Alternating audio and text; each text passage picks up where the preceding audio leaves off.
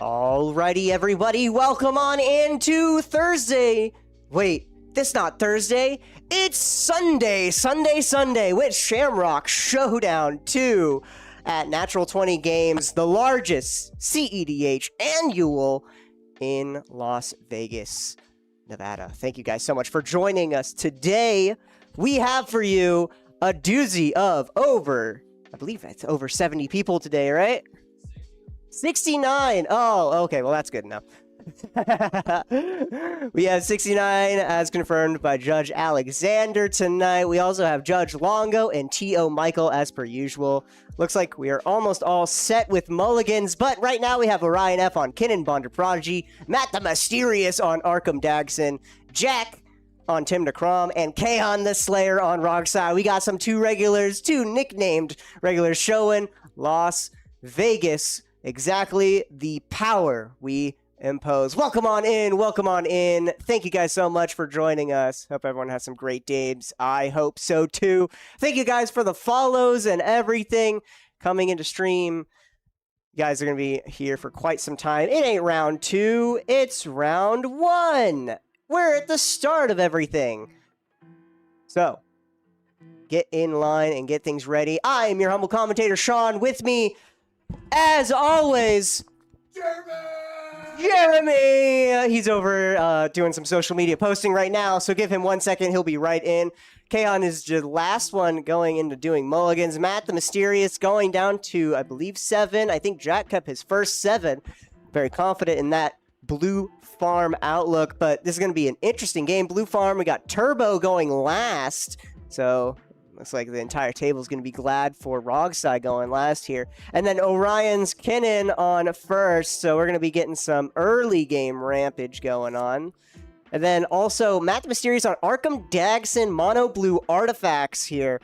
Mono Blue Artifacts, of course, all about getting Arkham out as fast as possible and then tapping. We are all ready for start. I'm going to knock on this wall and start the game. Good luck to our players here today. Good luck to all of our other players as well. We got a whole slew of people coming in today, including comedians here.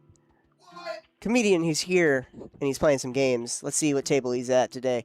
I'm gonna, why not, you know?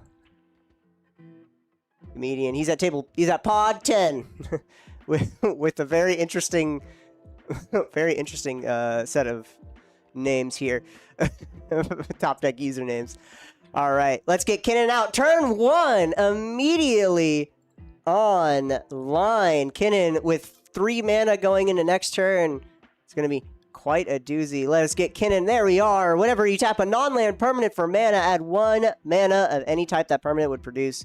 And then for 7 mana, look top 5. Put a non-human creature from among them, put it on the battlefield, and put the rest at the bottom. Matt and the Mysterious is starting out with an island into Soul Ring, into a Silver Mirror. Makes sense. We want to get out. Like I said, we need Arkham Dagson out with haste and a artifact creature to sack to the ability and start going off, especially getting Portal to Phyrexia, board wiping a little bit here, generally at the first turn. We go into Jack's turn with a fetch,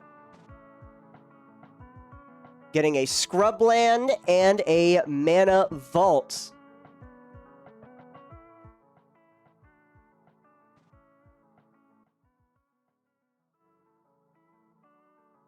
Into a Mana Vault here. Getting early game ramp, just like Orion has been. And then we got Kahan starting out with a Badlands into a Soul Ring, just like Matt did earlier. We want to get as much mana as possible. Lotus Petal is doing just that for us, and we're going to be casting Rack, Scion of Kerkeep.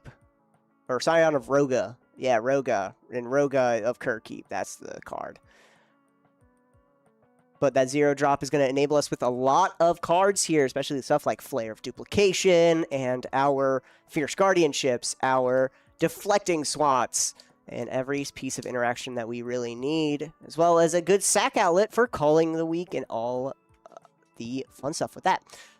Moving on over to Orion, we are getting out a nice early turn 2 Rhystic Study.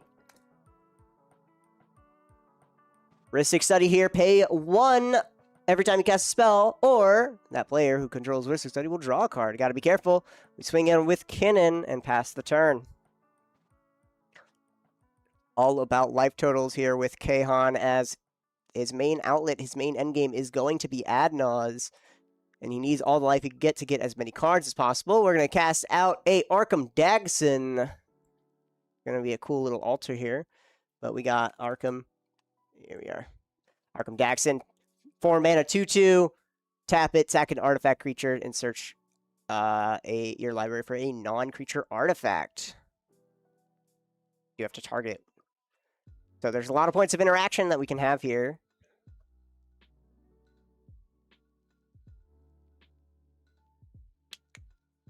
We go into Jack's turn with a Polluted Delta. Sorry, Watery Grave. Now for 1 blue and 3, we're going to have 1 floating, and we got Rhystic Study number 2 out on the field. Hello? Oh, hello, Jeremy! Oh, hello there. Oh, how was your clerical work, my friend? It was great, dude. Make sure we get our posts out for this amazing event we have today. Yep. Demonic Tutor is going to be cast out here. Search for a card. Put that card in your hand and shuffle. We got a doozy of, we're going to have a lot of people today, and it's going to be a top cut and everything. So we're going to be here for quite some time. I'll have to ask Judge Alexander once again. I'll have to ask Judge Alexander how many rounds we're doing. I think 8. I think 8? Because it's top 16 cut. That's like... I think that's... Top 16, that's 3 rounds. Yeah, so we're doing 5 guaranteed. Top 16 is 2 rounds, sorry. Oh, then 7 rounds. Yeah. So we have 5 rounds of Swiss and then a top cut 16. Yeah, because it's 4 pods of 4, and then each of them have 1 winner that they go in. Yep. Okay. Math is mathing right now, y'all. What are our players thinking now? All right. Jack's just finishing up shuffling. That's what's happening. Oh, man. We have so many people here tonight, and we're here bright and early, 9:30 a.m. Oh, Thank you guys so much for joining us in round 1 of all things, you know? So we're going to see one of these players. I hope to see one of these players make it all the way to the end.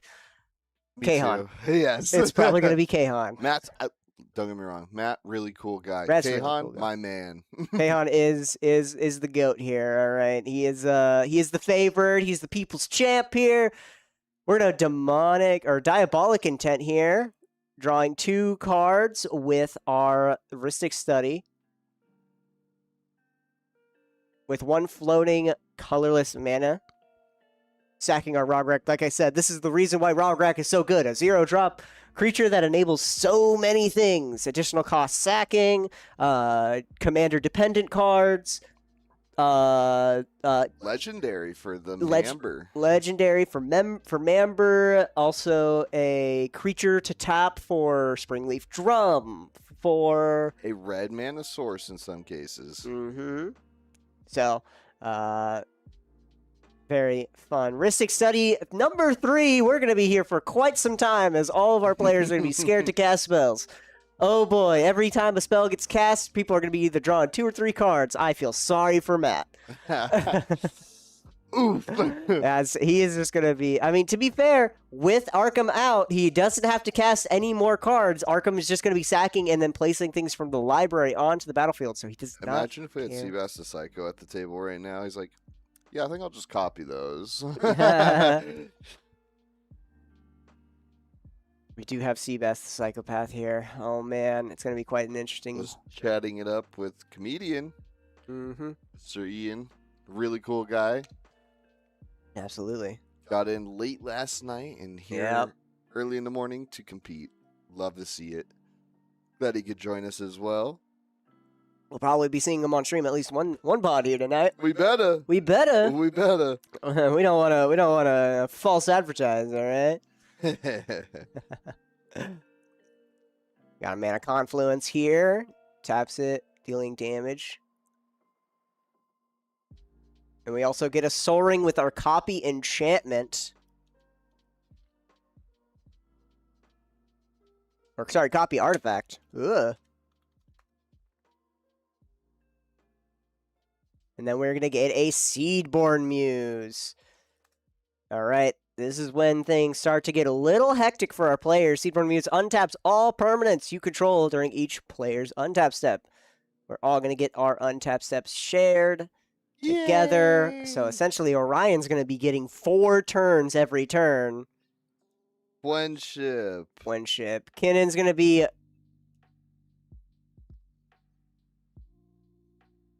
Kahan is currently arguing that Jack just demonic tutored, and so he can try to do it. Here we go, and that works. Using your words works, apparently, as Orion swings at Jack for 2 on Kinnon.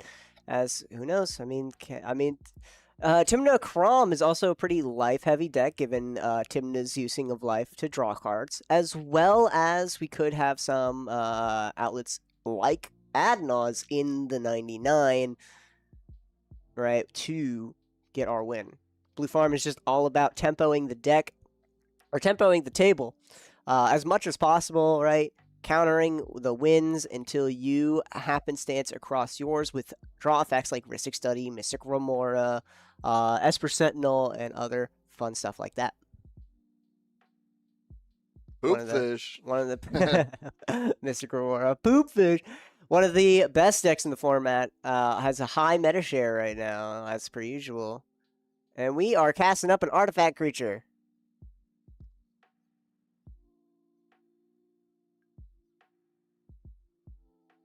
Very interesting card. I have no clue what it does.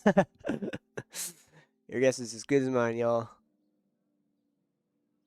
Move. Let's see. No one pays for the Rhystic, so we're just going to move over and pass the turn, keeping Arkham up just in case.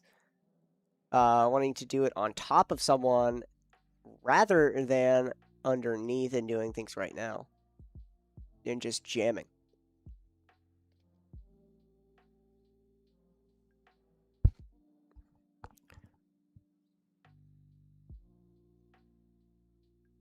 Matt wants to move to discard. Orion has, of course, with Kinnon. We're going to play out. Oh, now he's at full flash speed. Valley Flood Caller. Now that's truly in advantage for our friend Orion here. God, I love when this song comes on. This is a banger. This one is a banger. Hope you guys like the lo-fi background. People are thinking Orion doesn't have enough mana to go and start spinning with Kinnon, but now with Soul Ring. Oh no, he does have enough mana for it. Oh, he's just gonna cast out a Mox Opal though. Or Mox Mopal. Amber, sorry. Mamber. Mox Amber, of course.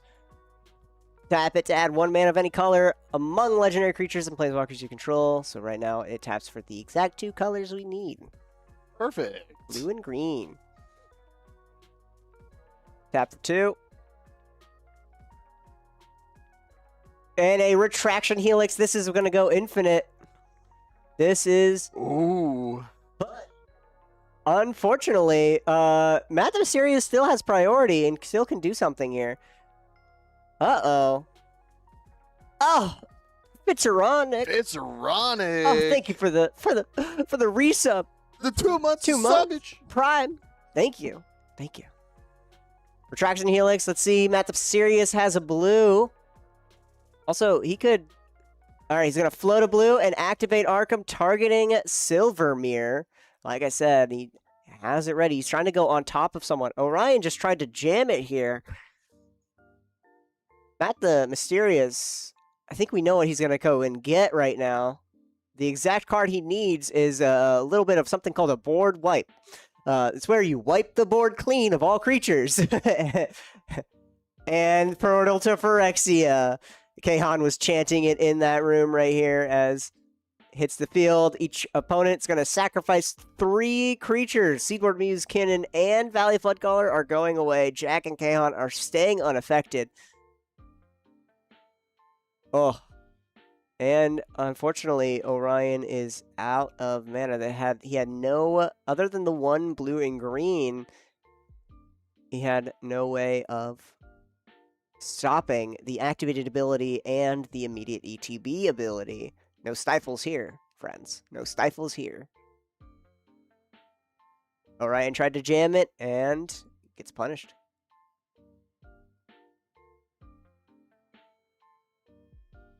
Resolves. We're going to sacrifice 3 creatures here, Orion. How are we doing it? Yep. All of them are getting sacked. There goes Seedboard Muse, there goes Valley Floodcaller, and there goes Kinnan. Jack and Kahan gleefully kicking their feet, most likely, at the fact that Matt the Mysterious now, just now does the Portal Phyrexia. But now there's a new problem. You know what Portal Phyrexia also does? Makes you cry. I want to show the stream real quick. Portal to Phyrexia, of course, has the sack thing, but at the beginning of your upkeep, put a creature from a graveyard onto the battlefield under your control. It's a Phyrexian in addition to its other types. Matt just got himself another Seedborn Muse. And that means every single turn he can sack to Arkham Daxon. That is a huge... That's a huge boon. Unfortunately, like I said, he tried to. Flash Photography. Flash Photography here is going to be paid for. Of course, you may cast a spell as though it had flash. Target's permanent you control. Create a token that's a copy of that permanent. So we're going to copy Rhystic Study here. We're going to get another Rhystic Study. Nice. Yep. He had the mana for it. He had floated a whole bunch of mana.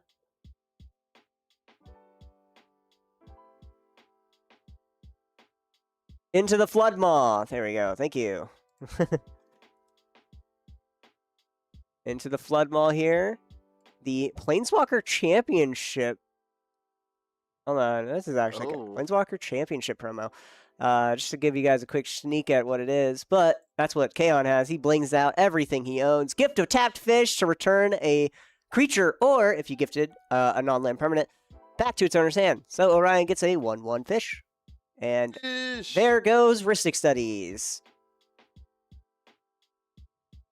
And unfortunately, also, the Flash Photography's target is therefore nullified.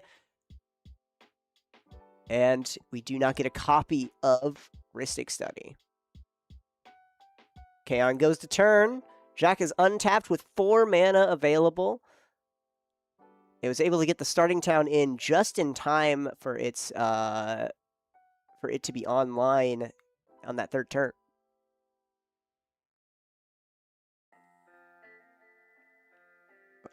Ooh, there's a Smothering Tithe. Ooh. Right now, I think Kahan is actually now in more likely of a winning position, given that Matt doesn't go to turn and just reanimates a Seedboard Muse for himself. So Kahan actually is most likely worried about Matt at the moment. Same with Orion and Jack. Remember, this is not a free-for-all, 4-player free-for-all. This is a dynamic 1v3, friends. As Matt the Mysterious is currently being a little less mysterious as he's got pretty much almost a win on board. Oh, yeah. He has another artifact creature to sack to Arkham Daxon. At the moment, he can also start getting something that makes more artifact creatures as it untaps and taps. So, we've got Mere Turbine and stuff like that. So, with that Seedborn Muse in the graveyard, it is currently the most dangerous thing. Matt the Mysterious is the most dangerous player at this pot. Kaon, of course, is just going to turn and passing, is what it looks like. Or is he going... He doing something. He doing something. Remember, guys, this is a 7K tournament. What? $7,000 are on the line. All right. Well, divided amongst top players, of course. But yes. I think top cut is... Trying to see. Host. Luckily, I added myself. Manage. We can actually see page. Here we are. We actually see. Okay, yeah. Top player is going to get over 2K. First place. Quite fun. Quite interesting. Dude, that's like 2 dual lands. City of Traders and Mox Diamond are played. Kaon now has a whole lot of mana available to him. He's discarding a Gemstone Mine to the Mox Diamond. It's just a 0-drop that taps for anything, you know. Just have to also discard a land card, you know. It's not even that good. We're going to recast Roger with our City of Traders. Just a 0-drop 1/01. Nothing too big. Nothing too crazy.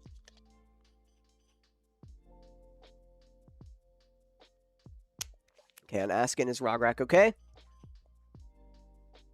Jack is the only one with Ristic Study at the moment, so we have to be careful. And Kahan is also going to be careful drawing cards from now on with Ristic Study. Don't want to be giving Jack too much mana here to just go wild with.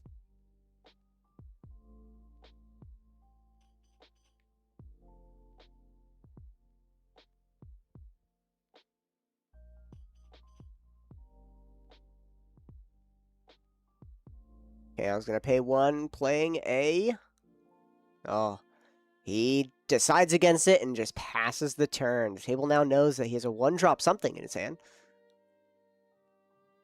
Like, actually, never mind. Actually, never mind. I won't do that.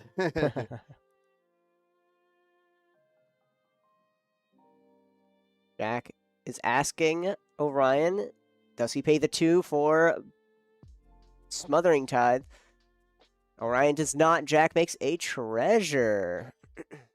Money. Urza's Saga onto the field. Now it's on 1. Taps for colorless. On 2. For 2 mana and tap, make an 0/0. That gets +1/+1 for each artifact you control. And then 3, sacrifice it and search for a 0 or 1 generic cost artifact. You know who's also here? Benedict. Do you guys know Benedict? Do you guys know Benedict? Cardboard Content, Benedict? What? A local content. CEDH repping content creator here in the Valley, getting some B-roll, getting some footage of the tournament. So feel free to check Benedict's stuff out. He's a real cool guy. Really chill. Heck yeah. Right. Ryan's tapping everything, playing out a Ristic Study. Do we pay for other Ristic Studies? We do pay for everyone's Ristic Studies. Goodbye, mana. Goodbye, mana. And then pass the turn back to Matt the Mysterious. Gain a life. We're going to grab up the Seedborn Muse. Yep, that's what we thought. That's a lot of mana. Portal Trigger on the stack. Do we have a response to it? Any way to stop it? Matt the Mysterious just stealing. All right, looks like we are Noxious reviving back the card here. Makes sense. We don't want Matt the Mysterious be getting that much free stuff. And Benny. That sounds so good right now. Stop.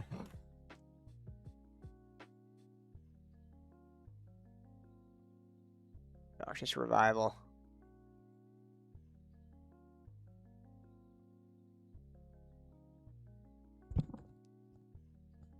Inkmoth Nexus gets paid. Another artifact, or at least a land that turns into an artifact creature here. So we can sack to Arkham Dagson. That would have been really good if we had a Seedborn Muse. Get 2 searches. Oh. Oh.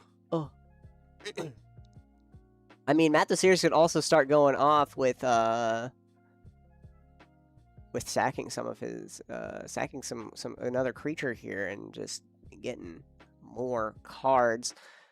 He could use it to go get 1,000-year elixir, untapping Arkham and then retapping it again to get another card, perhaps something that he could use with 1,000-year elixir. On end step, we're going to sack our treasures here, and what are we casting, Jack? Flash in a Valley Flood Caller. Ooh.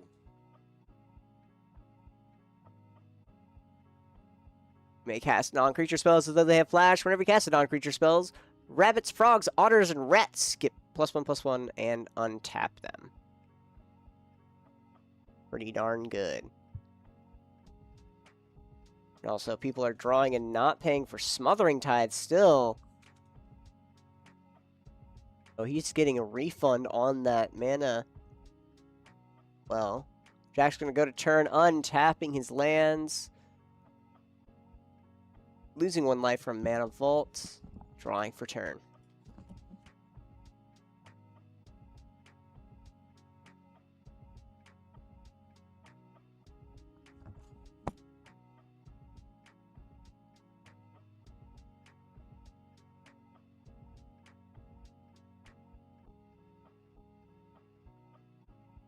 Got an Ancient Tomb as our land for turn.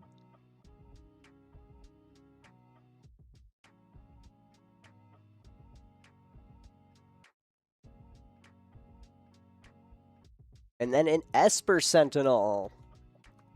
This is what Blue Farm really wants to be doing, which is just biding time, putting out stacks and taxes, drawing cards. That's all we need to be doing right now.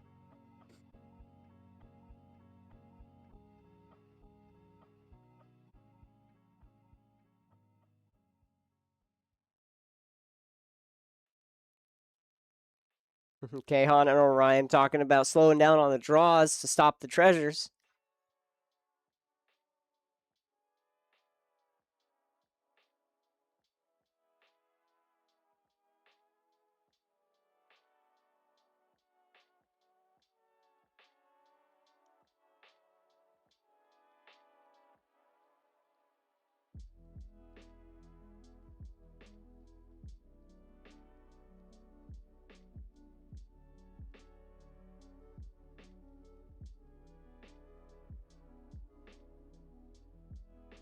All right, Jack has a card to spell to cast on his own turn. Beseech the Mirror, sacrificing an artifact to bargain it.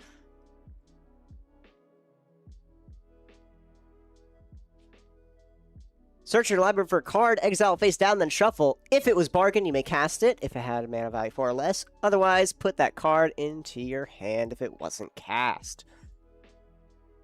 We're in a Swan Song.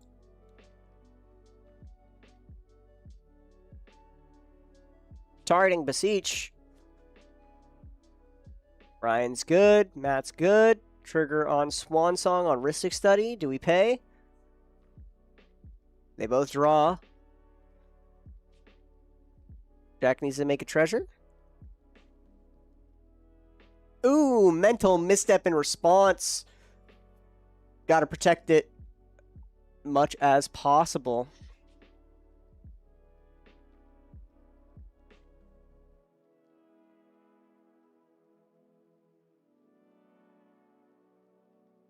Mental Misstep, of course. Phyrexian 2. Phyrexian mana, so blue or 2 life. Counter target spell at CMC 1. Swan Song is. Ristic Study on Kahan.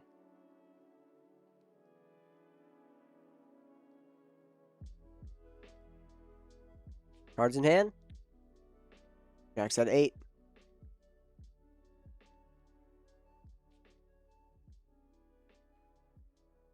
Kind of tough, you know. You need to draw the cards the way to interact.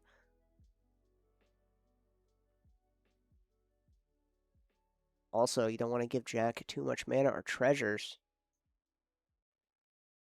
Ristic trigger on the stack.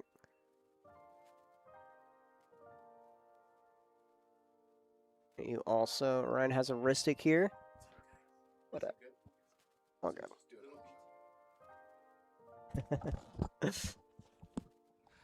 So many Ristic triggers, and then Smothering Tide triggers off of that. Orion, like, Orion's more. placed down his replaced down his Ristic Study after getting it bounced, as well as the fizzle of Flash Photography. So we have 3 Ristic Studies people are vying for. Jack has a Smothering Tithe, which will cause essentially Orion and Kahan to hesitate every time they want to draw a card. Yep. I was in the room and Kahan, he's like, "Oh, I get a Ristic trigger." He put his hand on the deck and he started thinking. He started thinking really hard and not knowing. I know. Matt the Mysterious is just happy to be here. He has a Portal of Phyrexia. He did his board wipe. He did his one thing of interaction. And he's gone. Is sitting pretty right now. He's sitting pretty. He wants to get that. He wants to get that Seedborn Muse back because of that sack. Unfortunate. He just could not get it. Oh, so we're gonna bounce the Smothering Tithe with Chain of Vapor. Here we are. Nice. So Smothering Tithe is no longer going to be making up the... so with these triggers, with these Ristic Study triggers on the stack, Smothering Tithe, Kaon and Orion are going to be really happily drawing. Mm-hmm. Oh, yeah, they're like, okay, now we're good. So, now we're good. We're good to draw. We're good to make mana. We're good to hopefully get something to interact with this Mental Misstep and stop Jack from going off here with the Beseech the Mirror. Kahan and Orion now have Ristic triggers.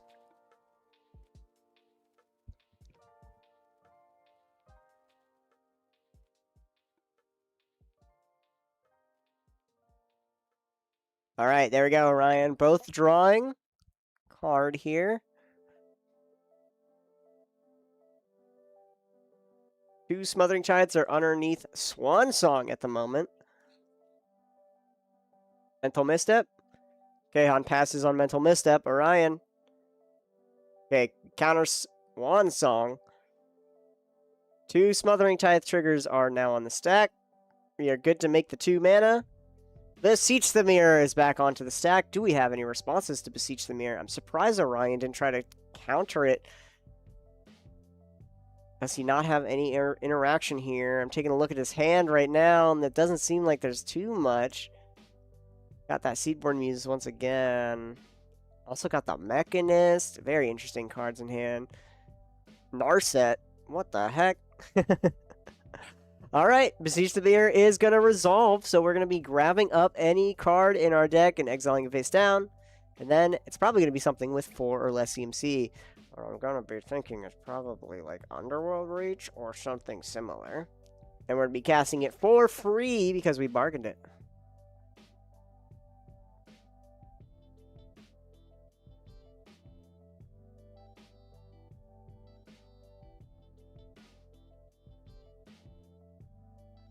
Matt is disappointed without a Ristic.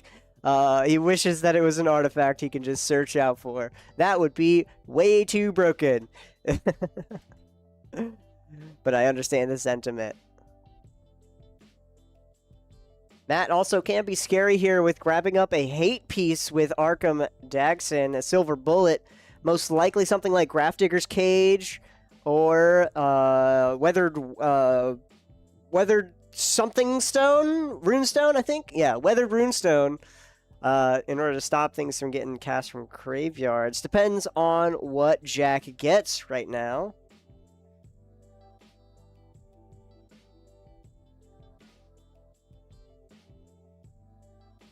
Do we need a judge? I think Esper Sentinel got missed.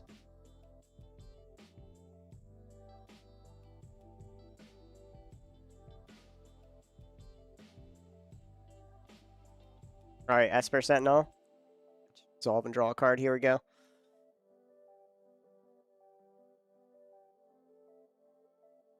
We're going to cast a Thassa's Oracle.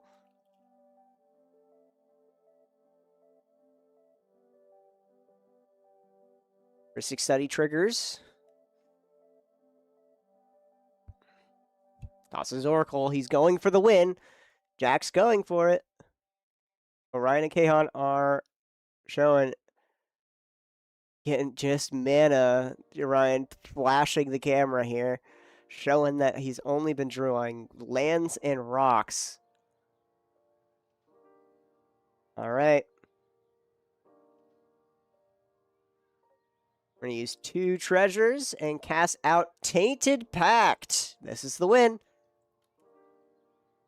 2 Ristics. We're going to pay for both of them.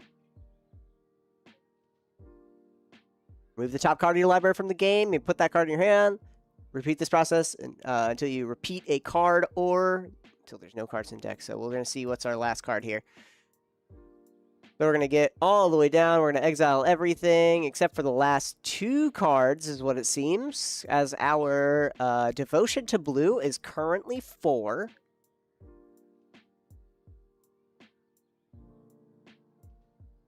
Last card he has to put in his hand here. So now he has to get an Imperial Seal. That goes to him. Whatever he stops on, he has to put in his hand. There we go. Imperial Seal. House's Oracle ETB. Back on the stack.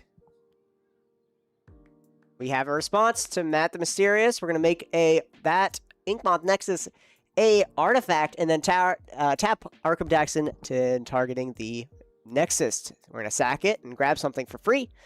What are we getting? Mr. Matt.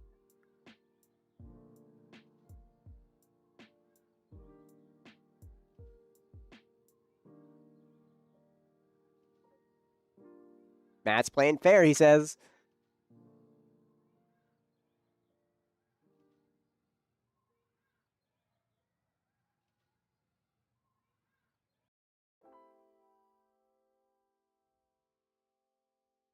Inkmoth Nexus is a 1/1 artifact creature that's still a land. Otawara, ooh, they said he's trying to Otawara it, but unfortunately Otawara says non-land. So he can't just bounce the land, return target artifact, creature, enchantment, or planeswalker. Oh, never mind, it just says artifact, creature, enchantment, or planeswalker. So he can Otawara the Inkmoth Nexus back to hand here. Looks like that's what he's going to try to do in order to get rid of the trigger off the stack in order to make this Arkham fizzle. Targeting Inkmoth Nexus, Otawara. Channeled. Need to pay all 4 for that. Does he have a way to untap Arkham and retap it? Deflecting Swat! Oh! Deflecting Swat, perfect right here. Ristic Study, Orion's going to draw. Hopefully, Orion also gets some form of interaction to stop Jack. So we can Otawara here. Ristic.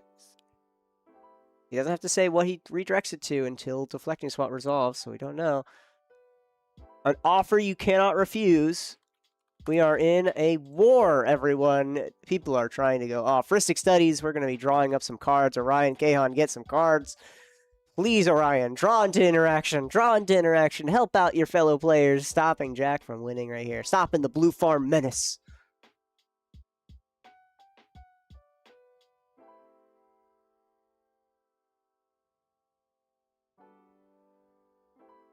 Oh, there it is. The Fierce Guardianship. Ristic Study triggers. We're going to be countering up that offer you can't refuse. We are not stopping right yet. Does Jack have another free counter magic? Or else this is going to be it. Matt might have something, hopefully.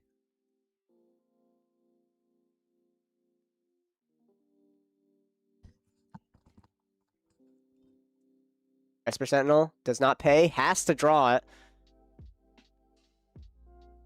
They can technically just technically draw him out. Force of Will.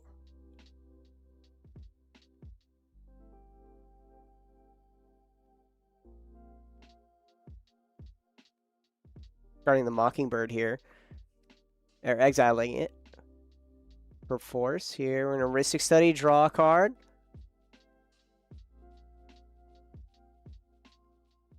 Only Matt has to technically draw a card right now. And Jack kind of loses the game because if they let the whole stack resolve, This includes the Esper Sentinel from Kahan. Oh wait, no, Kahan actually Swan Song happened. Never mind. He tried to. Matt's the only one who can actually cast a spell and make Jack draw a card.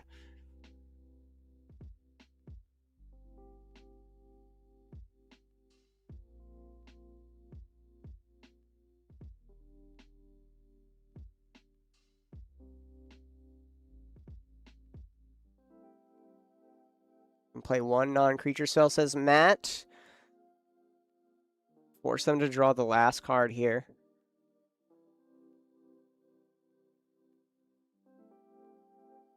So they're trying to see. 1, 2, 3. Flash out Liberator. Urza's Battlethopter. Gives all colorless and artifact spells flash. Flying 1/2. That gets bigger for each time you cast something with greater CMC than Liberator's power. Kaon's both going to draw a card with Orion. Esper Sentinel trigger on the stack as well. Well, that is at least Liberator. It is unfortunately a creature, so it doesn't trigger Esper.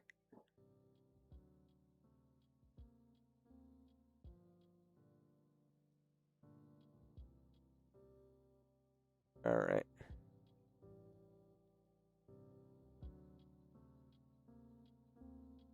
What is it?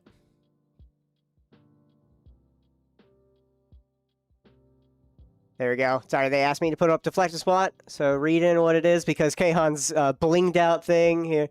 You may choose new targets for target, spell, or ability. So right now, Deflecting Swat's targeting Otawara, and offer you can't refuse targeting Deflecting Swat. Fierce Guardianship targeting an offer you can't refuse, and Forcible is targeting, I think, Deflecting Swat? Or, I forget. Fierce Guardianship. You can double check, though. Right now, we're just reading up what Deflecting Swat does. We have Mind Break Trap, and that stops a lot.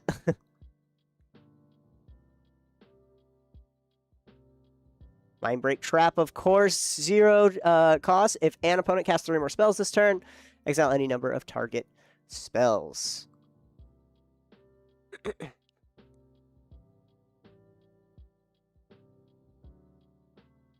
I think everyone let it resolve.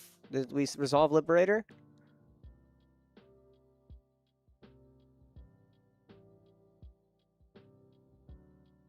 Alright, so Liberator is still on the stack. Alright, Liberator's back on the stack here. Mind Break Trap's going to be exiling a lot. Matt says he has no intention. No intention to do anything with this Liberator. But he needs it in order to cast things at instant speed in order to be able to make Jack draw cards.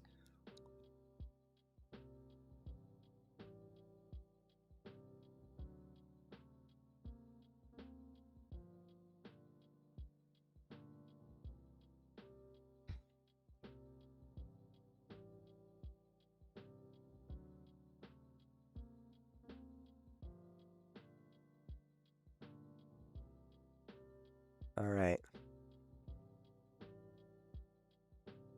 How are we resolving this?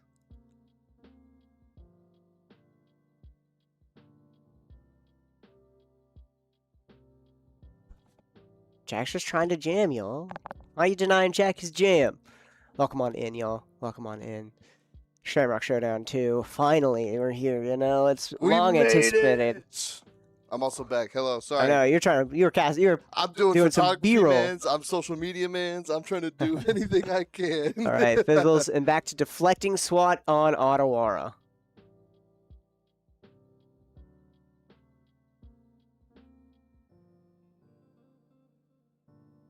You need to put that beseech into All right, we're gonna Deflecting Swat the Heuristic Study. Otawara then resolves.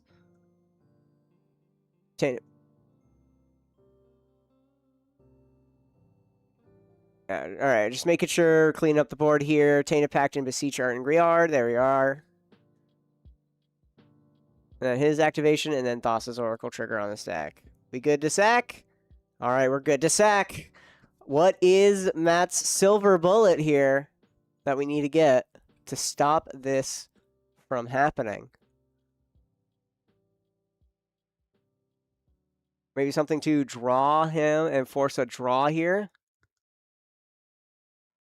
All right, so what's going on? Since we still got Ristics. Technically, we have one less Ristic here. Oh, we got the portal to Phyrexia. So this is gonna sack everything. So Jack's devotion is gonna be 0. Zach's all right. Jack is gonna have 0 devotion. Thoracle is gonna just look at 0 cards and not win the game because he has 1 card left in. So it's on the battlefield. So Thassa's Oracle is gonna get sacked here. Sacrifice the Thassas. Now we still have the ETB on the stack. He's gonna look at no cards. You don't look at any cards. He has no devotion. Yep. Jack tried to go out. And unfortunately just didn't get it. Oh, man. Jack. Oh, Kahan now is, unfortunately. Doesn't Kahan also play Tim the Crom? That's his secondary deck, right? Tim the Crom? No, Tim. Oh, yeah. Kahan's Tim the Crom. So he knows what Jack's looking for. He saw what happened to Jack, and Kahan's like, no, you kind of get screwed over. Yeah. Matt's also played against Kahan a good amount of times to understand what to get and what to stop. Oh, yeah. Oh, man. Well, now it's back to Kahan's turn. Kahan, you're pretty free to just go off. Yeah. That looks like Matt is maybe the only person that can stop you right now. Yeah, Matt's the only person with 1 blue, but unfortunately very limited number of cards in hand. And Orion, it has a Ristic study for sure, but has been bricking every time on interaction and drawing just land after mana after land. And now Kahan can kind of just go off as long as he can deal with Orion's Ristic study. Then maybe we have a game. Maybe Kahan gets it at 4th seed, that 16% that we saw win rate on the 4th seed. They'll call him the Slayer for no reason. He is the Slayer. He's a killer out here. All right, 1 colorless we're going to be using. He played that CEDH trader. A Vexing Bauble. He's going to be slowing down. Slowing down everyone here. Vexing Bauble, whenever a player casts a spell, if no mana was spent to cast it, counter that spell, and then tap for 1 colorless. Sacrifice Vexing Bauble to draw a card. So, because he only has to worry about Orion, and Orion is tapped out. Oh, Kaon actually can go off free. This is so smart because this is the pack negation counter. Pack negation, force of will, literally, right? Like, force of negation, fierce guardianship, all these cards. That can counter Kahan right now. Yep, and right now he's going to try to go for it with Imperial Seal on his turn. So we're going to be searching for a card, putting it on top, and then losing 2. So this is going to stop essentially the one player who can actually truly stop him, which is Orion. Orion has no mana up, so he has to rely on free counter magic, and this Vexing Bauble is going to stop him. Now, all he has to worry about is if Matt has, in his 4 cards in hand, which is very unlikely, that he has a free or a 1 mana counterspell, something like not free, like an offer you can't refuse, a swan song, or anything like that. Looks like we're gonna be playing a Chrome Star here to draw a couple more. That's how we're gonna draw some cards here. Cracking the star, adding mana, and then he's gonna graveyard. He's gonna draw a card here.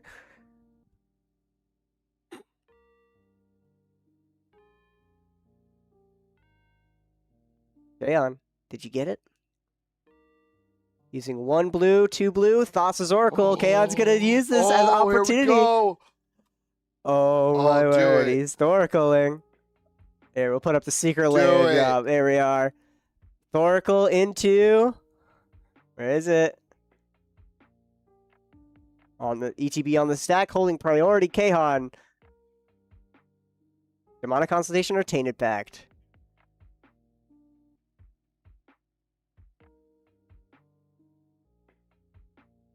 We're gonna call the week the Thoracle. Okay. And then we got the Thoracle trigger. Calling the week, sacrifice it, add 4 black mana. Use 1 colorless and 1 black, and we're gonna do Tainted Pact with the mana up just in case.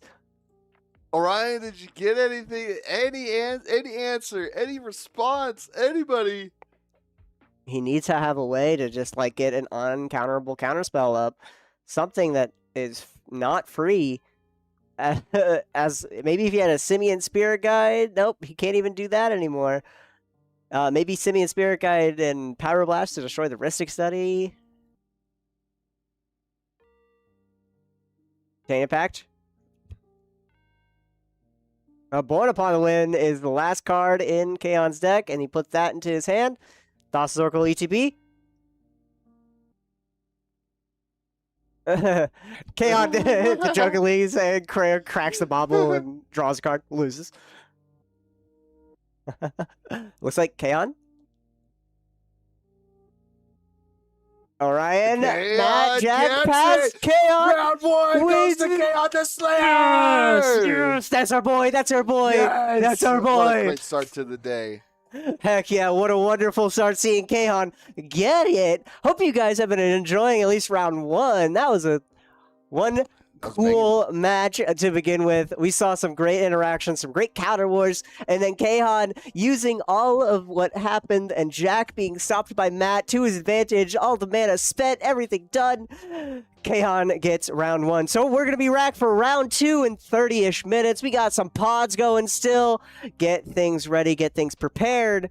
Good luck. Have fun. Keep watching. Stay tuned. Grab a snack, grab some drinks. Be right back.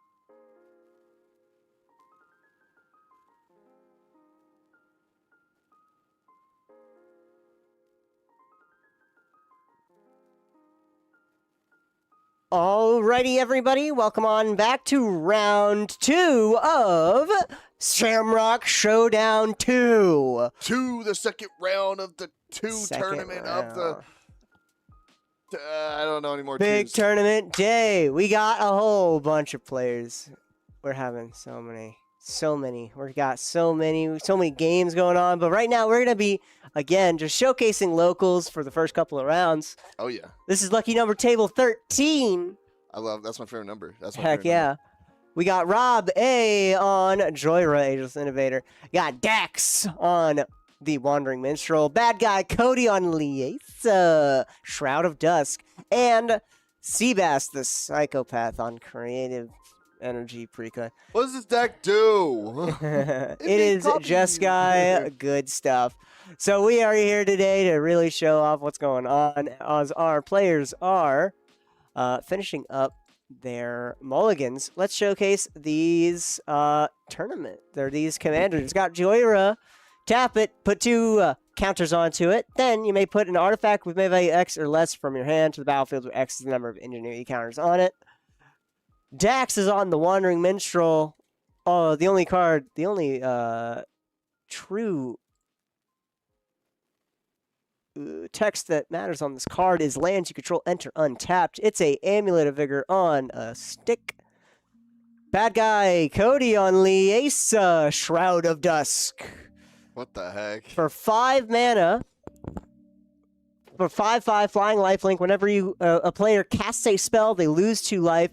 And then rather than paying the 2 generic for each previous time you've cast the commander tax of 2, you can pay 2 life that many times instead. So, no matter what, Liesa is always going to be 5 mana, but some life as well. Seabass is also finishing up, but we got Satya, Aetherflux Genius. Again, we joke about Precon Commander, MH3 Commander here with Menace and Haste. When it attacks, create a tapped and attacking token. That's a copy of another non-token creature control. Yep, that's 2 energy. That's the energy symbol. We don't read those cards. We don't read those cards. You're right. All right, seems like we are all set. Good luck to our players. We scoop up our hands. No pre-games. Rob goes first. Bad Guy Cody has some stickers for some reason. I think he's just messing around. I think Bad Guy Cody is trolling. Yeah. He's not playing Brago. I've never seen him play Liesa. Yep. What is he doing? Yep. Well, we got a turn 1 Joyra here with Simian Spirit Guide Exile and a Volcanic Island. Dax goes turn path Mox Opal and counters his own Mox Opal with an offer he can't refuse in order to create 2 treasures. Wow. Yep. That's next level. That's crazy. Bad Guy Cody goes to turn, plays Soul Ring and Thorn of Amethyst.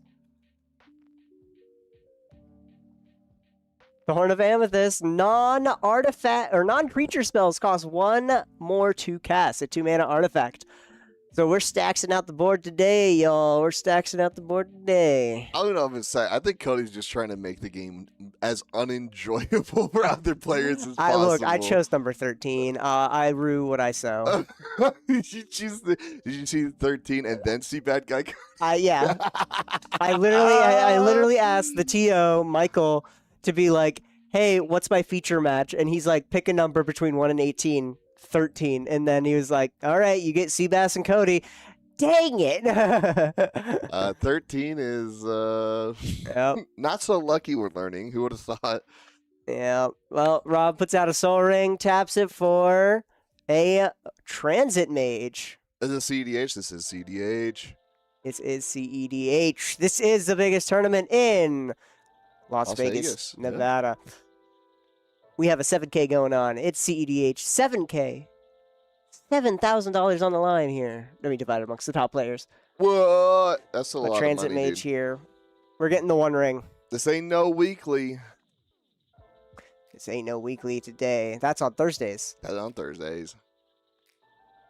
We get the 1 ring.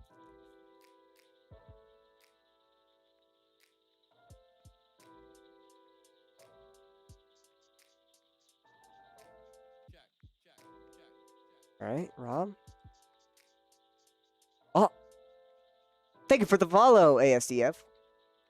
ASDF 808. Woo! Welcome on in. Well, Dax has a heuristic study out immediately. It makes sense why he wanted those treasures. Wanted to get it out as early as possible. Moving over, Clarion Conqueror. Oh my gosh. You know what that means? We got any packs? We got any packs today? Every time. Oh, stacks, Peas. We're going to be here for a while. Might as well open up some packs. Oh, yeah. Clarion Conqueror, 3 mana flying. Activated abilities of artifact creatures and planeswalkers can't be activated. Game is already over. Rob will win. Turn 1 Joyra. Yep, Rob doesn't need to cast no spells, but to be fair, he can't activate Joyra. He can't. Yep. Yep, Joyra is Conqueror. shut down, and also the one. I mean, to be fair, the One Ring also will not be able to get activated either. Mm-hmm. That Soul Ring's now dead. Oh man. Seabass might be the only I already one. know Cody's looking for a Draenith Magistrate right now. He's like, dude, a Draenith Magistrate right now so they can, like... Actually, that would be... I feel like Cody, bad guy Cody being bad guy Cody would totally put a Draenith Magistrate in here.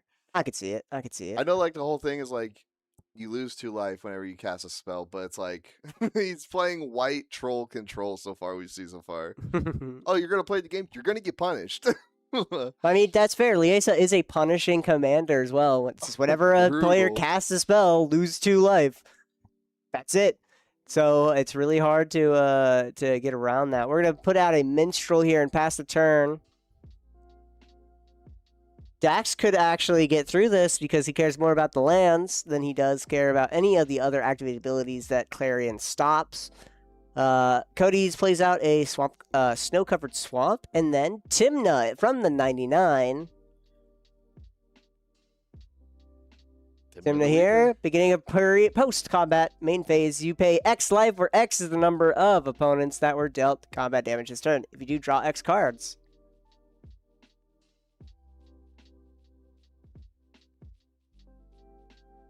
All right, moving to combat. Cody's going to swing in the air for 3 at Dax. Main phase 2, we're going to pay a life and draw a card. And step fetch with Seabass here. Probably grabbing up a Surveil land. Trying to see if we can get something good. Nope, just a Hollowed Fountain. Coming in tapped. We'll be untapping it on our turn. Saves us some life. I love how, like, recently in our weeklies, right, we didn't see Seabass for, like, months. Like, it's been a while, right? And then one night, we literally talk him into playing. He's like, I gotta leave early, though, because I gotta go to work and stuff. He plays that night. He then doesn't leave early. He plays the entire night. And we have seen him since then. We got him. We freaking got him. Yep, We'd love we to got see him. more Seabass the Psycho. And then he makes Satya. Yep. Playing this random precon commander that he made us his casual commander deck, and he was like, I guess I'll play CEDH version of it. Why not? I already have Heuristic Study in there. I love how everybody's clowning on Seabass the Psychopath's deck, but I love Seabass's response of, yeah, but what if I had more copies of this? What if I had more? What if I had clones of this? What if I had more? Look at all these. Look at these good cards. What if I just made a clone of it? What he tells me, it's just a lot of cloning, and then also he, of course, has a stack of energy counters that he manages. But yeah, very interesting deck. I still don't quite get what it does, other than it being straight utility. Yeah.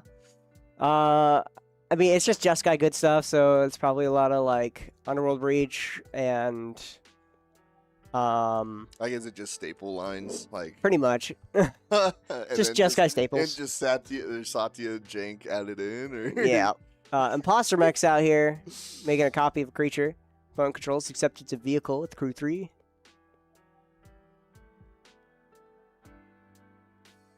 Got a wooded foothill. Refetching. what if Seabass wins Shamrock Showdown with Satya?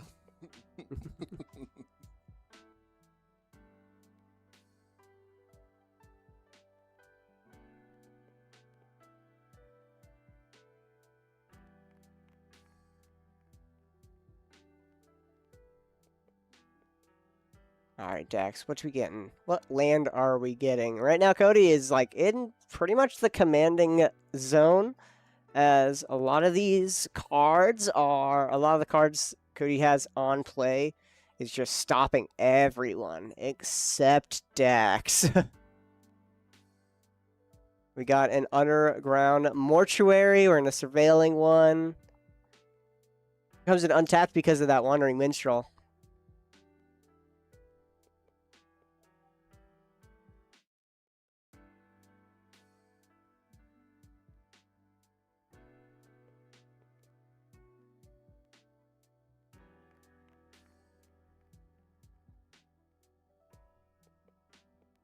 Oh, I have Spelunking as well, or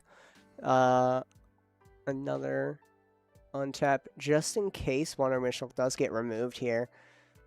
But 5-color, finding what we need here. Land combo deck. Ristic Study also drawn. Dax, a good amount of cards, hopefully.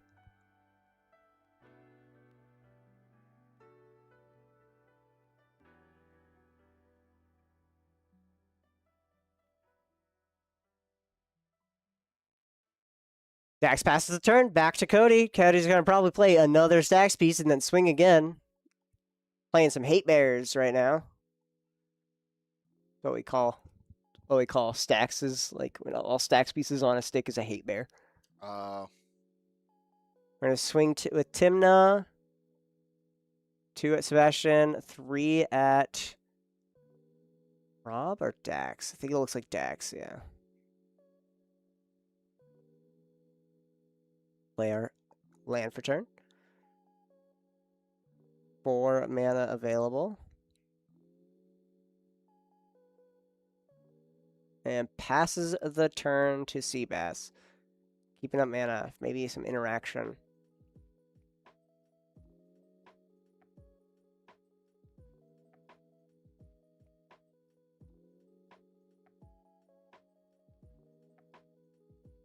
Wandering Minstrel getting read by Cody.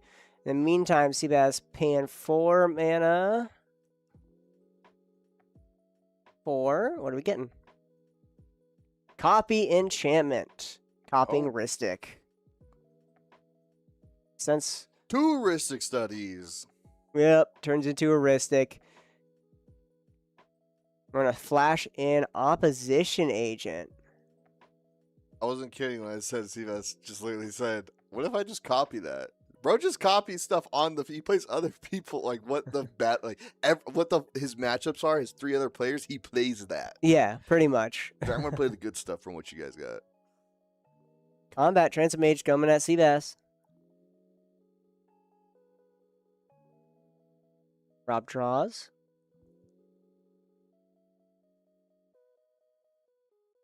From the copy of Timna.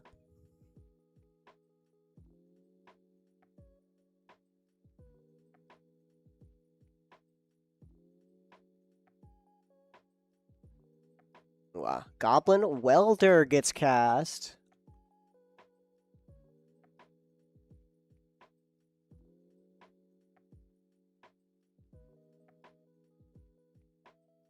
Goblin Welder, tap. Exchange. Choose target artifact a player controls, target artifact in that player's graveyard. If both targets are still legal, as this ability resolves, that player simultaneously sacrifices and returns the artifact card to the battlefield. Simultaneous. Simultaneous. Legal. Legal. Very interesting terms. All right, Dax. 3 mana.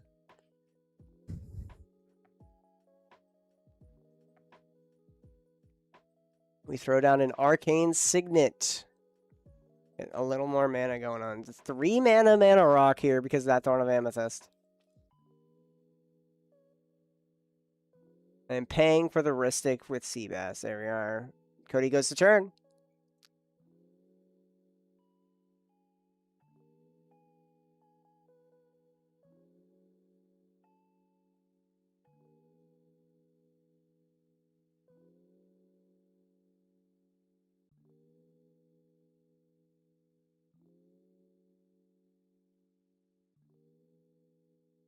3 at Dax, 3 at Rob, and 2 at Seabass. We're going to lose 3 life and draw 3 cards here. Main phase 2, we lose 1 life. We net 2 life, technically. Or we net lose 1 life because Timna has lifelink. There we are. Play a land. Luminarch Ascension. That's a lot of text in that box. Luminarch Ascension for 2 mana. 3 mana with the Thorn of the Amethyst. Paying for the Ristic Study. We have at the beginning of each opponent's end step, if you didn't lose life this turn, you may put a quest counter on Luminarch. And then for 2 mana, create a 4/4 creature token with flying. Activate only if Luminarch Ascension has 4 or more quest counters. So this is literally just how Bad Guy Cody is going to slowly begin to take over the game with a bunch of 4/4 flyers. Infinite dudes potential. Mm-hmm. We are It doesn't staxing out say- the board, making it so that way it's less likely. Oh, get Satya out. Satya does have haste and menace, so Seabass probably wants to swing at Cody here. Don't want the Luminarch Ascension to get... Oh, he doesn't swing at Cody. Needs... Definitely should have swung to needs deny the 4 quest Luminarch counters. Ascension as well. What's up? Totally should have swung to deny the Luminarch Ascension as well, right? He should have swung at... Yeah, Bad yeah, Guy he Cody, should have swung. so he could Satya deny should the have swung at Luminarch Cody. Ascension, Yeah, my counter. bad, my bad. I'm like... But both earphones were on, and I was like, what the heck are you saying? Yeah. No, I'm surprised he didn't. Seabass even picked up Luminarch Ascension to double check to see Bad Guy Cody exactly. also potentially running Adnas. True. Another good reason to swing at him. I don't think there's any other Nah. black color players. I don't know. He or probably black- not because Adnaz requires you have a very low to the ground deck, and I don't think Cody has very low to the ground deck. Even still, like, in case there's a chance you'd swing at him. Also, he's been beating the crap out of Seabass all game. True. Rob is going to be swinging all of decks here.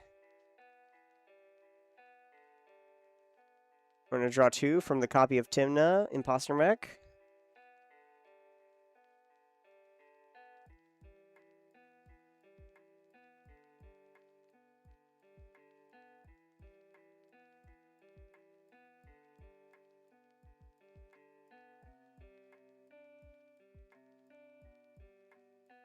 Oh, yeah. Cody has to lose life for the Luminarch Ascension to trigger. So, unfortunately, Cody, I don't think got attacked unless Goblin Welder has to get attacked. Spellseeker.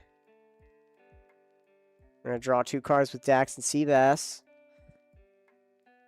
We're going to get a 2-drop.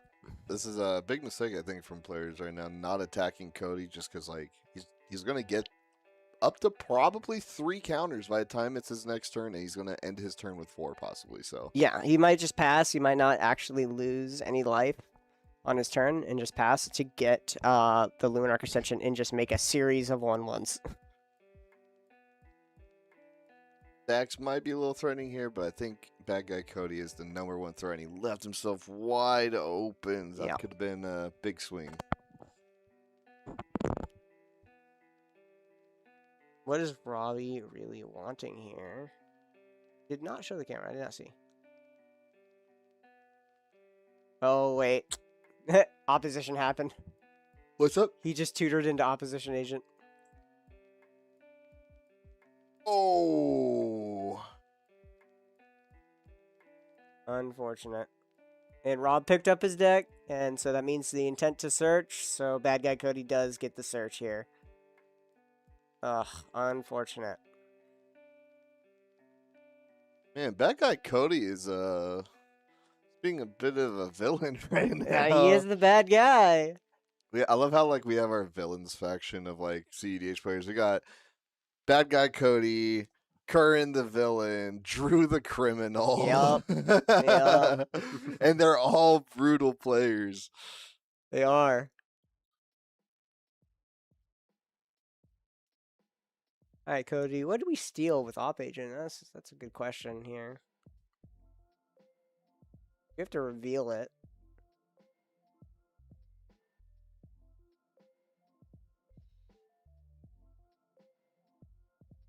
Got a 2-drop instant or sorcery. 2 or less. Probably grab up a win con of some kind. Maybe a tutor for yourself.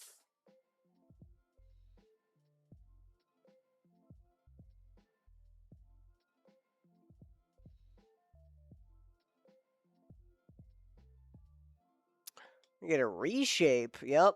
You got a tutor for yourself. Reshape here.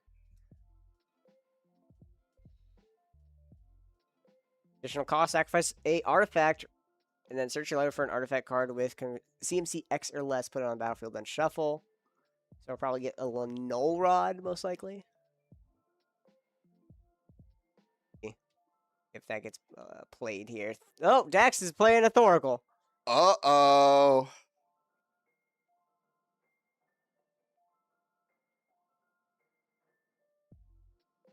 Priority on HP.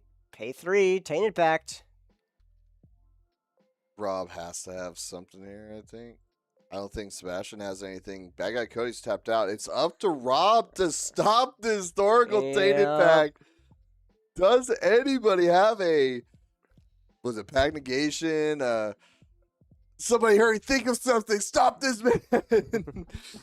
Uh-oh. Seabass. Oh. He drew for it. He drew the Bristic Study. I don't think I've ever seen Wandering Minstrel take a game on stream before. I mean, when you draw into Tainted Pact Oracle, then... Yeah, I mean, that's like bread and butter, like CEDH overall. But like, in general, like Wandering Minstrel usually doesn't get out or get going. And he did this on NSEP too with Born Upon a Win.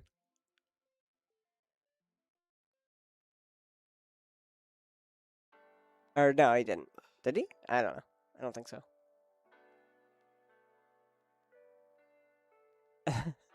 They're asking if they want to draw.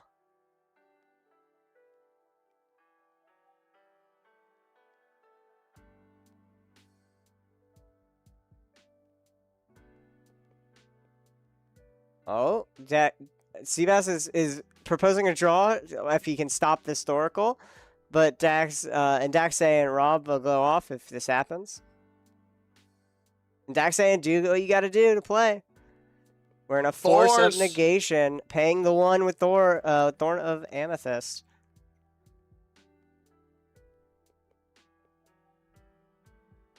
We're gonna look at top 3.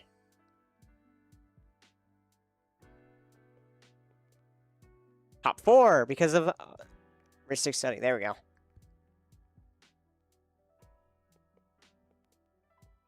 We put 1 on top.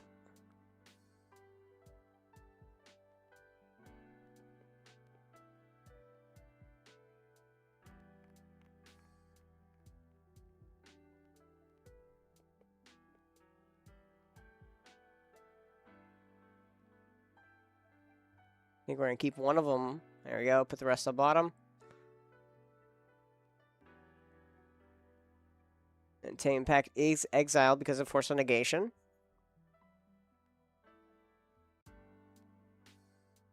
And then Dax passes. Oh! There we go. Wandering Mistral does come in to swing at Cody. We do not want Cody to get that Ascension online. Did Cody not get... He forgot his... No. Rob swung it with the Goblin Welder. Okay, I thought he forgot his trigger. But Nah. good defense against Cody right there. Cody is still very much set up to do some heavy damage here. Yeah, because he can fly over. Gonna be 3 in the air at Rob. Trigger Timna. And then lose 1. Draw a card.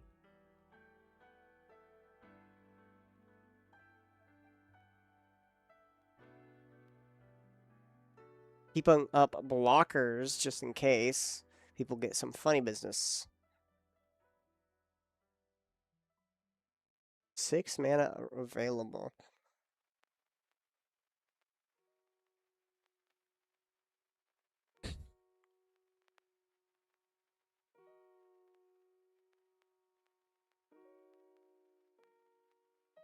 Five. That's a Liesa.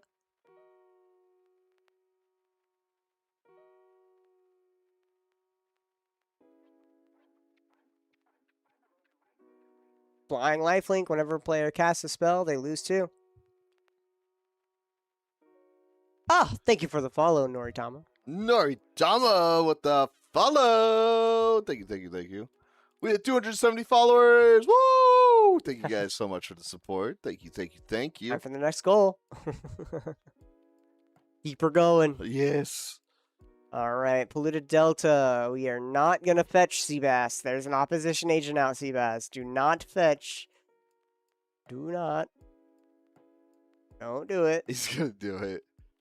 Nah, he remembered. He remembered. He remembered. He's going to do it. He's going to forget. He needs another creature out to start copying with Satya. Satya needs to deal some damage. Probably to Cody. Stop that Luminarch Ascension.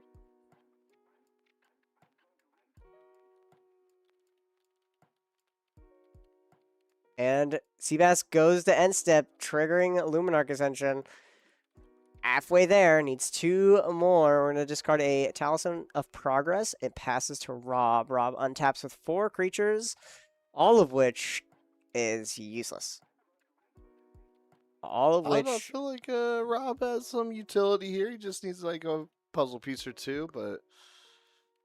He needs to get rid of this Clarion Caller, or Clarion Conqueror very specifically.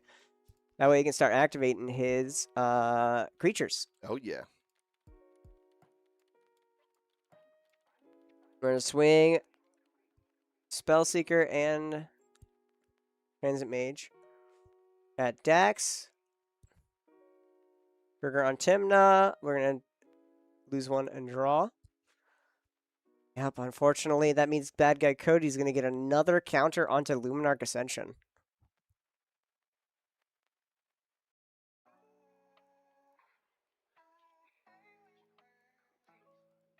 Unless Rob has a way of, like, burning bad guy Cody. I was like, what does damage here? What gets through? He has flying coverage. He literally needs an unblockable creature that has haste.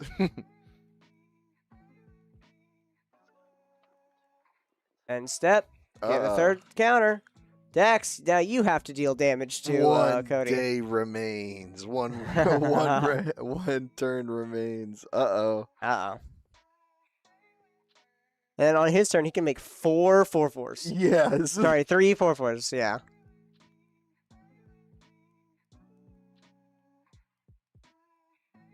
Cody just goes infinite with mana as well. That's Crazy. Crazy man.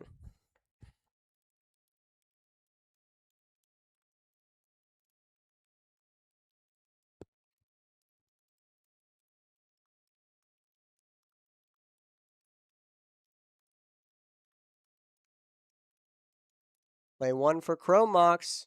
Trigger Liesa. Dax loses 2.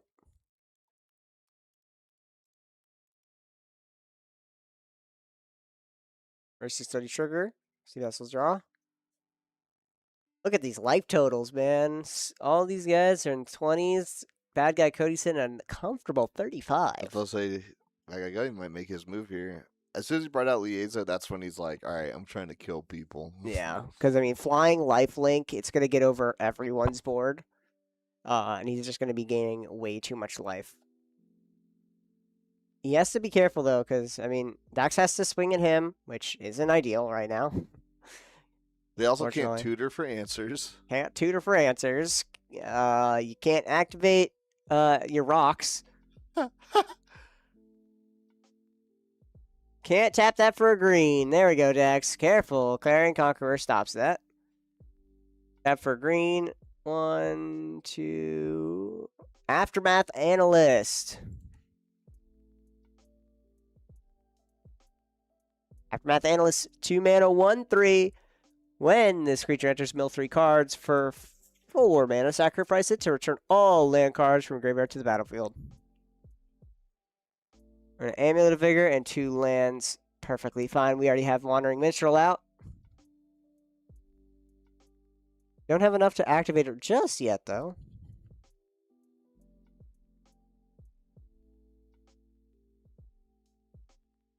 If we go to turn, bad guy Cody's gonna get 4 counters onto his Luminarch Ascension.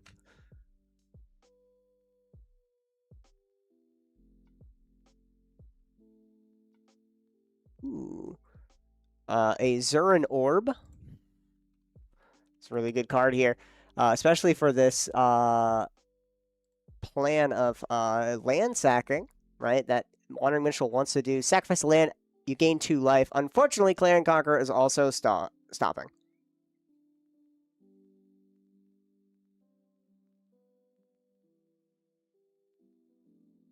Yep. Lunar Ascension, now online.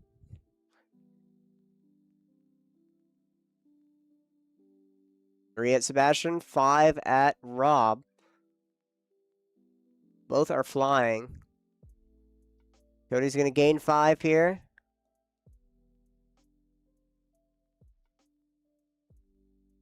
Go, and they'll pay 2 to 38 to draw 2 cards. Opposition Agent and Timna still here as blockers just in case.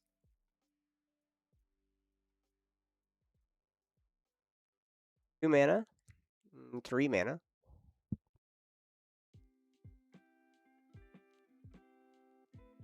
A Phyrexian Censor. Well, another stacks piece. But at least he's being aggro with it, as each player can't cast more than 1 non-Phyrexian spell each turn, and then non-Phyrexian creatures enter the battlefield tapped. 1 non-Phyrexian spell. So if they have Phyrexians, they can do multiple.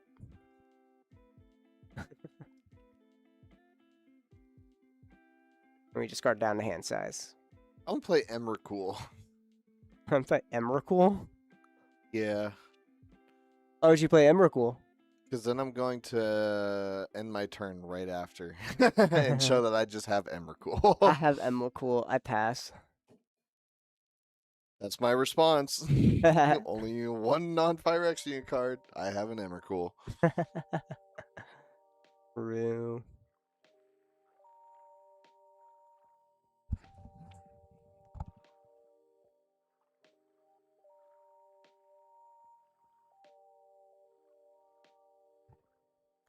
He best has to be careful because he's going to be losing a lot of life if he doesn't keep track of his spells usage. Dax tried to go for it, but got stopped.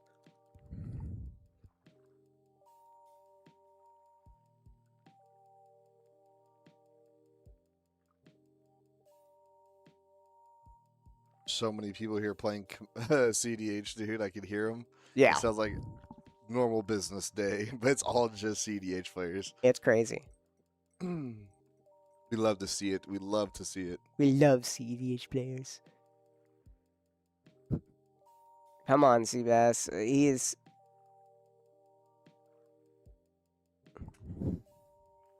What is the plan, Seabass, right? You're Satya. You care about copying value creatures and... Copy Historical Tainted Pact.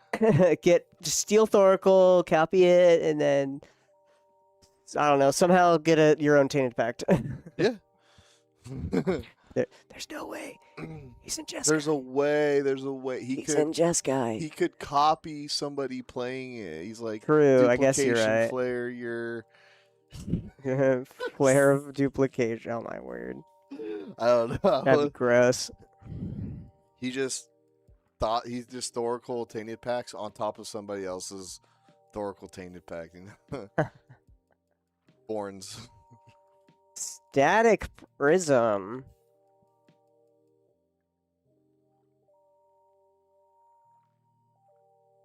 Static Prism enters the battlefield. Exile target non-land permanent opponent controls that until Static Prism leaves the battlefield, and you get 2 energy. At the beginning of your pre-combat main phase, sacrifice it unless you pay 1 energy.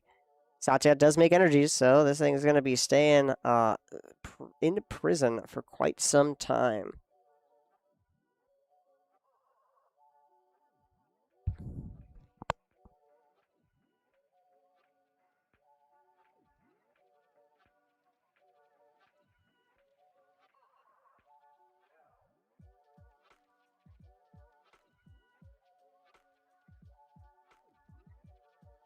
What is the target for the ETB?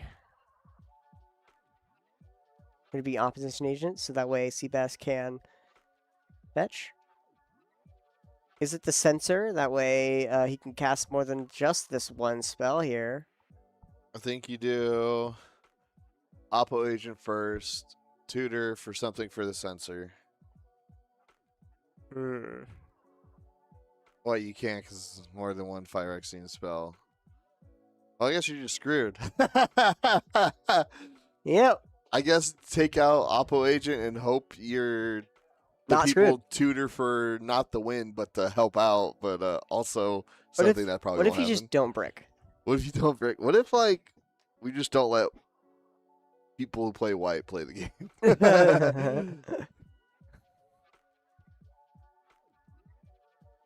I'd have worded that very carefully. Yeah. What if we just don't let white players? Oh my word. Careful there. Rob says that he has interaction, but the stuff could help him be a lot better at interacting and stopping Cody.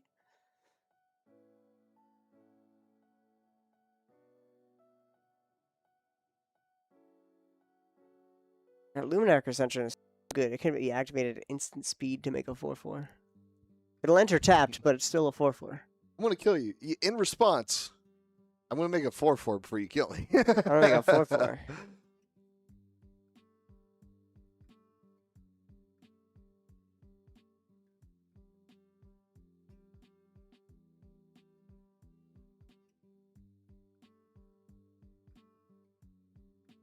Bs now deciding.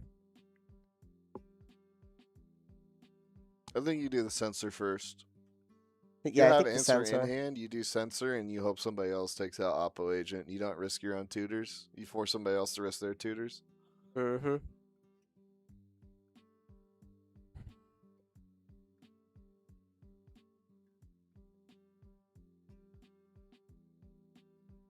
In response, all right. So it's actually going to be Luminarch Ascension. Response, we're going to make a 4/4. He's using the table thing. number. Oh my word. He's using my table number, or my not my table number, my seat number. He's As not a- even 4. Where'd he get the 4 from? He stole Seabass's 4. Seabass's, yeah. He took Seabass's table number and is using it as a token. That's crazy. Deflecting swat. Uh-oh.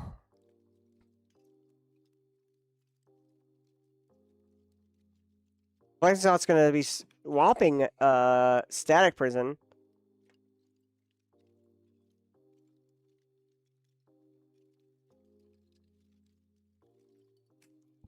Ugh. Clarion Conqueror. There we go. That's what Rob needs out of here. Bang. Gone. Bam. Underneath Static Prison. Resolve the 4/4. It is tapped.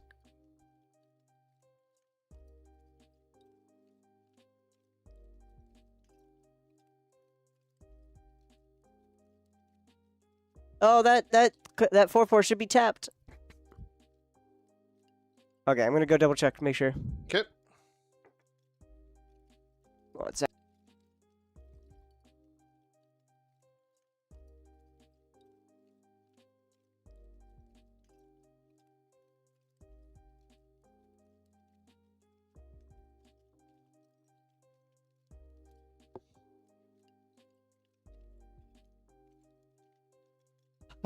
The 4/4 is number 4. Yep. All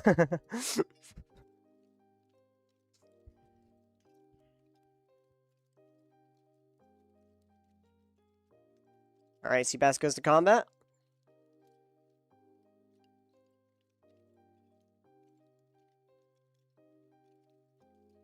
We're gonna attack Rob with a menace hasty, funny little Satya.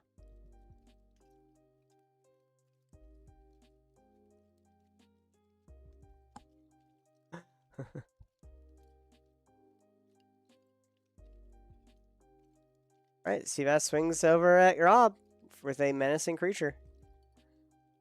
Rob is not inclined to block here, unfortunately.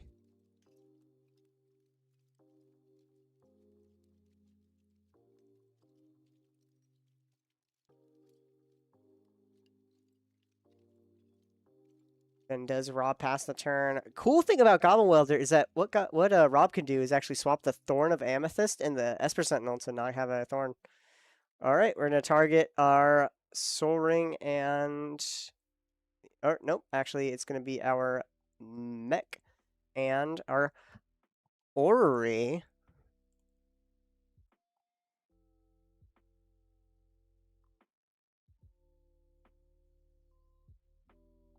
Chromatic Orrery is out 7 mana. You may spend mana as though it's mana of any color. Tap it for 5 mana, and then for 5 tap, draw a card for each color among permanents you control. Matters is that it's a mana rock. And it also does perfect color fixing. So we put out a Moonsilver Key.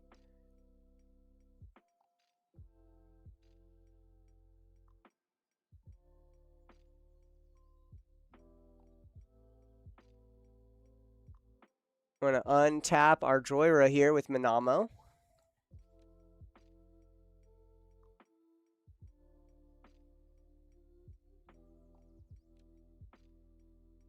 Joyra's now untapped. We can tap it again for 6 counters. We have 4 floating colorless from Chromatic Orrery. Then we're going to activate Joyra, put 2 counters onto it, and put in a Phyrexian Metamorph.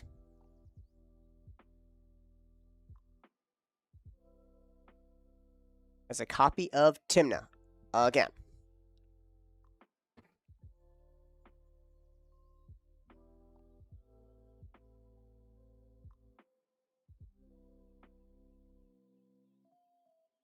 I was all at pretty much instant speed here because Joyra's ability and then untapping it. So we're going to be going to discard on Seabass's turn. Starting Gamble and a Gemstone Caverns. Back to Rob, untapping. Fully unlocked pretty much. But Rob does have to be careful with searching because there's still a opposition agent out.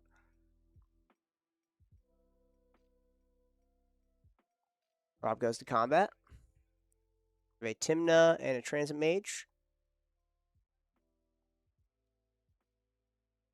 4 at Seabass. Rob's then going to lose.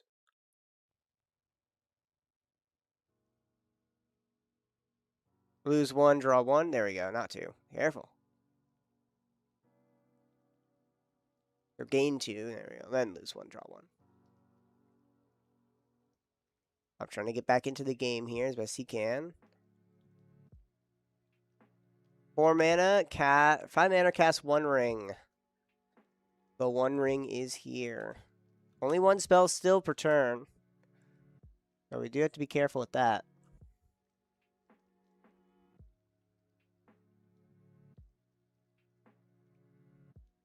And 5, and then pay for 2 Ristics here with the Soul Ring. Trigger on each B. We got protection from everything.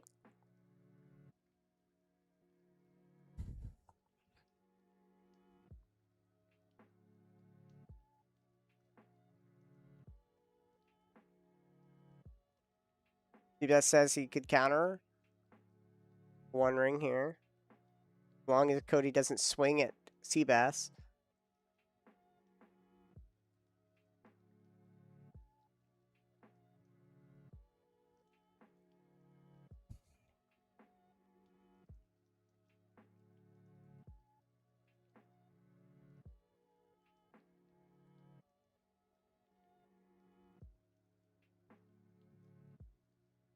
What is Seabass's plan? Currently trying to figure out how to counter this, but also not get the crackback from Cody.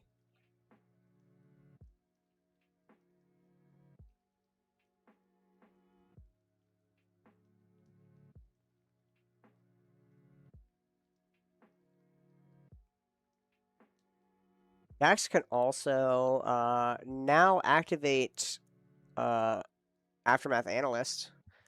Okay, Rob's has protection.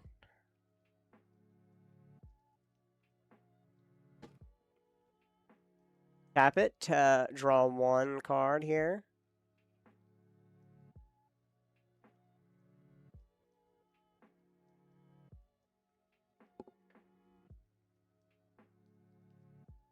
Dax goes to turn. Untaps all lands. Activate. The abilities are now available, so we are going to be probably seeing an Aftermath Analyst activation here for a good amount of mana. Do we have a way of looping the Aftermath Analyst? Play a land for turn, Golgari Rot Farm, bounce a land back to our hand. It comes in untapped. That was pure ramp right there. That was two free mana.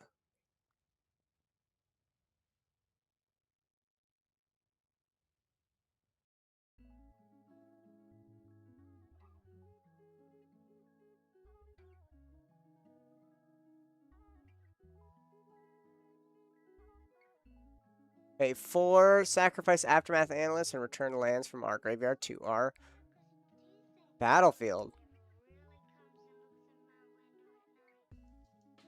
We're going to float 3 mana as well. Get out our trackers for here. 2 black and a green. And sack the 5 lands to gain 10 life.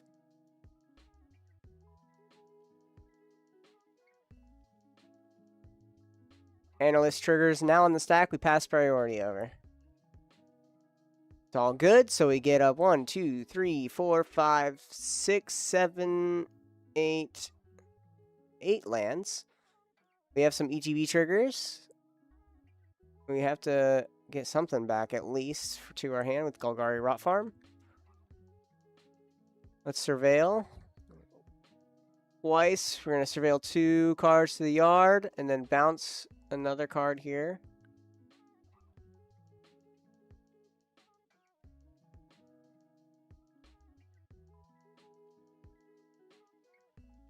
Here, let's focus in on Dax's table here.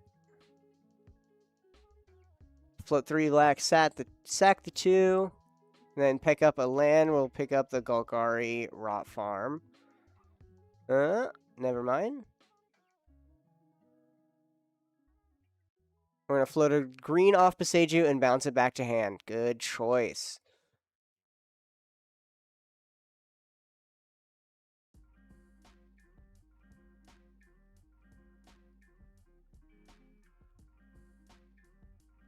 Okay, 5 for the 2 Rhystics, and we're going to Necropotence.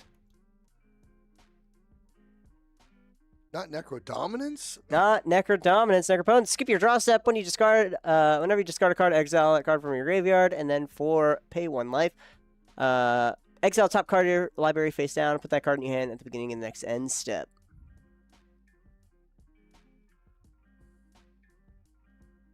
We gained a good amount of life here, so now we can repay that back into Necropotence with that Zern Orb. Alright, we're just going to get 6 cards here.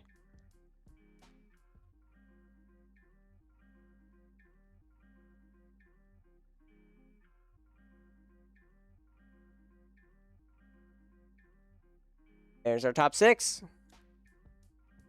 With the triggers on the stack, we're going to Luminarch Ascension, making another 4/4 tapped Angel.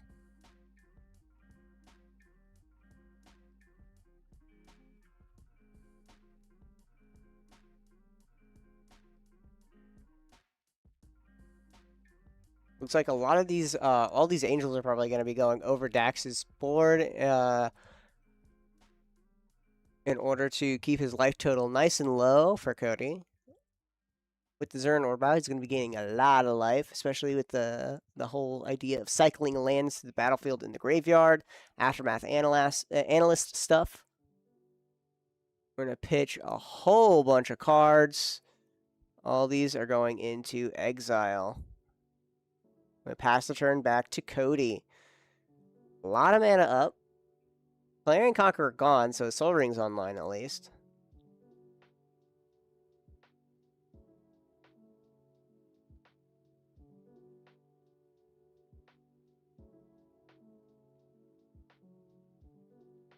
Luckily, Clarion Conqueror doesn't stop Lunar Ascension. So, still makes all of the 4/4s nice and easy. 4/4 flyers, a 5/5 flying lifelinker. Only had vigilance. Then he can attack and block as he pleases. Online. Oh my. Sanguine Bond. Oh my word. Whenever you gain life, target opponent loses that much life. So Liesa is going to be dealing essentially double damage here. Is he going to swing for 5, gain 5, and then drain someone for 5? So this is a Hate Bears deck with a gain drain sub theme, what it seems like. How fun. Especially with that Tymna also gaining a good amount of life with attacks. CEDH has nothing. Fierce Guardianship it. Alright, we don't want it, we don't want it, we don't want it.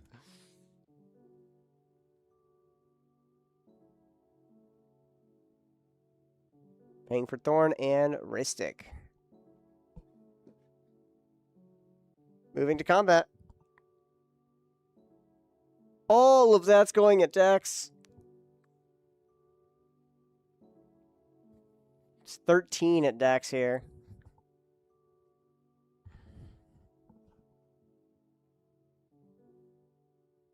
But we don't want to sack our Tymna quite yet. Seabass saying if you swing everything, he could probably loses. But he doesn't. 13 damage in the air. Oh, wait, no. Never mind. It is, because that's 10 damage plus 8. Oh, that's... that's it. So he's going to He's going to kill Dax right here, right now.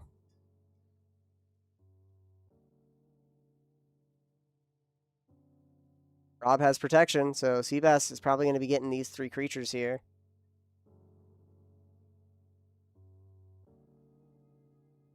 That's 13. He's going to gain 5 life and then drain Dax for another 5. That's 18, essentially, right there. Or, no. Yeah, that's 18. Oh, my word. That was Exacxis. That's like the only threat I get. I mean, Rob, I guess, is a little threatening, but Dax has been like the only guy that's been pushing still through Cody's like barrage of stacks pieces.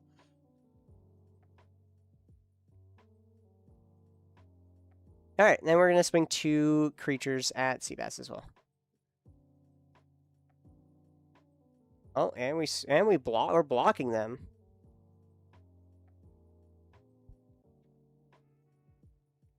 All right, 13 plus those 2. We're going to block them all. Yeah, Sanguine Bond had to get countered here. In order for Dax not to just absolutely lose right here. Seabass is coming in.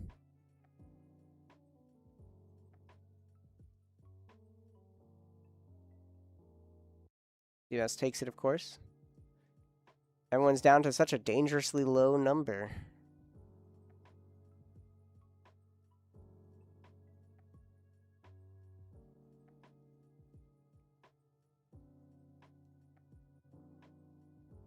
Dax no longer has really any life to also cast spells because of that Liesa draining him for 2 every time. So Dax is just going to be having to go off of, like, land stuff.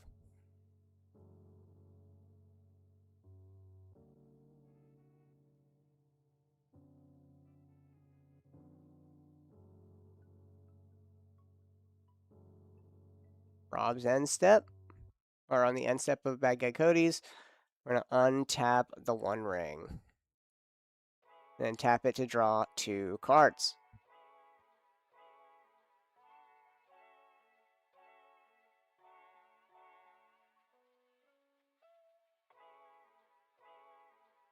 Oppo is out of here now. Wait, no, never mind. It got swung at Seabass. Oops. Wasn't on the pile. Oppo's still stopping that Moonsilver Key from happening. Ooh, Seiju.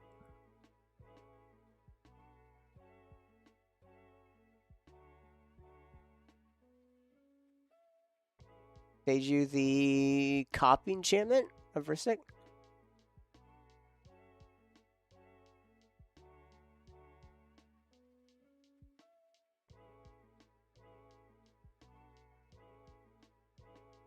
Rob said he's not trying to win. Dax is not. So Dax is not going to do it.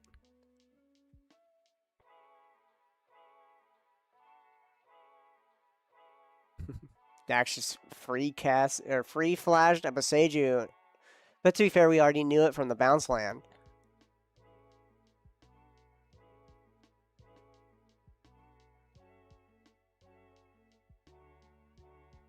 Yet to come back into Seabass's turn. I might have something on the end step still with after the one ring draws, but it looks like we're going to officially go to Seabass's turn instead. Untapping everything. Ooh. Trigger on the static orb. We're going to tap the Goblin Welder, targeting the Moonsilver Key. Imposter Mech. We're going to Ranger Captain of Eos. Ooh. Got Ranger Captain of Eos. We discarded down to hand size. That's what bad guy Cody got rid of. We're going to Boseiju, or sorry, the Welder, the One Ring for an Imposter Mech.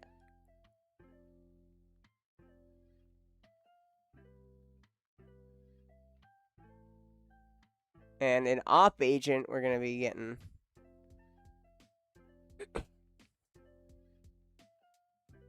Now Cody cannot search his library anymore. Then I'm going to crack the land real quick for Surveil.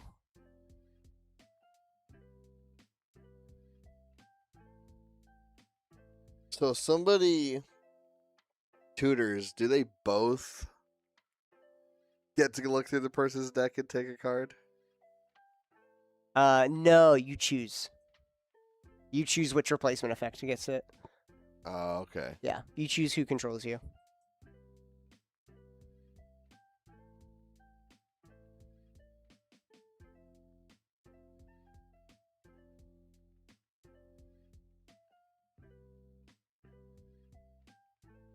Alright, Static Orb is now gone, or Static Prison is now gone, so Clarion Conqueror is back on the board. No more activated abilities.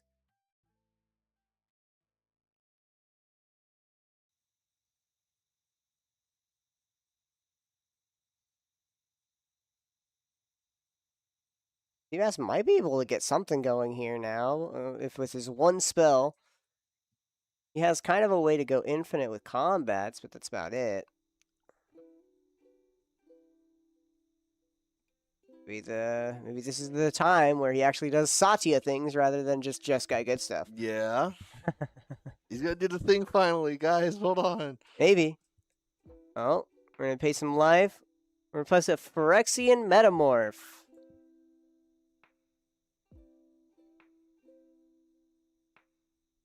Three mana. And 2 life. And 2 life from Liesa. Losing 4 total.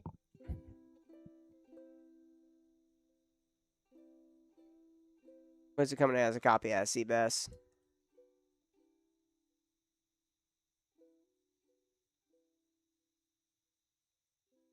What is it?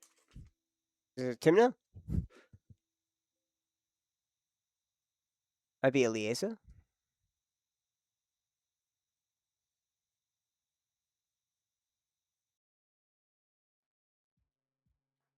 It's also, this is a Phyrexian card, so this does get around the 1 spell per turn.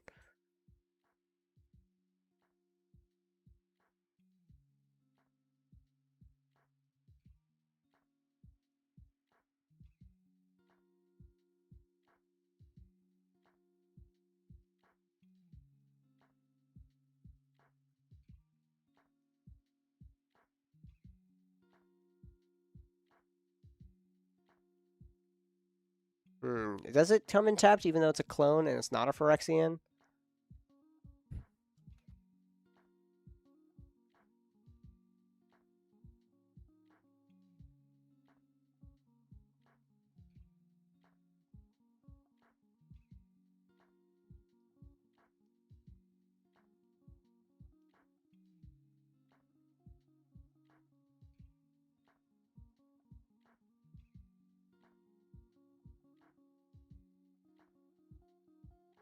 Let's see, Phyrexian Sensor.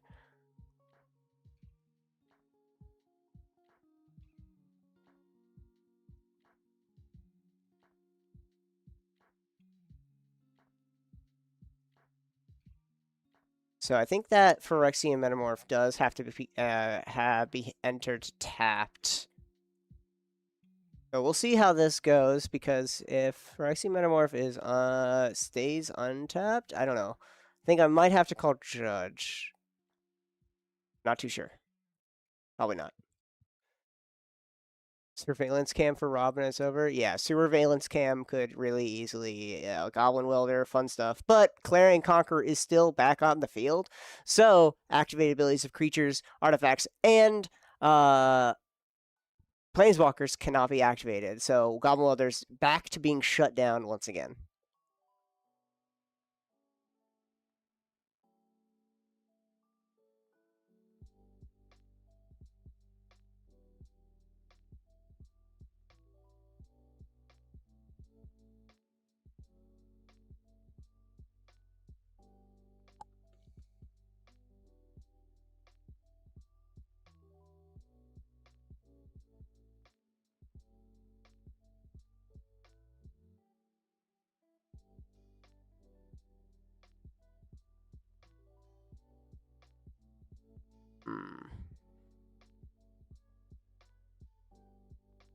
Unless the Phyrexian Metamorph is a Phyrexian sensor, which I'm not sure.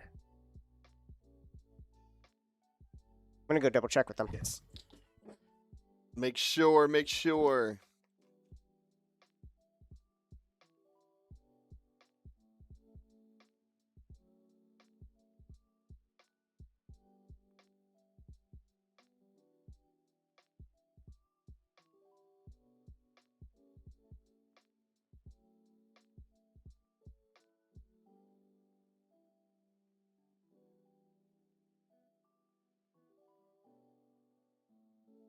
All right, so the Metamorph is a copy of Liesa, Shroud of Dusk. Therefore, it is not a Phyrexian when it enters. Therefore, it enters tapped because of Phyrexian Sensor.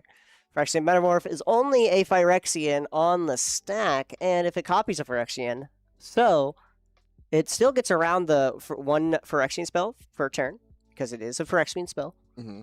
But it doesn't get around the non-Phyrexians enter tapped. So we're all good there. So unfortunately, that Liesa is tapped down, and everyone who's casting a spell is going to be losing 2 life every time they cast a spell. Or sorry, 4 life every time they cast a spell. For each one. Oh no. Yeah. And also, Seabass is probably going to go to combat, swing with Satya, get energy, copy Liesa, and get another Liesa out in the field, or another Phyrexian Metamorph. 3 Liesas. I mean, Dax is already going to die, but everybody else will be taking 4. Yeah. But he just passes the turn here because he needs to keep up mana for just in case. But 4 damage. Seabass would go down to 3, and Dax can't cast a single spell.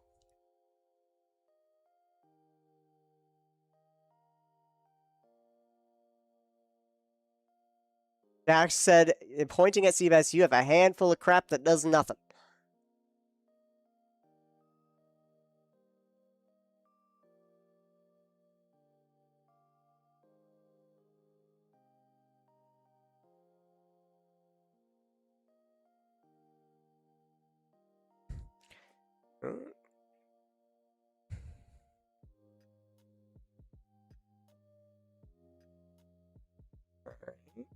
So Cody said, not going to attack Dax. Makes sense. Right now, Rob is the biggest threat on board for Cody because Seabass just kind of copied the Liesa, and doing another Liesa is good for Cody. Dax passes the turn, goes to Cody.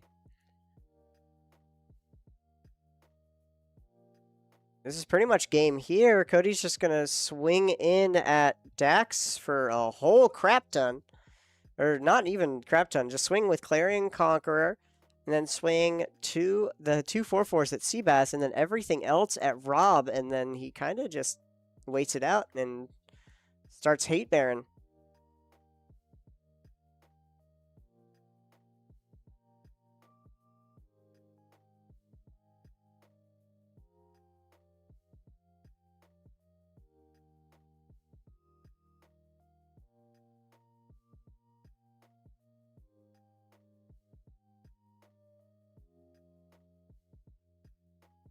16 minutes remain here in round 2. Yep. Gotta be careful. Gotta be quick. That's a lot of ties. A lot of draws that we had in this last pod. Looks like pod 1 is still going right now. Just to let everyone know real quick. Pod 10, obviously 13 is And still 1. going. Pod 10. Hmm? Pod 10 and 1 also still going. Yeah, that's what I said. Did comedian win? Did comedian win? No, Mean did not win. Doesn't look like it.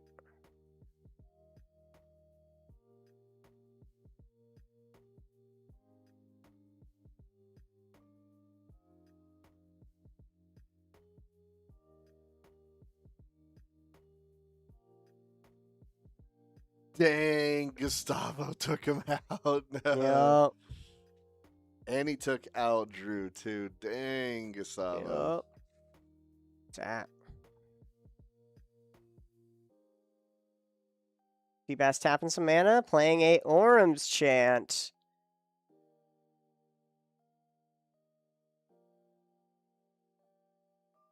Ristic Study, we're going to pay... Oh, that was 4 life for this Orum's Chant to silence Cody. Was his Orange And Chant worth it? also, Cody cannot attack. So he kicked it.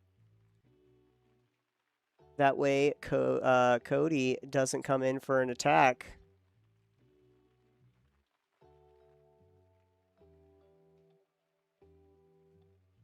Target player can't cast spells. If it was kicked, creatures can't attack this turn.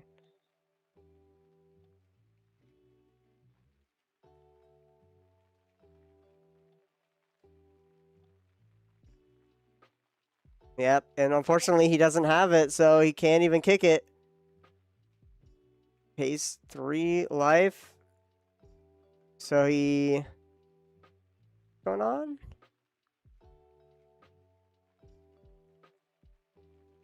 So he just Orum's Chance. Okay, so he just silences. 5 at Seabass in the air.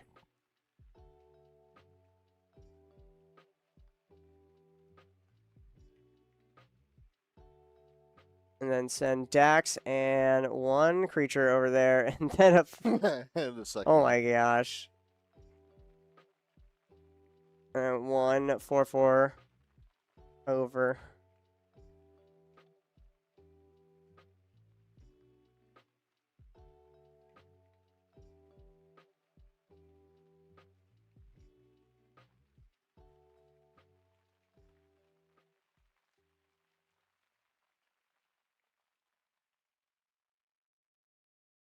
Four Timna, Phyrexian Sensor coming over at Dax.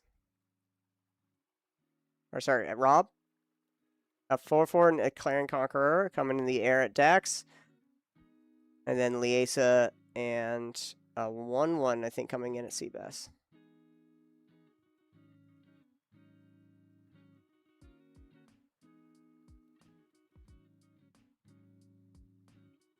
Player blocks, Manama untaps.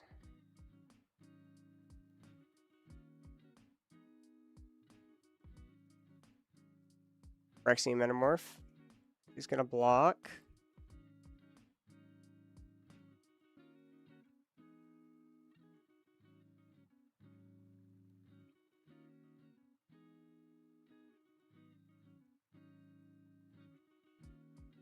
Yep.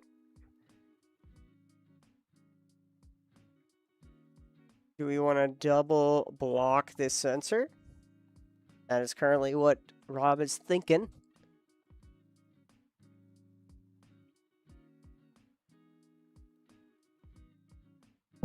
So 7's currently coming at Rob. Rob's going to just take it. Seabass and Dax both die. Dang, double kill. Double KO. And then Rob takes the 7, going down to 9. Ugh. Timna did die here. Bad guy Cody's at 48. Still have Clarion Conqueror and the Sensor. Rest in peace. Can't cast it. Can't cast spells here. Orange Chant. Back to Rob's turn. Be on tap. Activated abilities can't be activated. Phyrexian Sensor, stopping multiple spells. Cody pretty much has the game here. Unless Rob, I don't know, like... Planetary Devastation. Planetary Devastation, yeah. I was mainly thinking like Cyclonic Rift, so, but, you know, yeah, Planetary, we can go with Planetary that. land destruction, and it kills everything.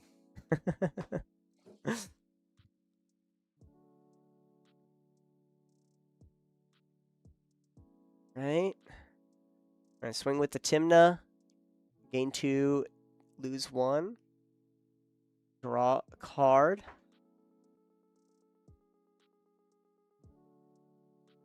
We get lunch after this, by the way. All our players who did enter with registration are going to get catering from Natural 21 next door. So we're going to be doing, I believe, an hour break for lunch from tournament. And then we'll be back with round 3 right after. But we're going to give our players a little bit of a break before we get into a big portion of today. Yeah.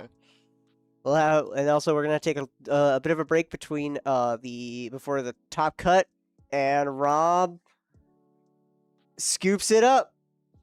Bad guy Cody. Bad guy Cody. With the Liesa, the menace. Liesa. Absolutely good job to Bad Guy Cody for getting round 2 with Liesa. Hate Brutal. Bears. Brutal, just shutting down everything and then swinging out with a bunch of flyers. Yeah, you know, that works. Yeah. That works. All right, well, we'll be right back. Stay tuned. Sit on by. Won't be too long before round 3 gets started here, so make sure grab you guys yourself, stay tuned. Join our Discord if you'd like to be part of the Natural food. 20 community for updates and more events such as CEDH Thursday and Pokemon Fridays. Check out our website, natural20gaming.com, if you see a CEDH card that you want to play. If you saw that Phyrexian Sensor and you're like, time to build stacks, take a look at our website. We might have it. We ship to the continental United States. Thank you guys. You're suddenly a Liesa player? Time to pick up Liesa. Check it out on our website if we have a Liesa. All right. We will be right back with Shamrock Showdown 2, round 3. Stay tuned.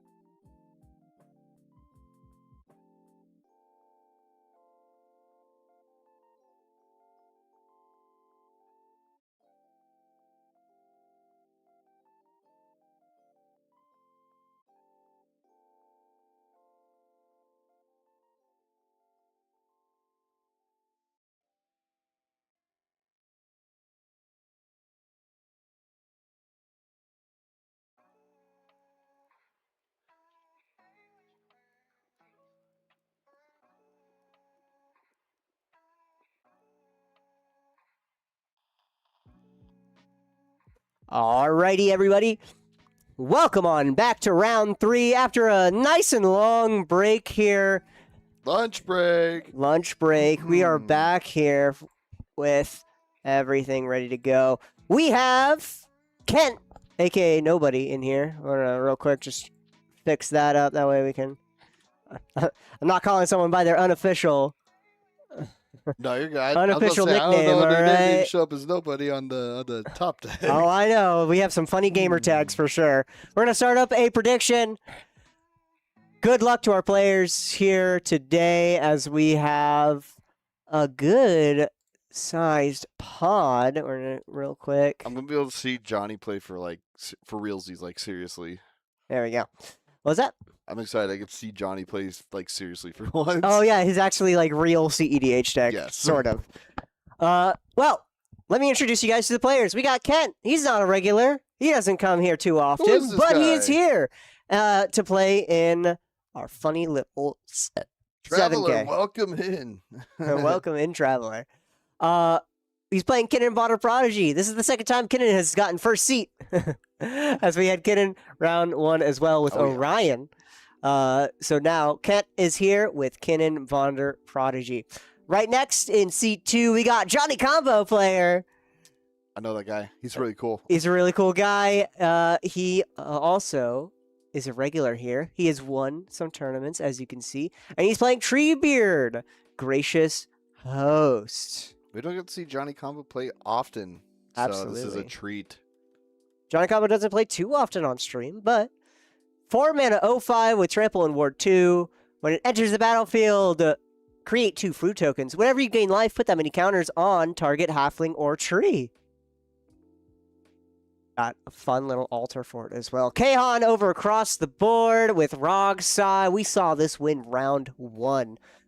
What a fun game that was. Very back and forth, especially in that last moment, but then cinching it out after someone tried to jam. Then lastly, Chris, Lord of Smoke, in our last seat on Rona, Herald of Invasion. 2 mana, 1/3. Whenever you cast a legendary untap Rona, tap it to draw and discard, and then for 5 and a Phyrexian, you flip her into something that doesn't matter. So we're here.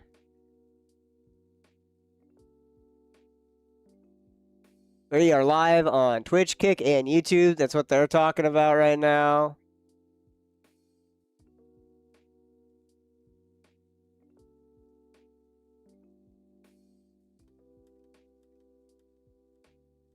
All right. They're all set here. It looks like Kahan is the last one who's getting his mulligans in order. Kent has gone down to 7. Yep, you're DQ'd. Kent now DQ'd. No, I'm just kidding. He's taking a look. He's currently sending up. Yeah, he's currently sending his buddies. Welcome on in, Kent's friends. As soon as he sends his thing. Johnny Combo Player's gone down to 7. Chris has also kept 7. Kahan, what are you? Look, I think you might be going down to 6 or 5.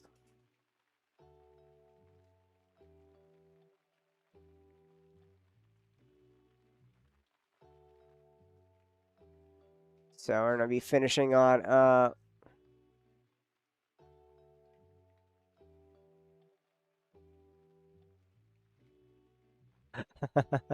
Kent's Jeremy just went into the room and pointed out the sign to Kent that has all of our links and all of our stuff for stream on the wall in that room.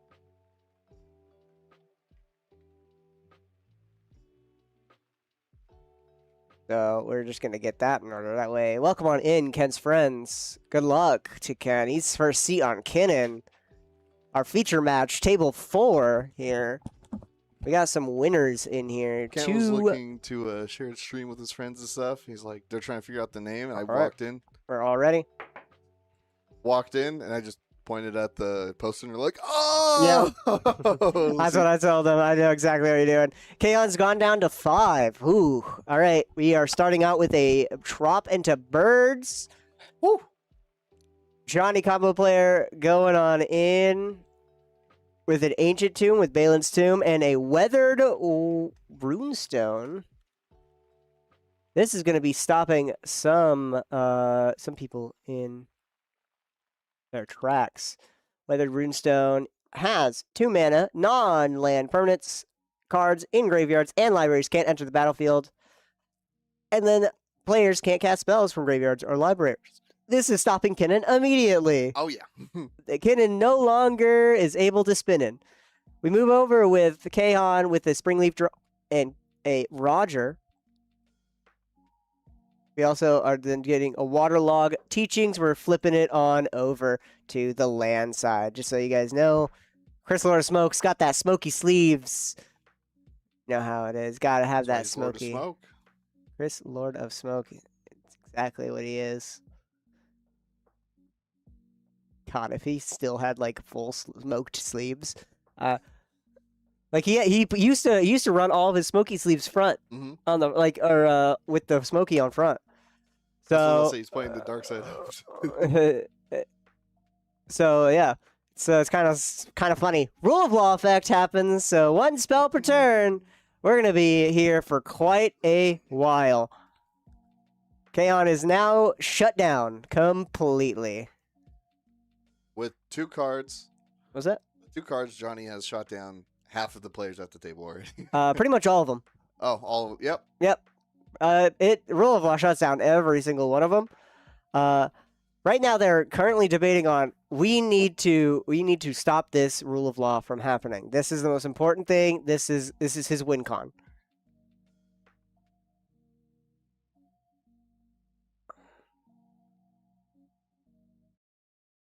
Okay, Chris is currently making sure that Kent has a game plan here. With the Rule of Law and the Weathered Runestone. It looks like it is all good, and Rule of Law resolves. It is now on the board, and now it's going to be quite some time. Otawara was the only thing that could help this. Kahan had to play it for his land for turn. This is the most unfortunate start for Kahan in the world. 1 land for turn. We're going to pay 1, and we're going to cast a Ragavan. Might as well get some mana. Might as well get some beaters going on here. When it deals combat damage to a player, create a treasure token and exile the top card. Until end of turn, you may cast that card, and then dash for 2, comes in with haste at the end step, return it back to hand. We're just going to Lotus Petal and pass with Chris. Tolarian West on the field as well, comes in tapped. Then we're going to move over to Kent's turn. We're going to fetch...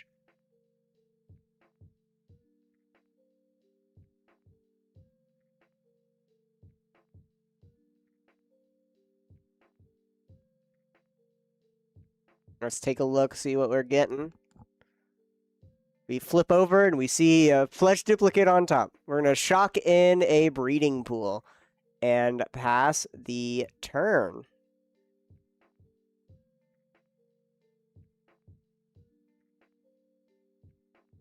So probably have like a good amount of hand of interaction. Sounds like maybe he has a game plan for this Rule of Law. We're going to have an Avacyn's Pilgrim.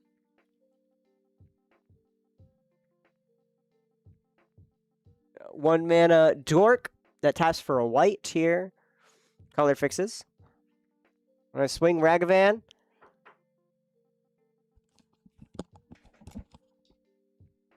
At Chris and flip over a Chain of Smog. Make a treasure.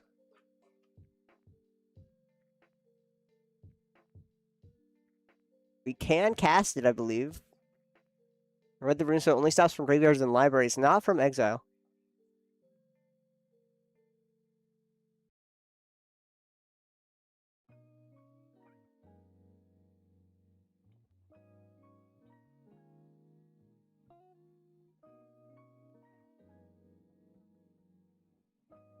Kahan's kind of debating, does he want to just rip it? Gonna keep that in exile. Chris goes to turn, draws a card. And casts Rona. Might as well get some card selection going. Remember, it's again tap it, discard and draw, or draw and discard. Alright. We're in a Valley Flood Caller on the end step. By Flood Caller, Flash Speed enables Flash Speed on non-creature spells. Then we're going to, in response, Chris is going to Merchant Scroll. Unfortunately, he can't. That's free information for our players here. And Chris has to pass on the Valley Flood Color. Kent goes to turn. So now with the Valley Flood Color, Kent can actually do a lot between turns. As each turn cycle, he can cast essentially 4 spells per turn cycle at most. So should be all good. Kent's going to go pass here. Now that he's at instant speed, probably going to be doing a lot of end step casting, rocks, and other fun stuff.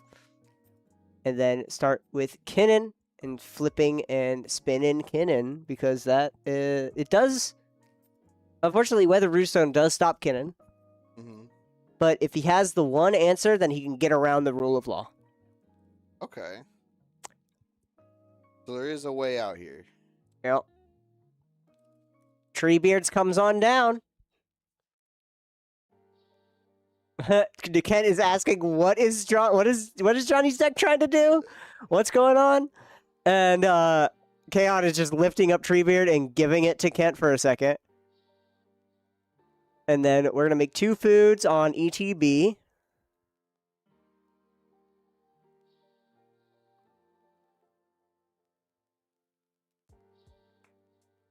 There we are. We're going to move to combat. Kaon's going to go to turn and move to combat. Swing at Crystal Load of Smoke once again. And we flip over a Stifle. Would have been really helpful. Some of this stuff. Ooh. Kaon goes to end step, goes to Chris. I think we might be seeing a Johnny combo player win here. We'll see. Rona is going to tap and draw a card.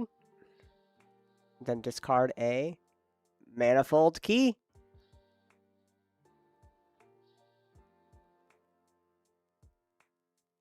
Johnny combo player taking a look. Chris volunteering information.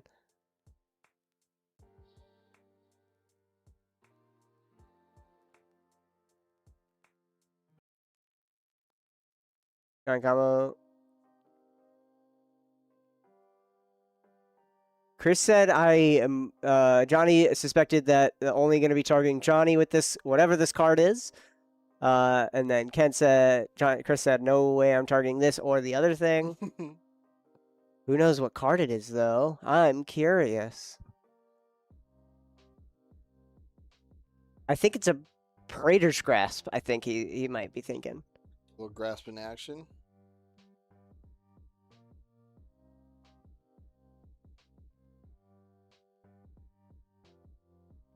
Gonna be a clone. We are just gonna Merchant Scroll. And then we're gonna search for a blue instant. And we're gonna play a Sink into Stupor tapped. We're gonna Mirror Maid here. Valley Flood Call trigger, but Mirror Maid, what is it gonna be entering as?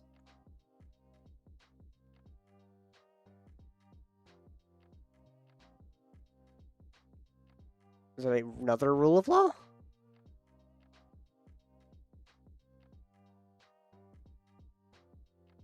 What is it, Ragavan? No, it's another bird. Okay. 6 Consecrated Sphinx.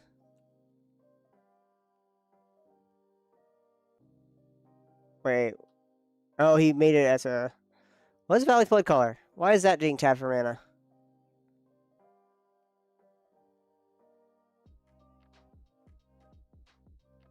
Oh, no, it's a... Okay, he made it a Springleaf Drum. Okay, Mirror Maid is a Springleaf Drum. That's my bad. I'm like, what the heck? Okay, he made it into a Springleaf Drum to tap the Valley Flood Caller. But Con Sphinx, it gets countered by Force of Will. We do not want Kent drawing any more cards. Johnny combo.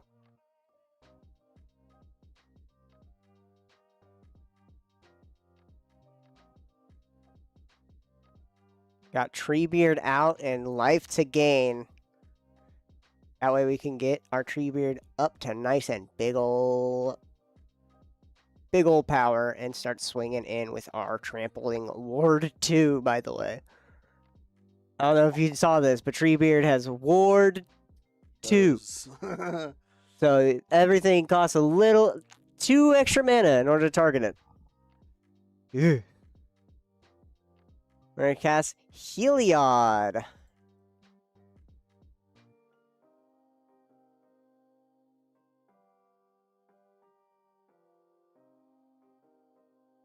And this one is Heliod Sun-Crowned. So for 2 mana, another target creature gains lifelink until end of turn. Treebeard does not have any counters on it, but he's going for swing in for damage anyways.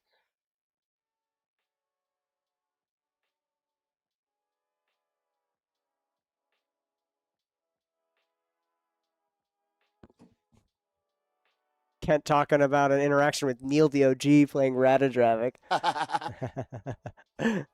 Everybody's like, oh, that's Neil. Yeah. All right. We're going to gain some life here. As we crack a food, place counters onto Treebeard, and also place another counter with Heliod. So we have 4 counters onto Treebeard.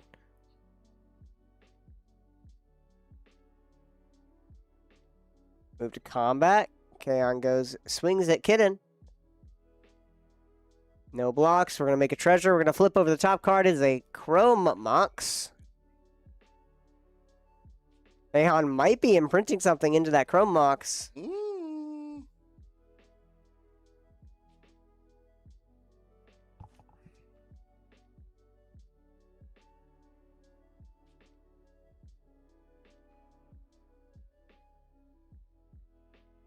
Does he want it? Doesn't seem like it. Instead, we're going to Diabolic Intent Ragavan.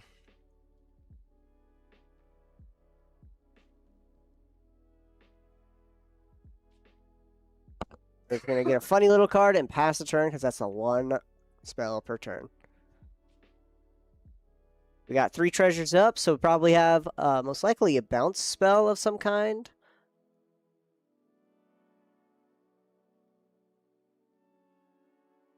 Chain of Vapor or Scheming Symmetry. What? Scheming Symmetry is a funny little card. Allow me to pull it up. 1 mana sorcery. Choose 2 target players. Each of them searches their library for a card, then shuffles their library, puts that card on top. So Scheming Symmetry is going to target Kahan. Johnny combo is also taking. Okay, gives a card of what we search for to Johnny. I love how everybody's just showing Johnny what they got.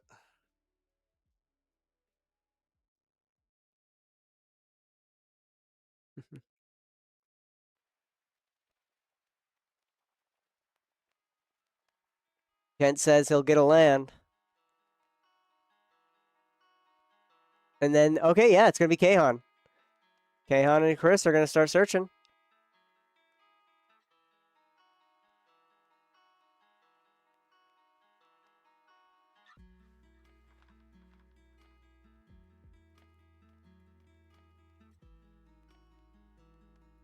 Now, Rona, of course, is going to draw that card here as soon as he finds it. Finds exactly what he wants. Kahan searches for the 1 card right there. I'm going to put it on top. That is Chris's card we searched.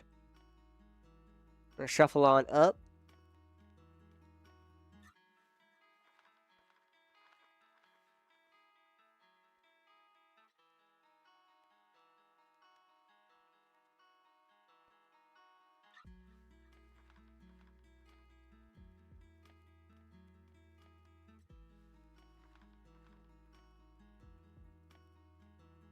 We're going to start it. Start looting. We're going to draw a card, discard a card.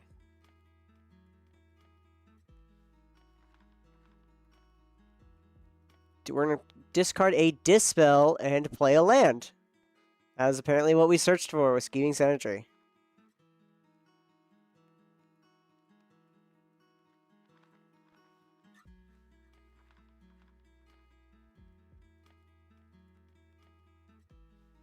Play a Talisman. On the end step of Chris's turn, or yeah, on Chris's turn, then we pass the turn. Back to Johnny Combo Player.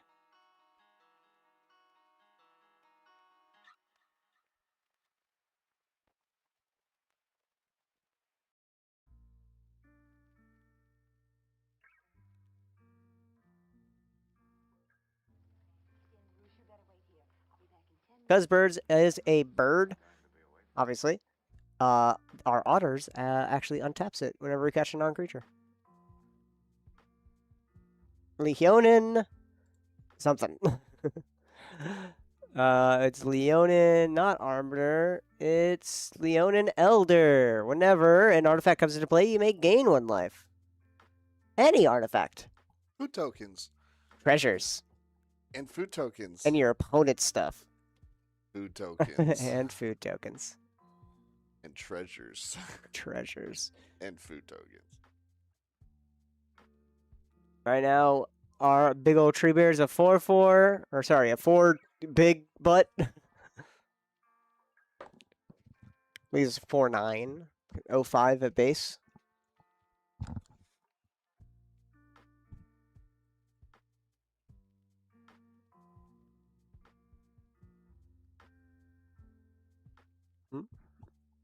Where did what go?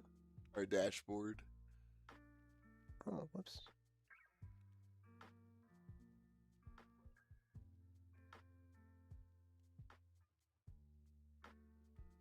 Wait, I did do it. Wait, this is the current one. Oh, yeah. Make sure I. Okay, we're good. We're good. All right.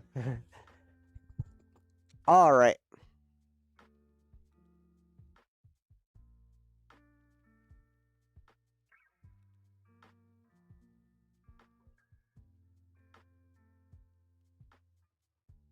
Currently, Kent's flashing his hand to Johnny.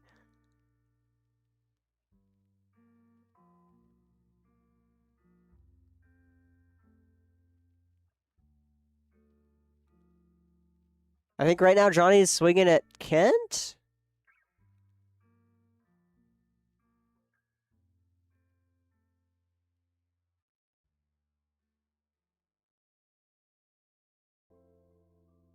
All right, we're going to swing at Chris, actually, and then we're going to tap for 2 and give it lifelink.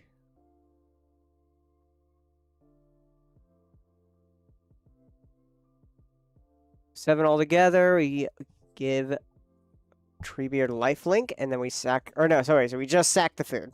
We didn't give it lifelink. Oof. But we did put a counter onto Leon and Elder just in case of something like Orcish Bowmaster.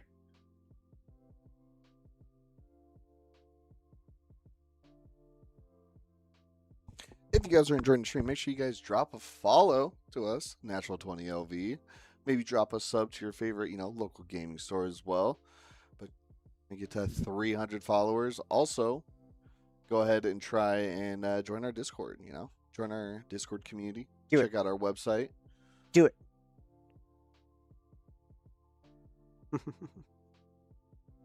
Kahan plays a Rhystic Study on his turn.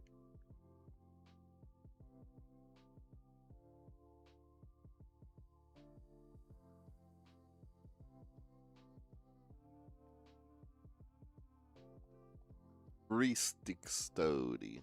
Rhystic Study. Got an underground sewers here from Chris to surveil 1.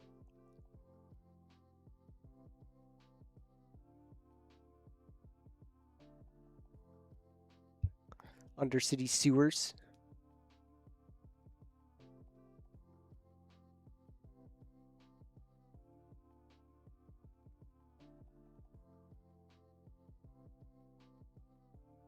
Chris then goes to turn, plays out Mana Confluence and passes. Kent's going to play a High Fade Trickster.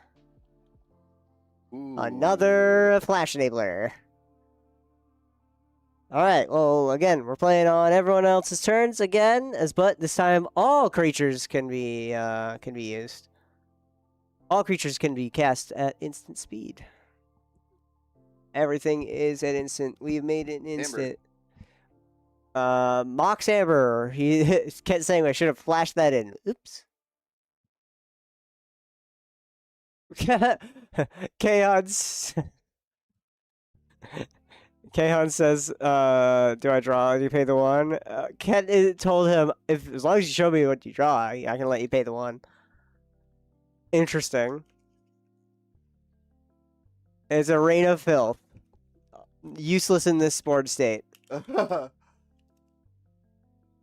Very interesting political decision of just, rip off the top and see. I want to see it. Let me see what you got, and I'll let you take it. I'll let you take a draw. Unfortunately, yeah, Kaon's just in a hole right now because of Johnny posing with the Rule of Law and Weathered Runestone. We're going to put on a Path of the Dead or a Cavern of Souls, naming Tree Folk. We did see something in Kent saying he does have a force. Yeah. Does have something, try to get something down. Maybe he wants it down, he can counter. Yep. Manifold. Oh, thank you for the follow, Zepho. Zepho HS. Follow my man. Welcome on in. All right, we gain some land. We put some counters onto Treebeard. Johnny goes to combat.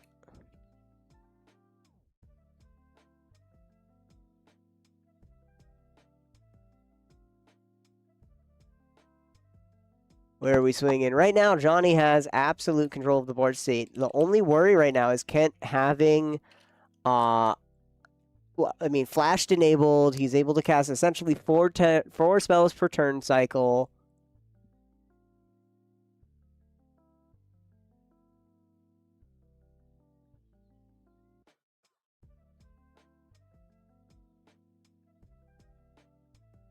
I think right now the biggest threat is Kent's for Johnny. I think looks like he's going to be swinging in at. He can knock out Chris right now.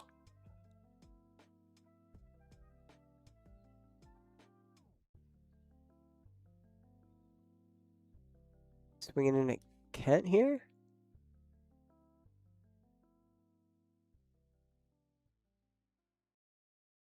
We're going to go at Kent. There's nothing in his hand. How much bigger can he make it? Is he asked. He already has cast his spell. So he can't make it any bigger. It's just 11 coming at him. He can't give it lifelink. But that doesn't make it any bigger until after damage has been dealt.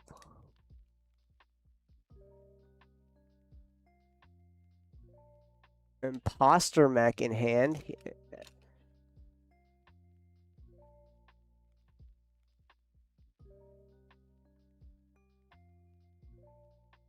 And then trying to kill Treebeard with Imposter mech, and there's no Death Toucher on the field. If Silas was on the field, that would be funny.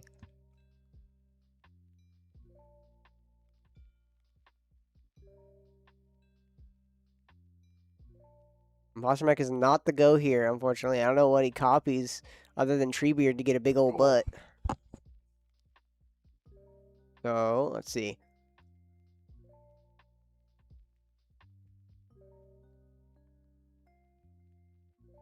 So, 2. We're going to cast out Imposter mech.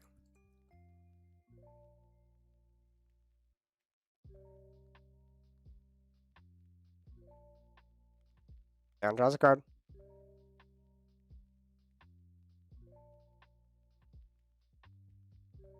Trigger on Valley Flood Color. We're going to untap Birds of Paradise. But artifact ETB, we're going to gain 2 life. We're going to gain a life and then put 2 counters onto Treebeard. It's a 13.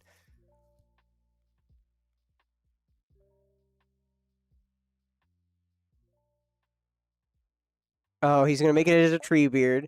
Johnny's going to gain 2 life and put 4 counters onto Treebeard. This is not the way to do it. We're going to crew. We have to crack the foods in order to get the life. We're going to crack 1, gain 3. Put 3 counters onto Treebeard. We'll put 6 counters onto Treebeard total. And then we have to crew it. As crew 3, we have to crew it with the fairy. The 1723 creature coming in at Kent. So Kent literally just gave him 6 more counters onto Treebeard for free. Just for casting out Imposter Mech, ETB gaining life, putting a counter. So 2 counters. Then the 2 foods coming down gained Johnny even more. And then I'll let you know, he is going to give it lifelink at instant speed with Heliod, gaining 17 life, putting 18 counters onto Treebeard, and then that means when you see a big old fat 20 on Treebeard here, it means it's lethal no matter where it swings. Yes.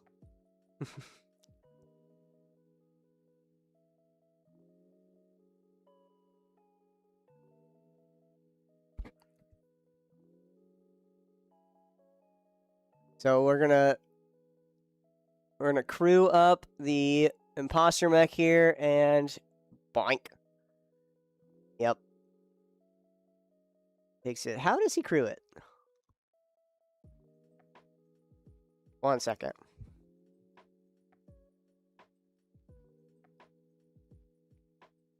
One second.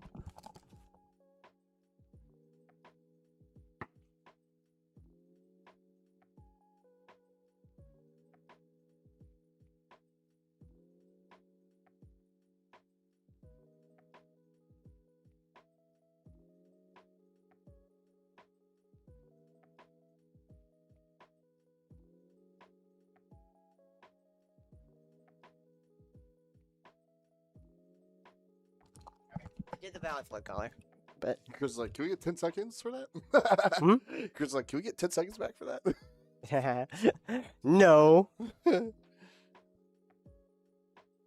So Johnny Combo's back in it with 34 counters onto Treebeard. My goodness. This is unfortunate. Chris and Kent are both at range of just getting knocked out with Everybody's commander damage, right? Everybody's at risk, right? Because commander damage, or yeah, everyone's at risk because of commander damage.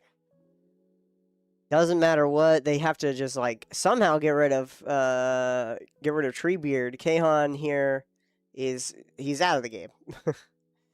He had a really good 2-0-1 streak, right? 2 win and a draw. So he's. I kind of want to see Johnny win here. Like, I love Kaon, I love Chris, but I've never seen Johnny play serious. I've never seen Treebeard in action. Treebeard is his deck, man. Dude, you know, he is big and stompy. Big, stompy, green, white Selesnya life gain. Very fun. Kaon's not having too fun of a time. So I just wanted to play, man.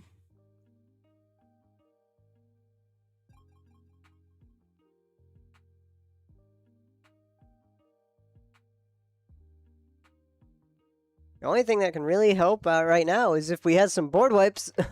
True. But unfortunately, I think board wipes have fallen out of favor in the meta at the moment. Like, even like a Toxic Deluge. I mean, Toxic Deluge would not help. I'll let you know. Toxic Deluge. Like, I'm you'd have to pay. Man, planetary devastation. Yeah, I'm going to pay 39 life to Toxic Deluge. This one did blasphemy? They wouldn't even do it. It wouldn't? Blasphemous Act? Yeah, Blasphemous Act. That's 13 damage to the board. Yeah, but like it's everything but Treebeard. Yeah, sure. And then Treebeard just runs away with the game. Yeah, and then you just insta-kill Treebeard with another instant. Oh, yeah, true. Then you just swords to Plowshare in my you not swords right to deck. Plowshare, or you like You can just death touch it, you know.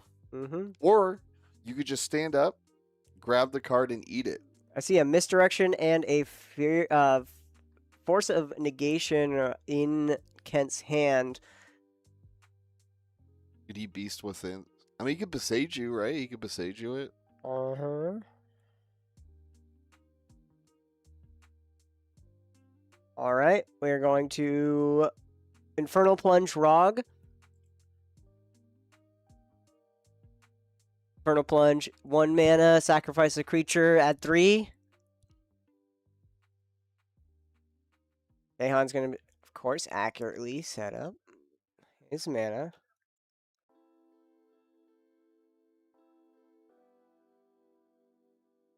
Raw. Okay, Rule of Law has been bounced. Rite of Flame, add 2 mana.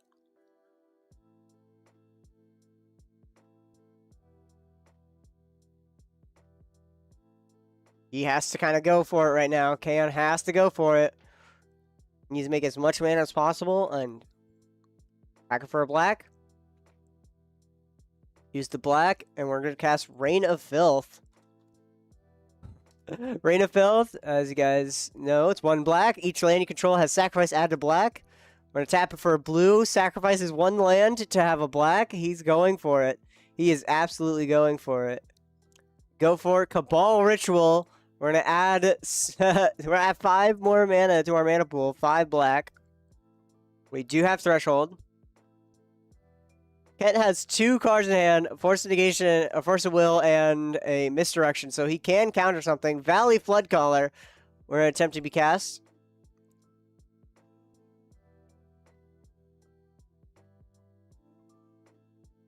Floodcaller, we are now at flash speed. Crystal Smoke says he has guarantee win. Guarantee win attempt, and then win on Kent's turn.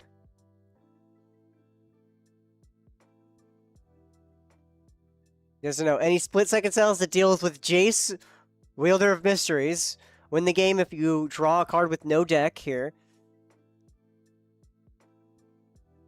We're going to cast Rog. Kahan, going to try. Kahan goes to turn, passes, and plays out a Limdul. A Limdul's Vault. Limdul. Limdul's Vault, not Paladin. Vault. Look at top 5 cards. As many times as you choose, you may pay a life. Put those cards onto the bottom of your library in any order. Then look at the top 5 cards of your library. Then shuffle your library and put the rest. The last cards you've looked at this way on top in any order. So we're going to take a look at 5.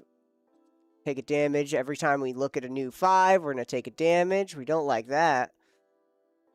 So it does put it on the bottom. We don't like that one. We're going to reorganize it. Put it on the bottom. Take a look at the next 5. We're going to keep these 5, he says. We're going to shuffle away the rest of our cards and put these 5 on top in any order we want. Nimdul's Vault is a pseudo, I guess we could say a pseudo tutor, we'll call it. Essentially, you look through your deck, you pay a bunch of life for it, right? Yeah. But for 2 mana, you look through your deck, you look for 5 cards, put them on top in any order. Instant speed. That's good. Pretty good.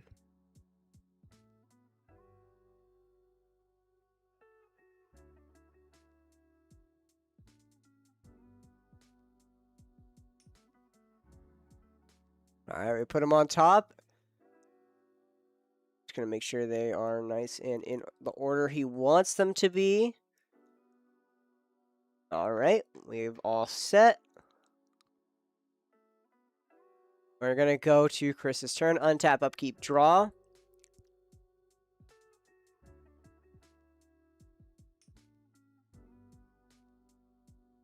For mana. Now is the time with the Rule of Law gone. We can go out. Jace, Wielder of Mysteries. Ooh. Cast trigger. We're going to ignore it. Whenever you draw... Ooh, Paradise Mantle on instant speed.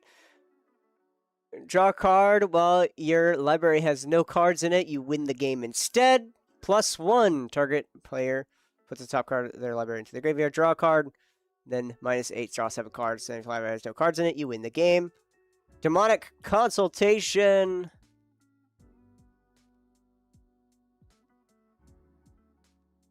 Demonic Consultation. 1 mana. Name a card. All right, and we're going to flip, and we're going to activate Endurance. And Force of Will. Oh! Oh, Ristic Study draw. We pay for it. Force of Will.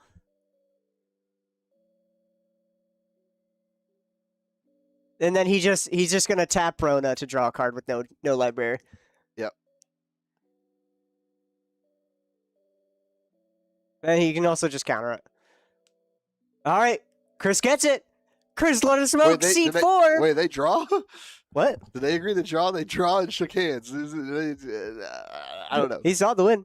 I mean, of course, Kent had the counter spell for sure. But we'll see how they report. But for now, Chris Lord Smoke won. Woo! For a stream, at least, Chris Lord Smoke won. This guy's cracked. All right. Good job. We're going to be getting ready for round 4. So stay tuned. Stick on by. Get some food in your belly. Some maybe eat some cards too. Eat some fiber. Yeah, get some fiber in you. But check out our website, check out our Discord, check out our socials. Be right back with round 4 of Shamrock Showdown 2. Stay tuned, guys.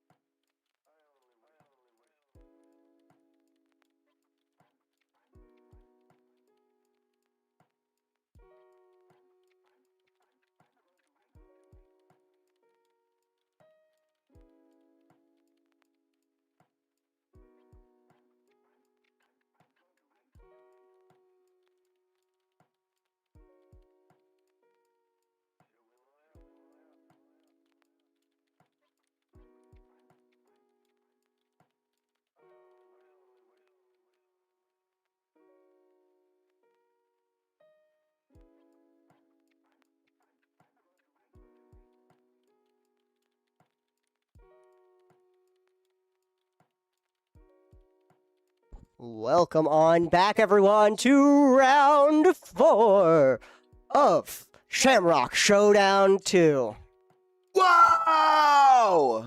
We are here tonight. We have only one regular in this room now. We have a bunch of 3 people that have never seen Nat 20 or haven't seen a Nat 20 too often. We got Corbin W on Evelyn the Covetous.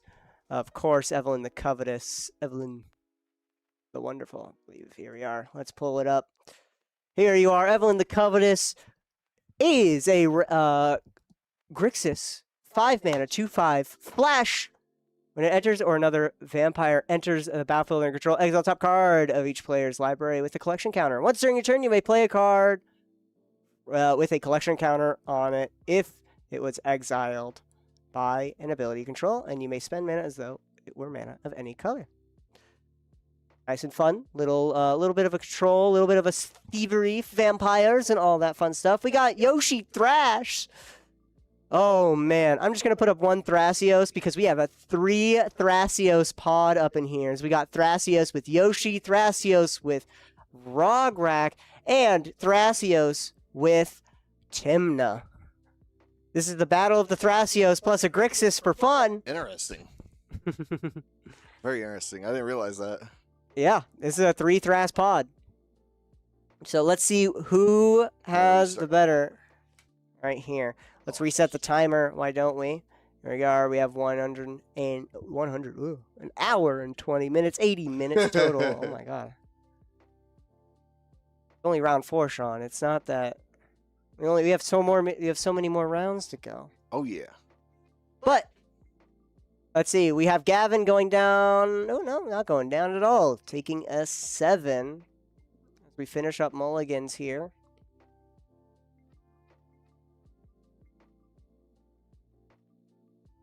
Thras here. So Timna Thras, TNT is a blue farm adjacent deck. Essentially blue farm, but instead of red, you have green. And all of that fun stuff. And then Thrasios to be able to go through. We got Rog Thras. I think it's probably going to be your favorite deck. I've been waiting all day for semi-blue, dude. Oh, my word. I've been waiting all day. Oh, boy. Let's see how this semi-blue goes. Then we got Yoshi Thras. Bant. Good stuff here. Just trying to do some Thrasios going as best as possible.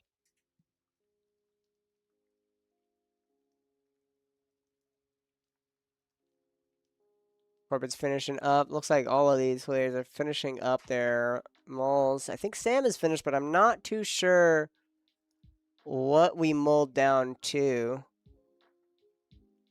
Probably just kept a 7. I think 7 or 6. This is our top pod 2, player 1, number 1. Oh yeah. Both Gavin and Sam have 10 points to their name. We have no undefeateds. No undefeateds. No going into round undefeateds. 4. That is crazy. Yeah, right now our standings are... Neil is number 1. Neil and Anthony are both tied for number 1 with a 40.74 OW percent. Nice. Right? 10 points each. And then, like I said, we got Gavin and James in here. Or sorry, not James, Sam. No, Sam's not on here. Gavin is the only one with 10 points right now.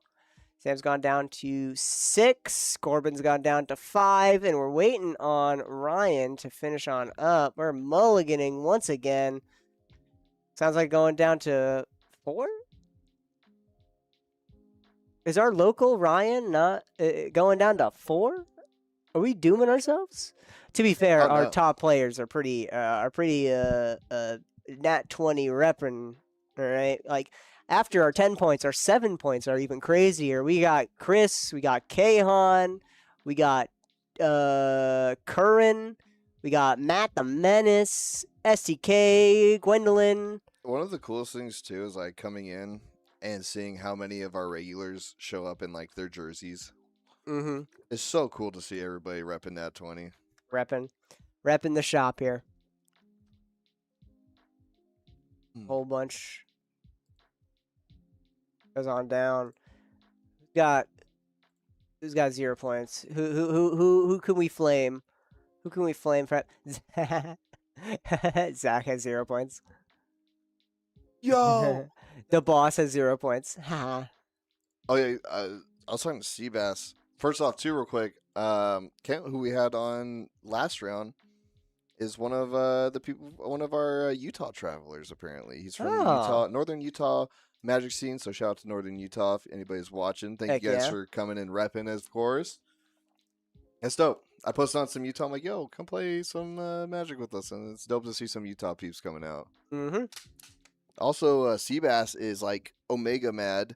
Yeah. So I was Lost like, you against. just gotta unleash your psycho. You gotta go crazy, dude. No more Mr. Nice Guy. Just play for the kill, no matter who it is. For it. And now he's playing in the Zach DeBoss and Matt the Mysterious Oh. at stable.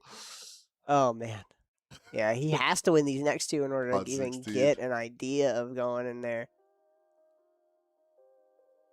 I think we're all good. We're waiting on hand decision here from Ryan. Ryan's going to put cards at the bottom. We're going to spread it on out. Ryan has gone down to 4, and we are all set. Good luck to our player. Pre-games. We have no pre-games. No gemstones. All right, Corbin's going for first. Evelyn Grixis. Almost people speculate it might be a mid-range deck. We'll see how this goes. Might be turbo. We're going to play out a command tower into a lotus petal.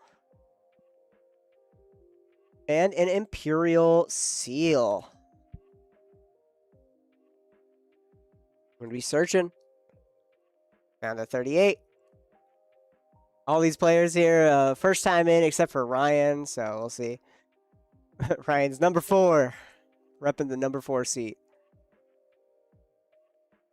I love how they they press the buttons on the stream deck to update their life, and like, that's cool. Heck yeah. That's how it works. Plus, we have master control back here. I can make his life 0 all at once, right now. It'll take me a couple times. I can kill him right now. I can kill him right now.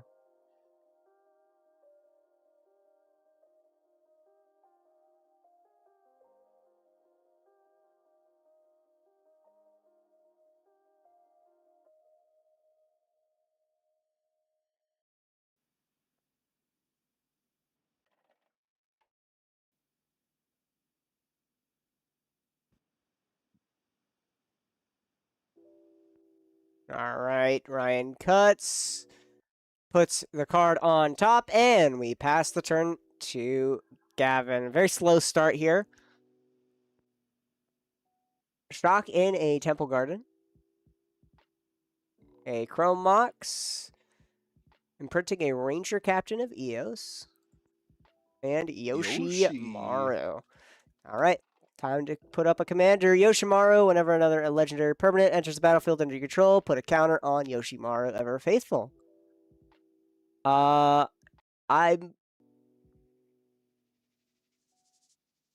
we're going to activate. Okay, never mind. Yeah, we're gonna do Nature's Chosen, and Nature's Chosen untaps a land here. Because Nature's Chosen, you can, for 0, you can untap enchanted creature, or for 0, you can tap enchanted creature to untap target artifact. And then we're going to play out an Esper Sentinel. Card draw. Sam starts out with a Rog and land and passes. Yep, passes on over to Ryan. We draw for turn.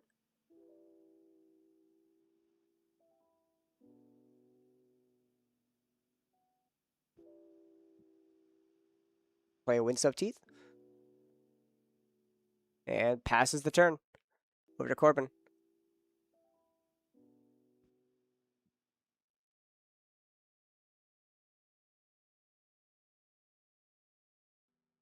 Play a tapped Mistrise Village. Gavin goes to turn. Plays a City of Brass into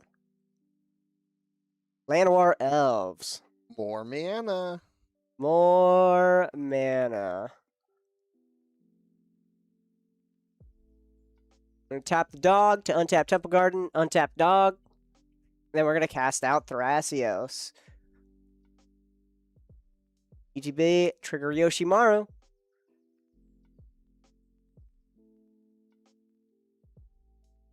There we go. Sam giving big old dice for us to see. How kind. Gavin moves to combat. 1 at TNT, 2 at Grixis. Fair enough. Grixis usually has a heavy life total matters game plan. Wants as much life to spend into its spells and into its effects in order to get as much value as possible. Sam's going to end step fetch for a hedge maze in order to surveil one.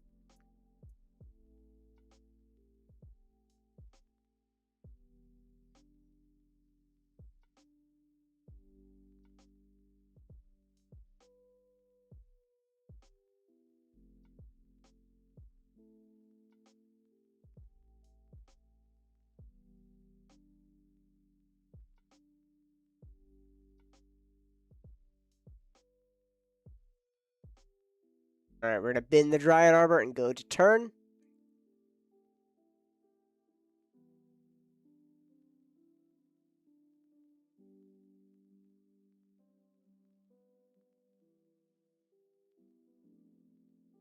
Careful, Ryan. You can't have the phone on stream. I was about to get onto him. I saw his phone peeking up.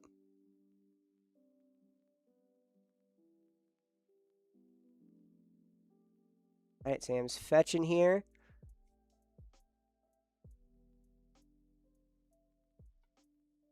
Got a volcanic island.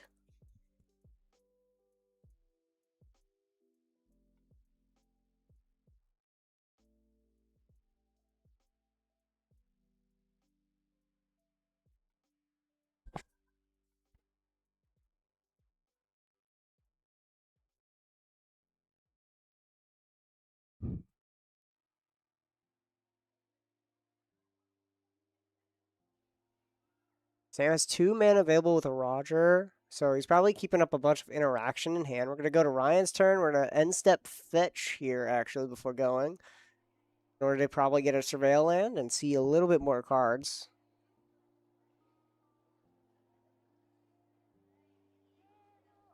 Yep, we get that Surveil.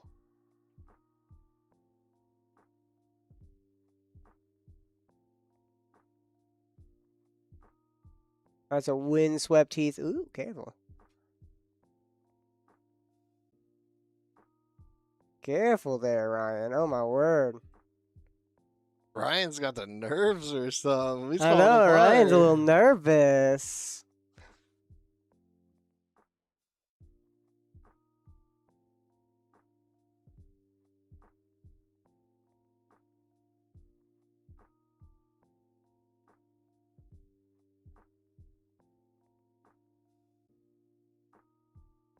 All right, there we go.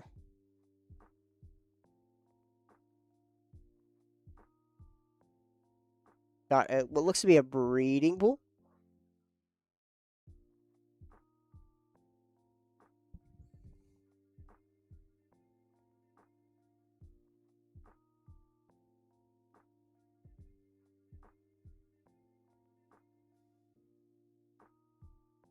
Go to turn, untap, draw for turn. Ryan, come on, man. Don't be nervous. Just play it. Play the deck. Be good. City of Traders.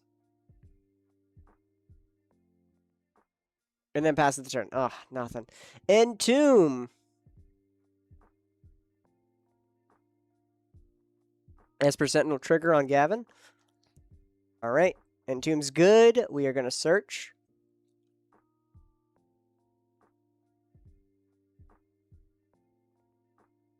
Got the really cool Entomb as well. The Amonkhet invocations.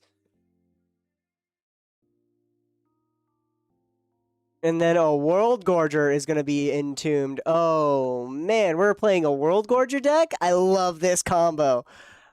Uh-oh. So it looks like Corbin's going to be going for win next turn, actually. Wait, what? Wait, I never seen World Guardian. World Guardian Dragon says when the World Guardian Dragon enters the battlefield, exile all other permanents you control. When World Guardian Dragon leaves the battlefield, return the exiled cards onto the battlefield under their owner's control. If you have something like Animate Dead, for example, Animate Dead animates World Guardian, right? World Guardian ETB, exiles Animate Dead, sacks itself because Animate Dead is no longer attached to it, leaves the battlefield, Animate Dead comes back, and then World Guardian comes back, and all your lands come back untapped. So you make infinite mana as, yep, there it is, the Animate Dead. You make infinite mana as you go What? infinite with World Guardian Dragon enter. But we are going to Fierce Guardianship. Oh, Gavin says no. Gavin said no. And we passed the turn over to Gavin. It's going to be a lot harder for Corbin now, especially when we're playing against one other black deck at the table. Ryan might have Animate Dead in his own library, and so he can go infinite with that. But gotta be careful. If you need to have a way to break it via either targeting something else and having World Guardian just leave, not to come back, which there is because there's a Dryad Arbor in Sam's yard. We're going to swing Dog at Corbin, Esper over at Ryan. If you don't have a way of stopping it, then it's a infinite loop that can't be stopped, and there's no May. Therefore, it's a tie. Huh. So you have to be careful with that combo. I see. So either you win or you draw. Yep. That is some TEDH right there. Then Sam going to be going to turn. We're going to be playing a Fairy Mastermind, actually. Another Mastermind here on the end step. So we go to turn. Scalding Tarn land for turn. Fetch it.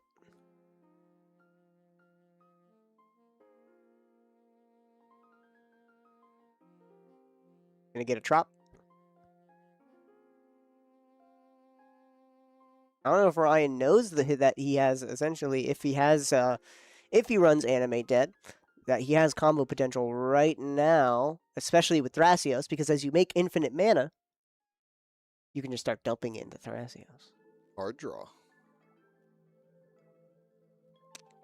So in between every time, you can dump all that infinite mana into the Thrasios. Very fun, very, very fun.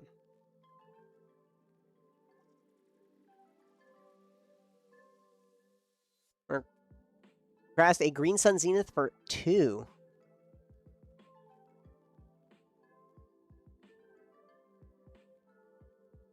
They're asking, what are you planning to get? Sam says counter it if you want, but see, for 2, Badgermole Cub, it could also be a Stacks piece we could be seeing. But it looks like this is a lot more interactive than a semi-blue deck, maybe. Not too sure, though. He has the Dryad Arbor package with the Green Sun Zenith, of course.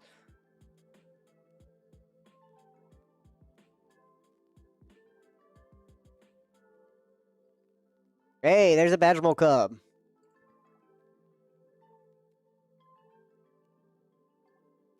Badgermole Cub Earthbend. We're going to Earthbend our Volk.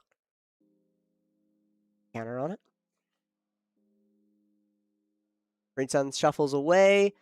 And we pass the turn back to Ryan. End step, Fairy Mastermind as well.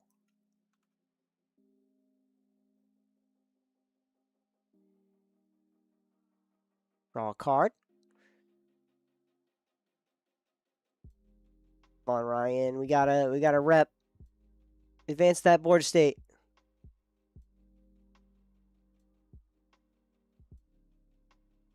And we pass. All right. No advancing yet. Maybe we're good. We got some interaction in hand. Stopping Corbin from winning again. There's probably another... If you have the World Gorger combo in here, you have to be aggressive with it. I'm surprised Corbin didn't make it uncounterable, but it seemed like he didn't draw on that land. We got an Arcane Signet and then passes over to Gavin, but we're going to... Yep. Got a Candelabra, I see. Ooh. But we're going to dump into Thrasios.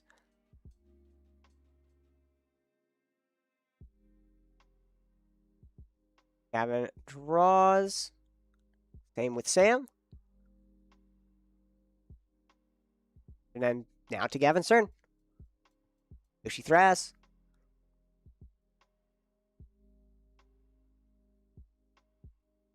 Chalk in a Hollowed Fountain. 4 mana available. Enduring Vitality.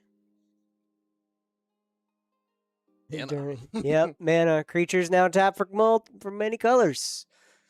So we're going to be dumping even more into Thrasios. Enduring Vitality, this Yoshi Thras is more about abusing Thrasios. A lot easier and a lot more. And we're going to cast a Smothering Tide. Uh-oh. That's going to help abuse Thrasios again once more. That's a juicy one. That's a juicy one. Smothering Tide. And then we pass the turn without it going interacted. So, Gavin would like to...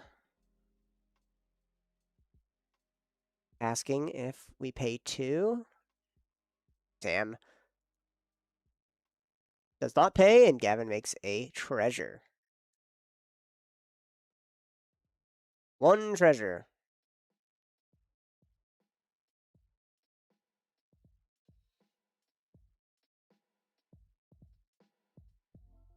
All right, we play out of Gaia's Cradle. Oh boy.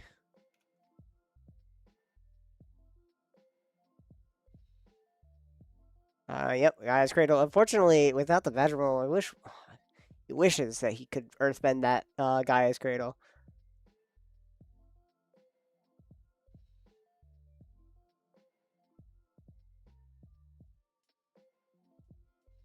Right? Do we want Thrasios as well? Blue-green. Float 2. Cast a Hexing Squelcher. Sam says, I'm not winning the game. Just advancing board states. So we say.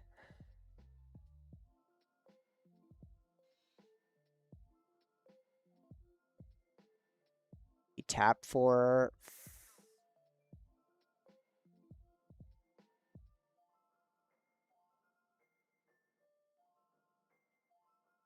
All right, tap for 5.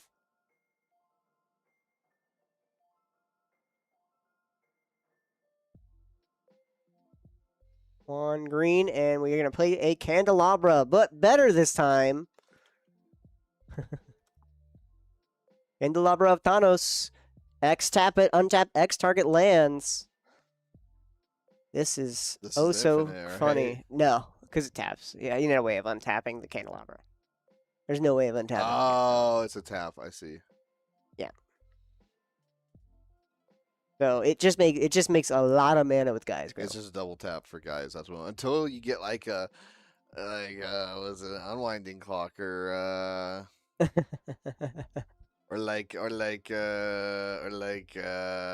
don't know, man. Yep. Candelabra of Thanos lands on the field.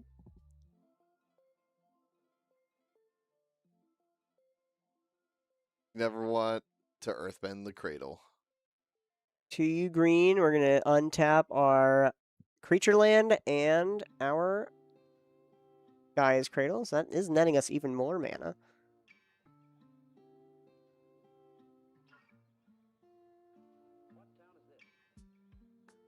Sam really wants an Enduring Vitality too.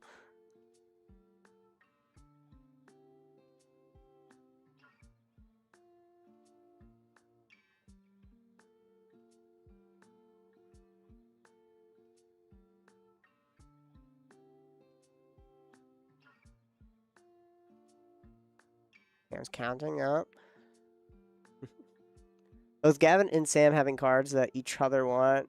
Right? Sam wants that Enduring Vitality. Gavin wants that Gaia's Cradle. Alright, and it's real quick. Gonna just read Evelyn. Alright, we're gonna tap. We have 6 floating green. Go down to 2 for 4. Sowing Mycospawn. Sowing Mycospawn here is 4 mana, 3/3. When you cast this spell, search your library for a land card, put it in the battlefield, then shuffle. When you cast the spell, if it was kicked, exile target land, but it was not kicked. It does require a colorless. So we're going to get a land and play it and put it onto the battlefield. Probably just another land that taps for multiple colors. Or multiple, or not multiple colors, but multiple mana, right? We have City of Traders, Ancient Tomb, other stuff like that. Most likely City of Traders. Manamo, true, you're right. Deserted Temple, that's the other one. That's right. Deserted Temple here.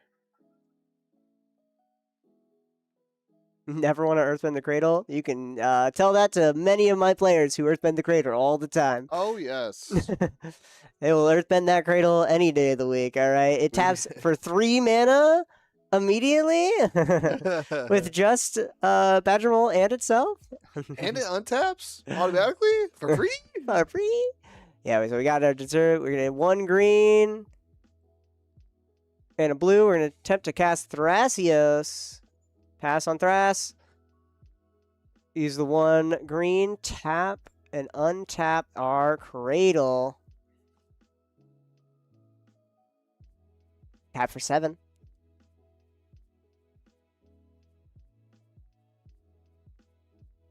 And you steal the guy's creature, then throw the game. I don't know.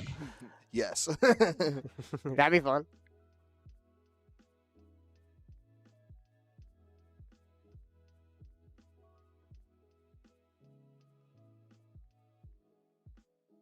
Hey man, whatever wins the game, am I right?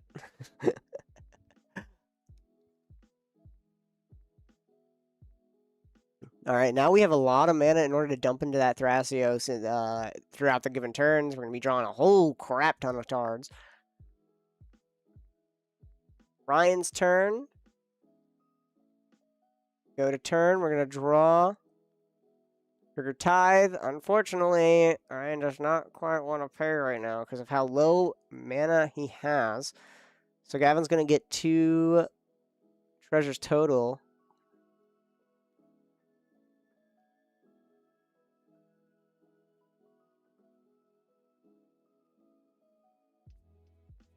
Yeah, we float 2 colorless with traders and play another land, so then we sack it. Fetch with Scalding.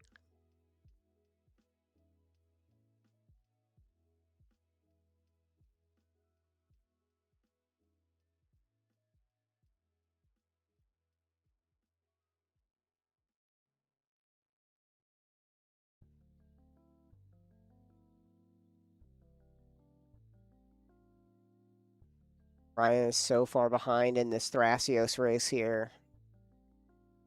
Corbin tried to jam it, but could not. So right now, it is just a race between Gavin and Sam. Be interesting to see another Sowing Myco spawn. Maybe if we can... We get into colorless. We don't really have too many ways of making colorless, unfortunately, so... No way of kicking it to get rid of that Gaia's Cradle.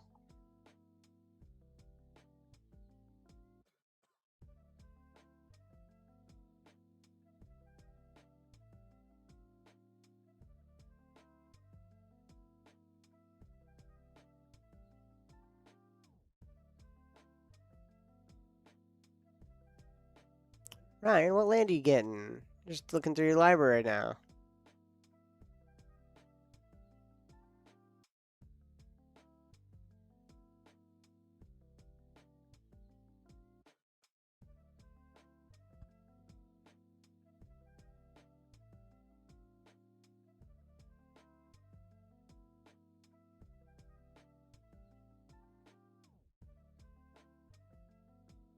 Alright, Shock in, our Hollowed Fountain.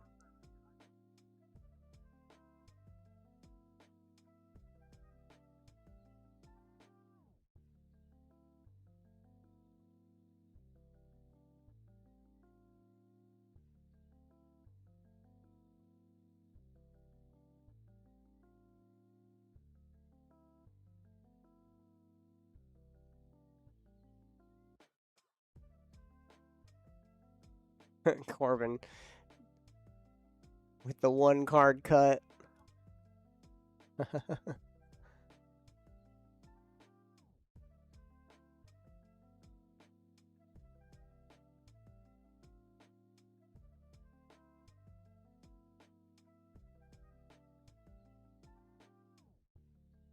Ryan's peeking on over the playmat. See the top of his head. Check for bald spots.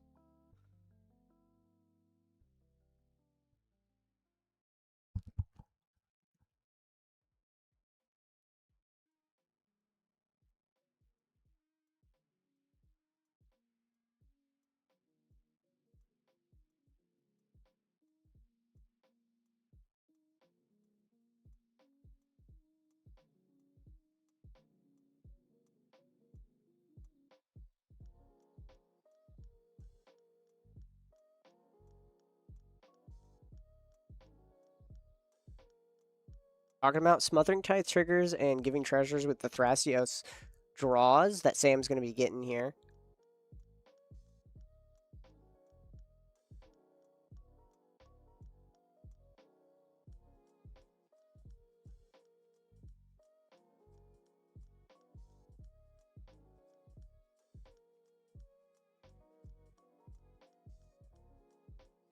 Right now Ryan's asking for the potential of drawing with Fairy Mastermind here to draw, at least get another draw here with the floating City of Traders. So this would make it Gavin. Currently, Sam's just reasoning with him that not too bright of an idea to activate the Fairy Mastermind right now, because it's just gonna fire off Gavin into even more of an advantage state. Makes sense.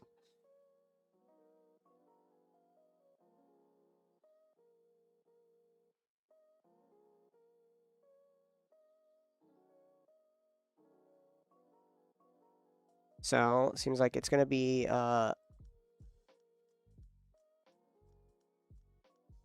yep, just gonna be doesn't want to cast Thrasios.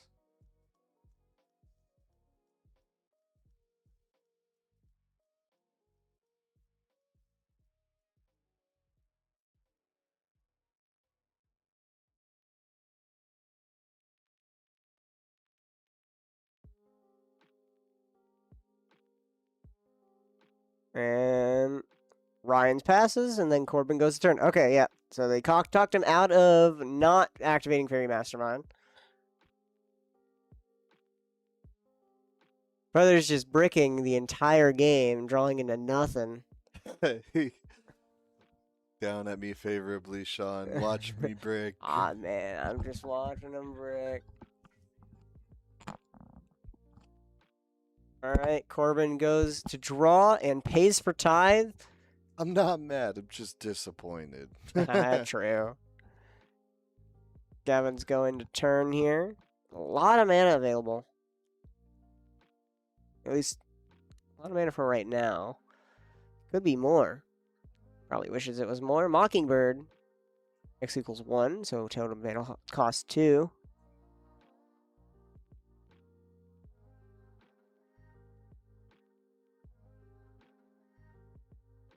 So he's looking to copy Fairy Mastermind right now. That way he can make a whole bunch of treasures and have everyone draw cards because of that Smothering Tithe.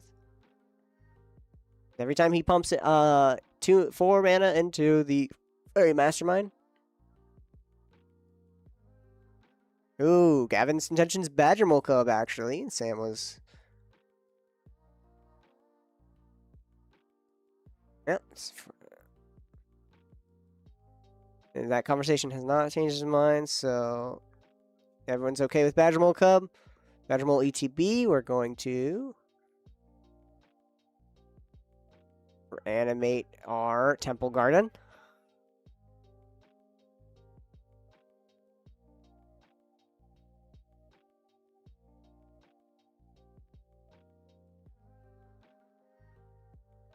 Tap dog to untap our land, and then untap dog.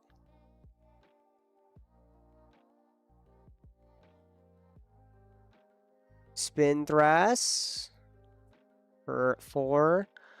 What are we getting? We're going to bottom and reveal top. Is it a land? It is a land. It's going to enter tapped. Trigger on dog. ETB with a legendary. We're going to put a counter on him.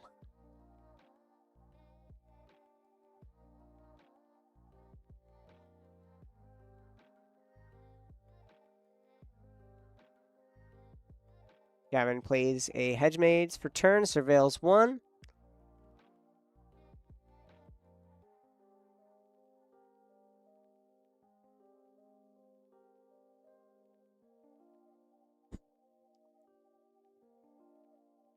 Spin Thrasios E a little more time. Activate Candelabra to untap Temple Garden. 2 and 4. We're going to spin Thras once again. Even Interrupter.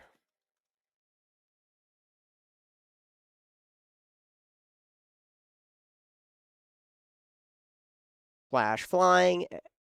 Enters the battlefield, exile target spell. It becomes plotted. You can spend it for free, cast it for free on a later turn. But spells your opponents cast from graveyards or from exile cost 2 more to cast. Sam's going to do end step Thrasios Shenanigans.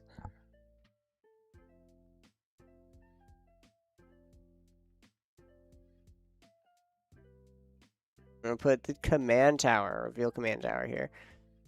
1, 2, 3, 4. We're going to spin Thrasios once again. We'll put another land into play. Get through the lands. We don't need them.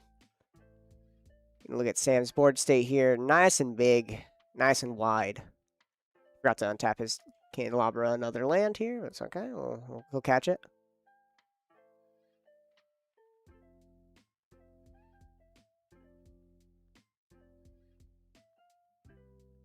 Sam goes to draw. Paying 2. We pay 2.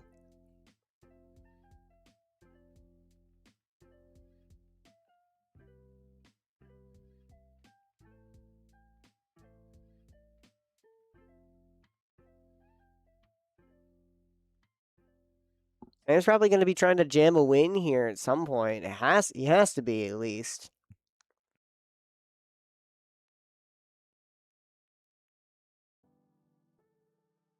We've skirted past a good amount of lands here with Thrasios' ability.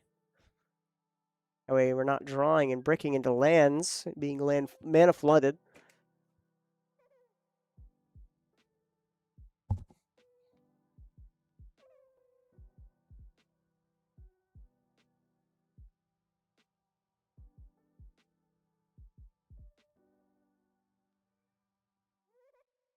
Combo cam. Combo cam, just a little closer, just to get a little idea of what's going on here. A little zoomed in. Like I said, we got Thrasios, we got Roger here. We got both of our commanders just enabling all of our commander masters. X equals 2 Mockingbird.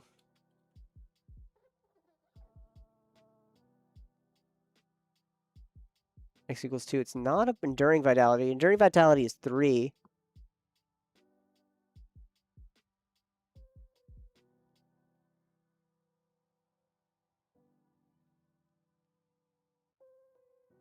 All right. Gavin is going to respond to this. Cast out the Aven Interrupter.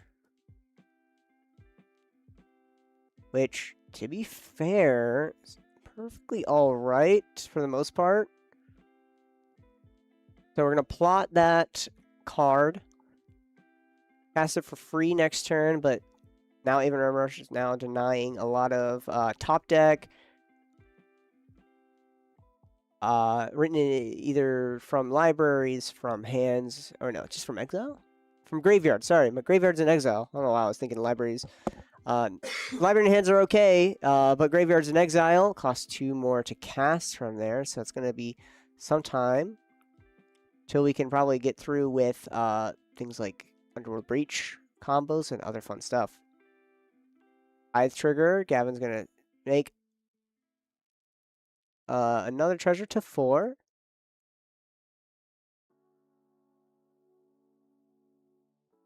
We're going to draw from Fairy Mastermind on Ryan. Does Ryan pay for... Nope, does not, so we're going to make another treasure.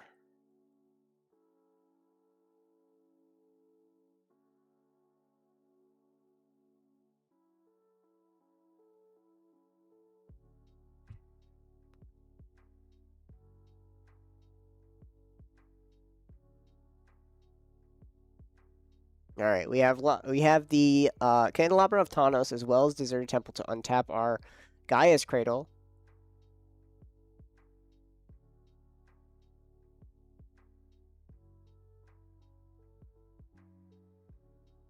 Bloated a mana with Command Tower. Spend 3. Tap our Candelabra and targeting Cradle, Command Tower, and Trop. I'm surprised we're not untapping our creature land. Okay, yeah, there we go. All right, he corrected himself. Volcanic Island gets untapped. And a blue floating here with Command Tower.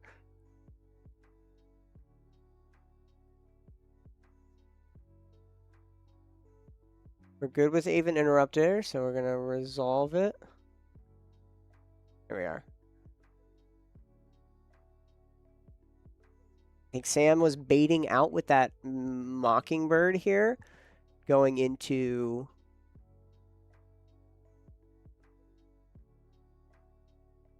seven green to the actual threat here.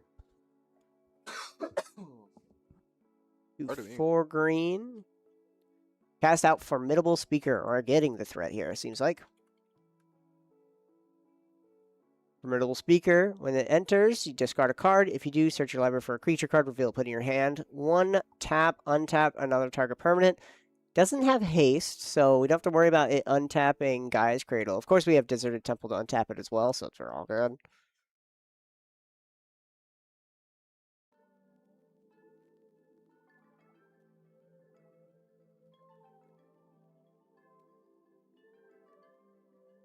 Sam's going to say he's going to keep pushing until a draw is necessary. It looks like Gavin and Ryan are playing for a draw right now.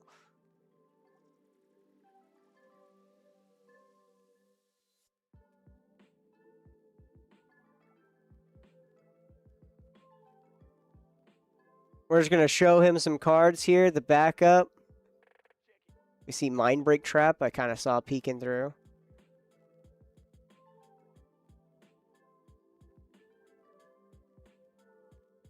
There we go. All cards have been shown. Gavin only has 1 card. So Ryan apparently has 3 cards of interaction with Sam. So Ryan, Corbin, and Gavin are all going to be playing for a tie, and it's going to be Sam trying to jam it as best he can. I want Sam to win so bad. I want Sam to win so bad. I'm tired of these draws. Pray for the win. Pray for the win. Come on, Sam.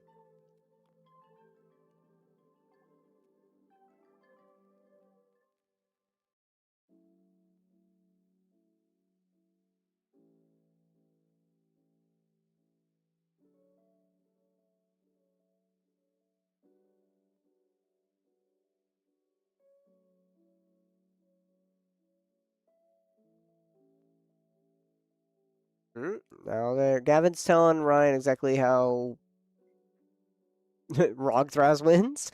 Interesting.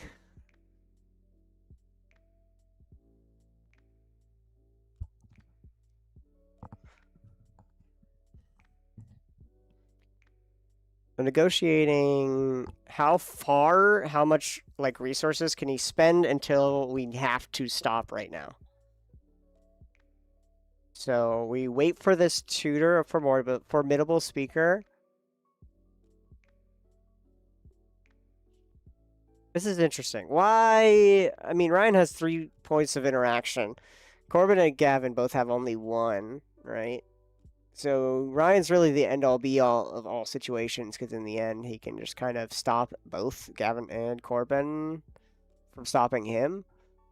I mean, I guess play for the draw all y'all want, but like if showing the counterspells, like Corbin has a little bit, kind of has an unfortunate board state with no little more lands coming in.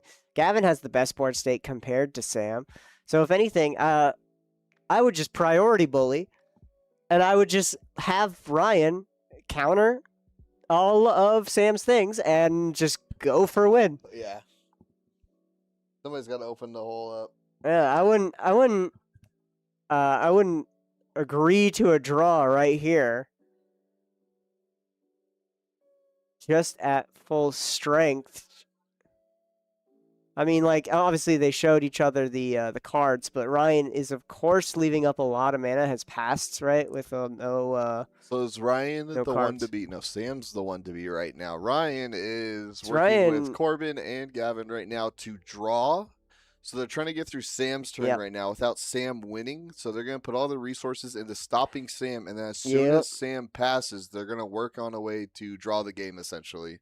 Well, they just agreed to draw. Or they just agree to draw. True that. Oh, gonna get an extension for bathroom breaks? Give me 1 second. Bathroom breaks.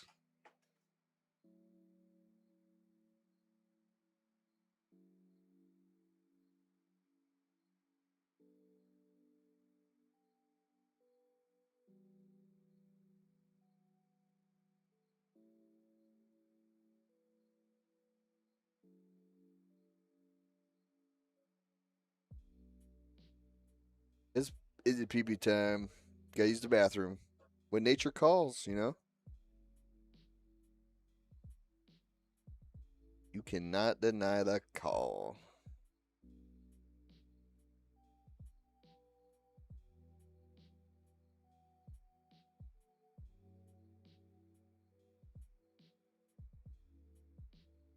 That's it. Yeah.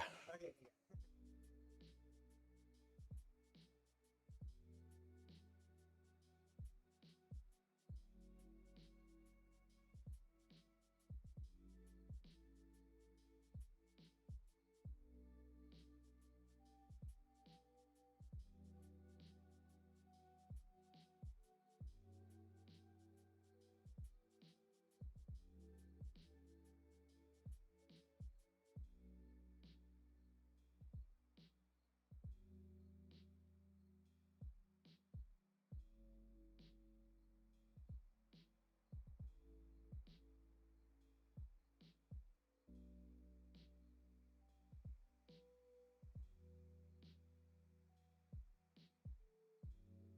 Well, I didn't say nothing.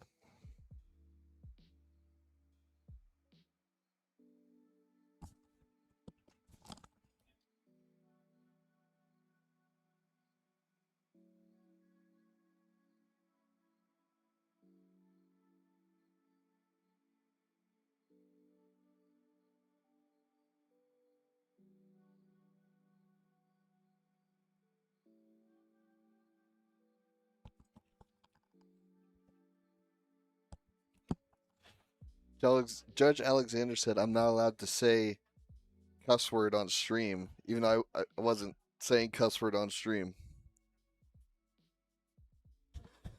I got reprimanded for not saying nothing.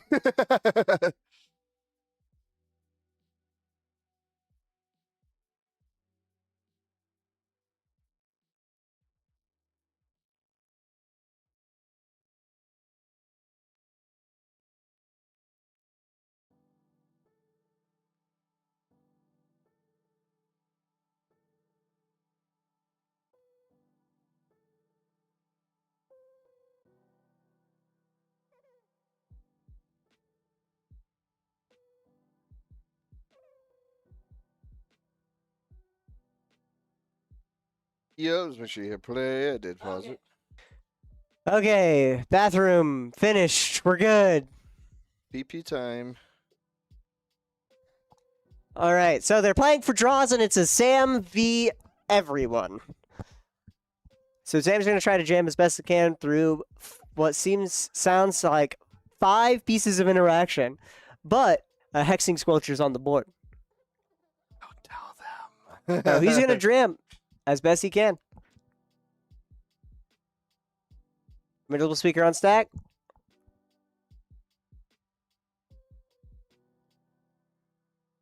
Silenced. Silence happens. Think he's okay with silence?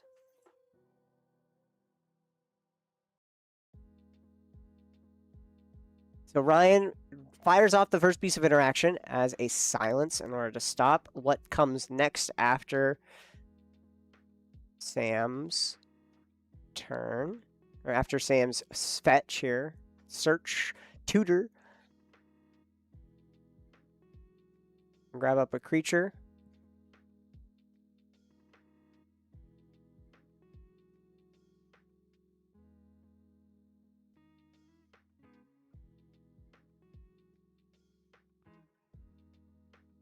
Maybe there's a way to put it on board for free. We get a Galta or something. Free flip a Galta.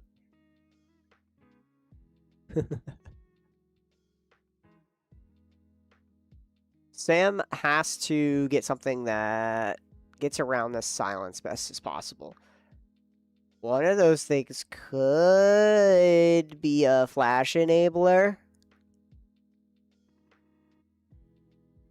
Trying to go to Ryan's turn and then flash out whatever. Flash out the, like, fairy, high face trickster, or Born Upon a Wind, or anything like that. We got an Oboro Breeze Caller.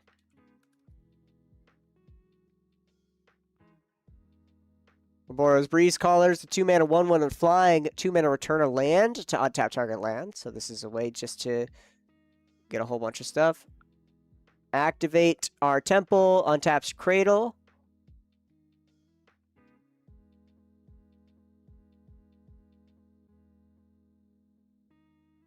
Cradle taps for 8. Sam then passes on end step. Silence is still happening. Gavin's going to activate Thras.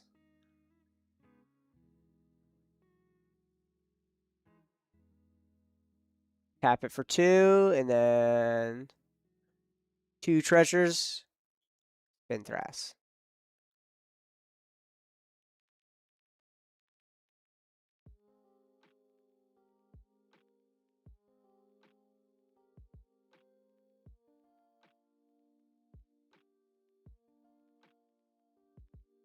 Right?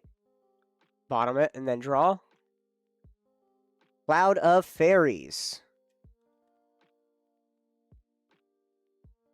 Oh. Cloud of Fairies enters. Untap up to 2 target lands. No Guy's Cradle here yet, so...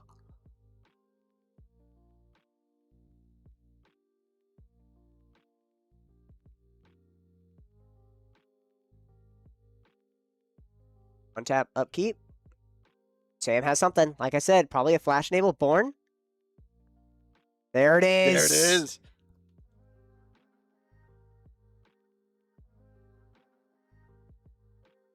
We're going to float 8 green, and we're going to pay for Esper.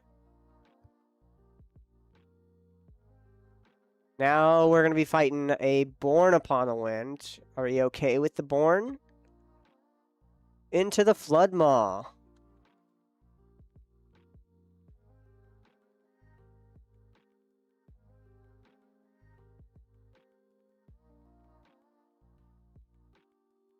Bouncing the Hex.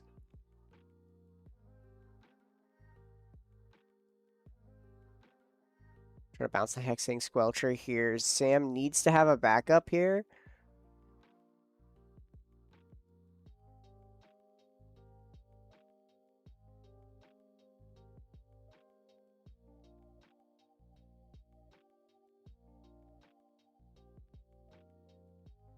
Esper Sentinel and Retrigger also. We're gonna respond to it. We're gonna Flare of Duplication targeting Born Upon the Wind. That's why we run ROG here, alright, y'all? That's why we run ROG, because of this card, it exists. Oh, thank you for following.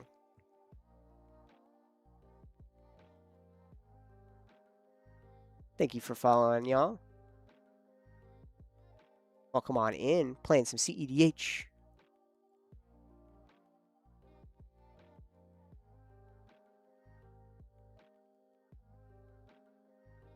We're not interested. We are not interested in a blacklist. The heck? Thank you, though.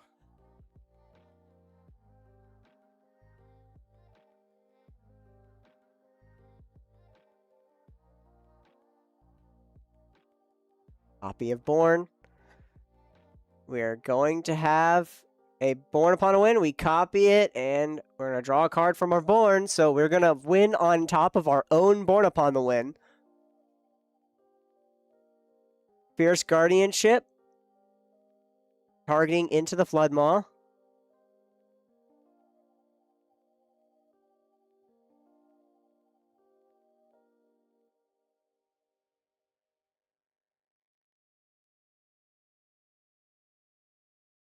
Ryan saying it doesn't matter right now. It's fine to counter Born or counter the into the Floodmaw. Gotta fight as much as we can, says Gavin.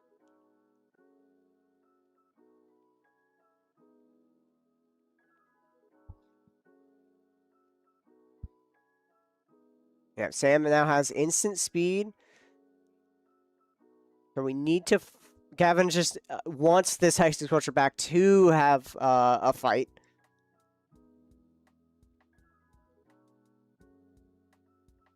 So it looks like this is fine. Alright. So.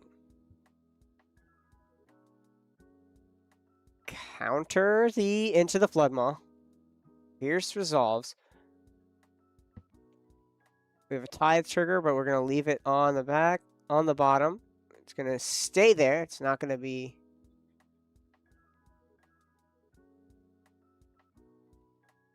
We're going to flash in a Mana Vault. Mana Vault is okay. Tap for 3. Activate Thrasios.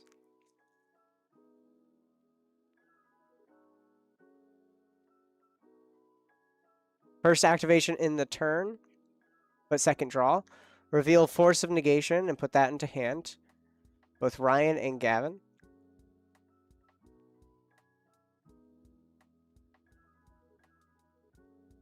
Tithe on Fairy.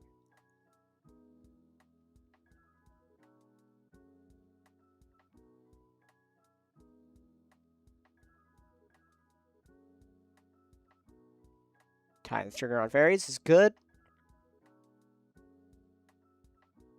Sam is now he's at instant speed. Can we see him actually pop off here with his original Born on the stack and a couple of Tithe triggers and an Esper Sentinel trigger on the stack here as well? A Boro Breeze Caller, where we have to stop. Mindbreak Trap.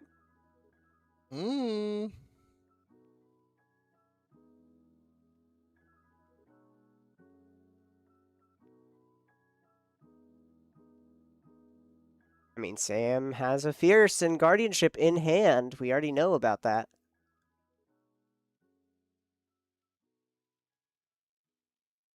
We're going to activate Thrasios.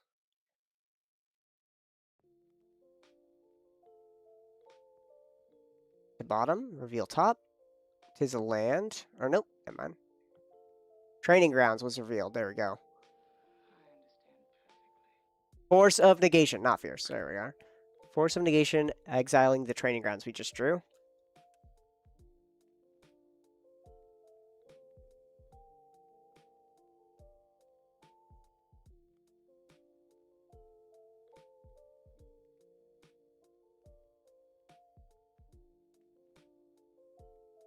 No Force of Negation.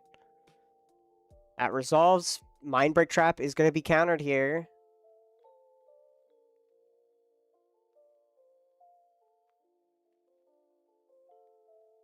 And Corbin doesn't have anything. Corbin has no say in what's happening here.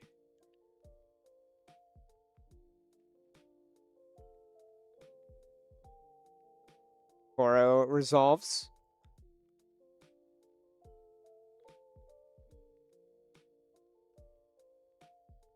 Resolve the Tithe trigger here. Resolve the Born. We're resolving the stack here. Esper has been paid for. Oh, there we go. Into the Floodmaw Esper.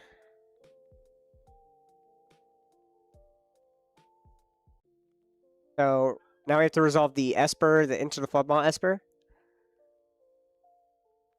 So we're going to draw real quick on the Esper, and then we're going to draw on the Born.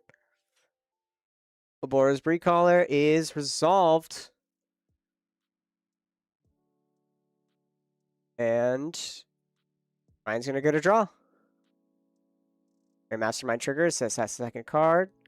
Draw a card. Chalk in a land.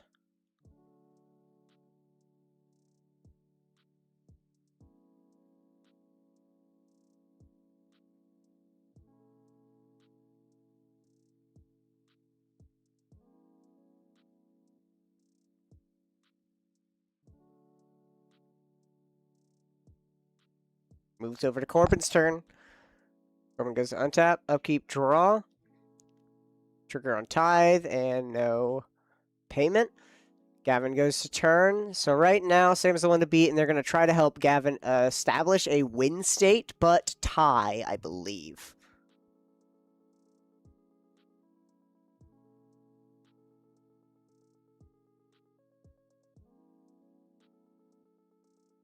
And there's trading cards here. Ooh, I see a Cyclonic Rift. I saw that flashed. So Gavin can Cyclonic Rift here. And a Fiery Covenant. Corbin can play a Fire Covenant here. Sam would be interested in conversing about the draw, but not confirming.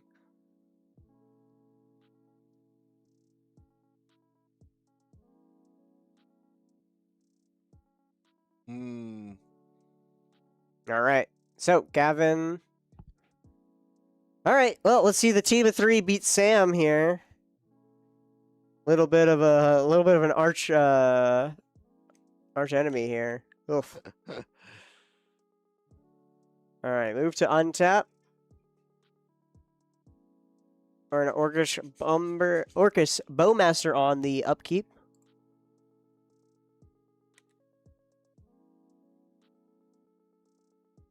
We're gonna kill out Oboro. Breeze Collar. Got our Orc Army.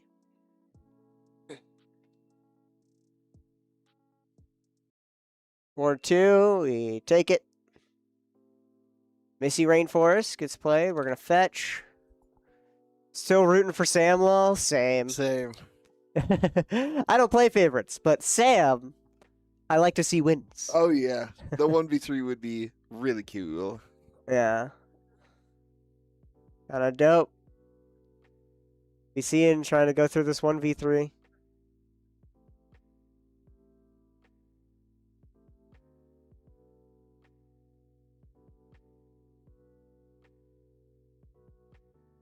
We got 25 minutes left in the clock now. We're almost done.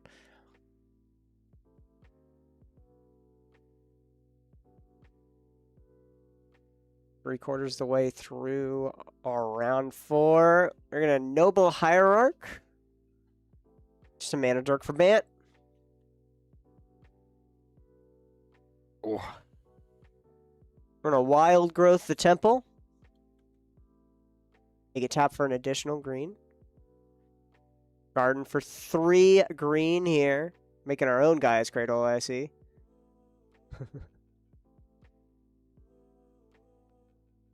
Two green floating, and we will cast out an Oboro Breeze Collar, our own.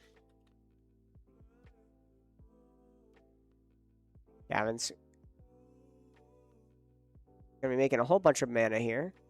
Probably trying to spin into Thras.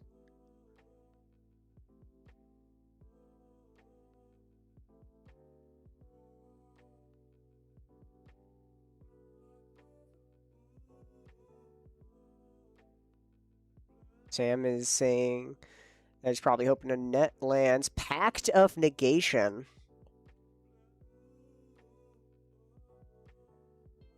Oh, man.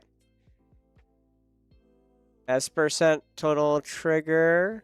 And then also Fairy Mastermind will trigger.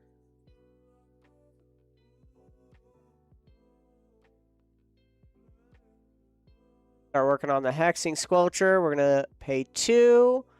So target it once.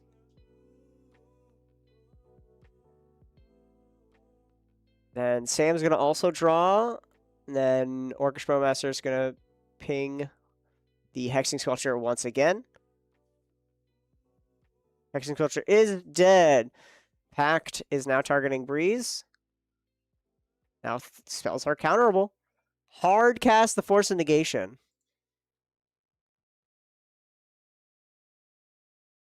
Breeze Caller is now back onto the stack. It resolves. We're going to pay 2, return Boseiju, and untap our 3 mana land here. All right, tap for 3 and our rock here, and put Thrasios activation on the stack.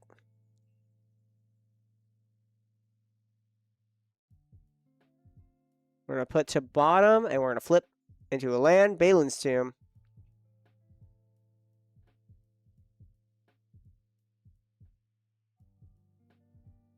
We still have Enduring Vitality. For 2. Cast a Cloud of Fairies. Untapping Temple Garden. And Balin's Tomb. Or Ancient Tomb. Activate Arboro Breeze Caller and untap our land.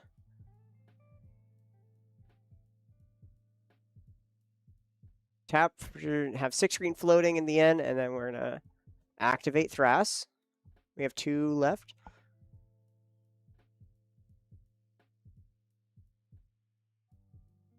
The old Mindbreak Trap, put that in hand.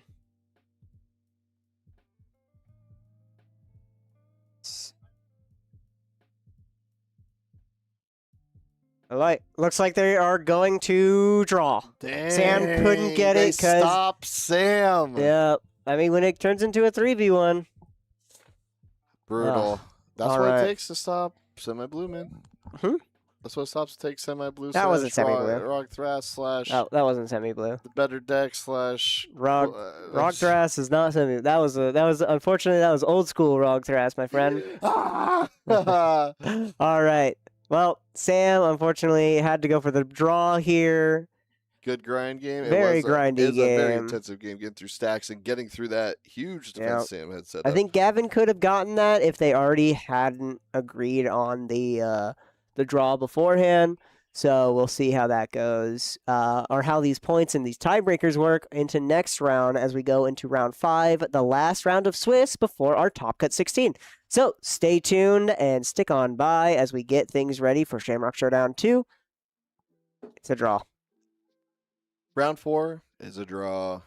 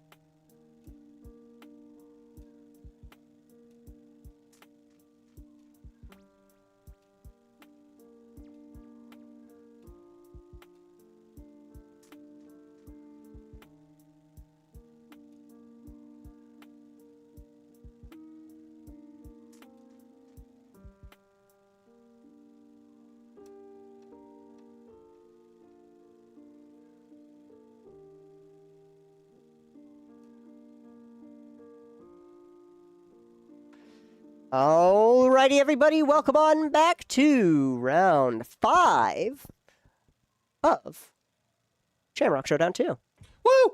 Look at who we got on stream today. Let's start your predictions, everyone, as we have on our wonderful stream, Anthony the Champ XL, 2-time winner of Cash for Kings, I think, right? Cash, Kind of a gangster. Whatever. 2-time winner of a really big, funny little CEDH tournament, of course. Winning a Unlimited Black Lotus. Woo! As well as a Unlimited Time Twister. Woo! So, he's playing Mono Blue Urza, Lord High Artificer. All about fun little artifacts. ETB, make an 0/0 that gets +1/+1 for each artifact you control. Tap an untapped artifact you control for a blue. Then for 5 mana, shuffle, exile top card. Until end of turn, you may play that card without paying its mana cost. How fun. We got Benedict over here on Silas, but not Rog, as we have Silas and Jessica, the Planeswalker. Thrice Reborn. Oh, sorry, it's taking me some time. There we are. Enter the battlefield with the loyalty counter for each time you cast a commander from the command zone. Then choose target creature until end of turn. What matters most is that it is a outlet for infinite mana, because you do -X, deal X damage to each up to 3 targets, and you just kill it and then recast it out again for that infinite mana. We've seen Corbin here before with Evelyn, the Covetous. All about sealing some stuff, and tempo plays. A little bit of a mid-range Grixis here. We almost saw it get a pretty fast win here if it wasn't for his opponent saying no and countering that Animate Dead. Yes, that would. And then cool. lastly, the one and only, of course, Comedian. Woo! On Winota, Joiner of Forces. We're playing some Boros stacks up in here. We'll see how this goes. Because right now we have Anthony the Champ going down to 6. Benedict seemed to be going down, I think probably kept to 7. I'm not too sure. Corbin is finishing up mulls, and Winota, Comedian, is almost done. Ian's looks like putting 1 card to the bottom, going down to 6 as well. Going last, it's a little hard, but been done. So it looks like we have gone down. I believe. I believe.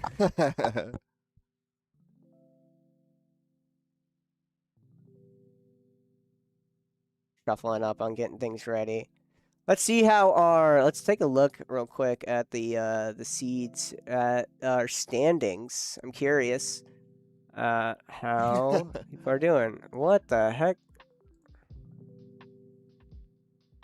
Why is my standings like this? You're on page 4, brother. Oh, my word.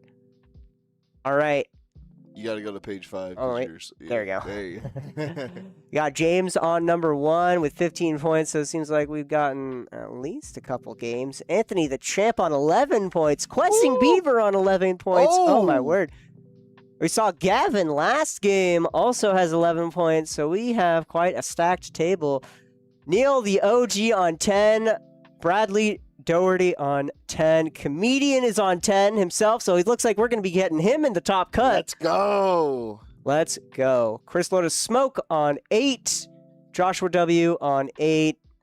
Alessandro on 8. Gwen on 8. Doug, not our tormentor, but a different Douglas on 8. Curran the villain is up here. All right. Matt the Menace sitting at 15th. Who's our 16th? Yeah, I believe Anthony the Champ here is okay with drawing, going and keeping a 12 point. Who's 16th place right now? Who's our top 16 right now? Who's our top 16? Top 16, we get Kevin. Tevin W is currently on the chopping block. Same with Curran, probably. They need to break that 10-point barrier in order to almost try to either guarantee their top 16 or have a high chance of it with good tiebreakers. Oh, yeah. So, looks like Corbin is going down to 5, putting 2 to the bottom.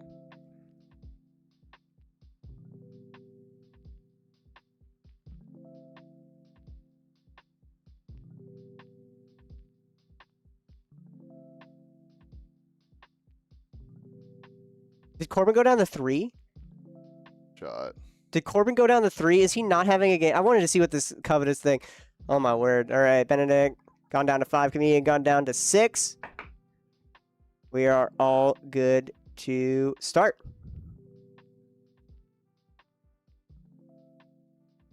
All right, we're gonna start. Oh, whoops. Oh, whoops. All right, Benedict got. Oh, I thought Benedict was done. All right, I started the timer without him. My bad. These guys are on a separate time. Going down to 4. What is this? Oh my word. Okay. Now let's start.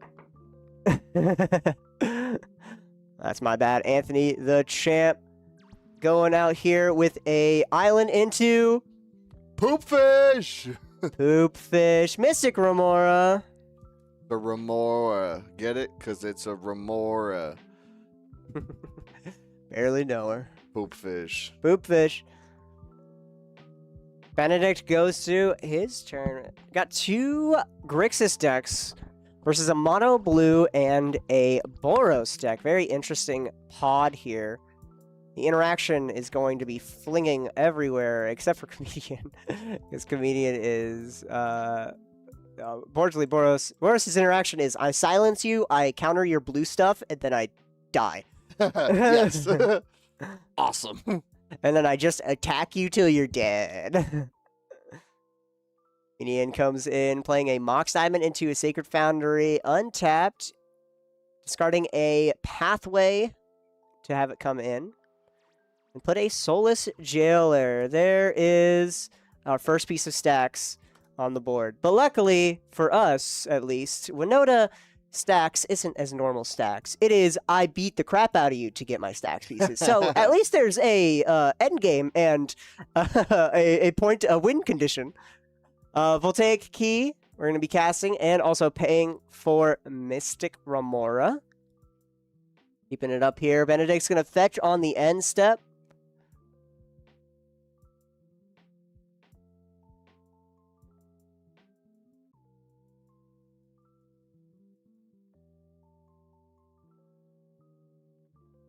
Something I know about Anthony the Champ XL, he's a master of the mono blue artifact archetype.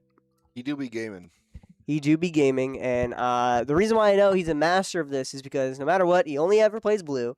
I've seen him play only Brago, and every other deck he has played, it is mono blue something. Yes. It is either Urza, Arkham Daxon, his famous Teferi. Ooh.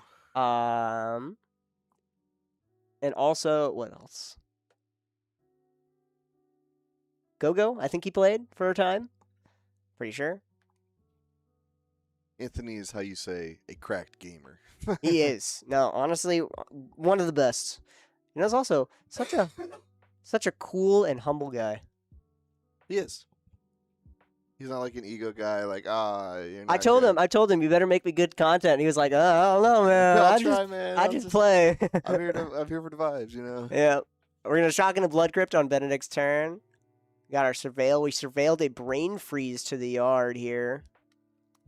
That foil Brain Freeze. And then we're going to Hexing Squelcher. And then he mulliganed to just get a Hexing Squelcher out here on the field. That is it. And Benedict passes with no backup. All right. Corbin goes to turn. Draws. Oh my god. Mulling down to 4 in a Grixis deck. It means you're desperate. It means you're desperate for something. Grixis, I think, is the color of the most mulligans, in my opinion. It must be. I mean, James B. Mulligan's playing it. James B. Mulligan do be playing it. And knowing Seabass, he mulled really aggressively when he was playing Inala. Never forget. Shout out my man Seabass. I'll never forget you, man. I'll never forget you, Seabass. We're here for you, all right? He got knocked out of the tournament. Zach won and then dropped. Yeah. Zach won the last game, and then Zach just dropped. Nice. Nice. That's our boss. That's our boss. What the heck? What the heck is that?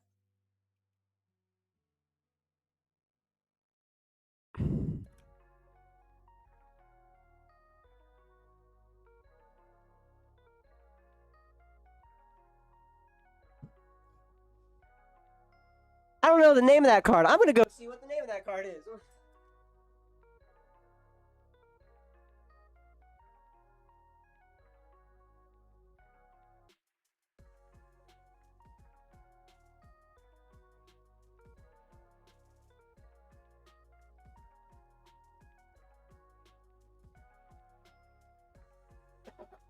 I know. It's an Inox Strike Leader. Inox Strike Leader Godcast. There we go.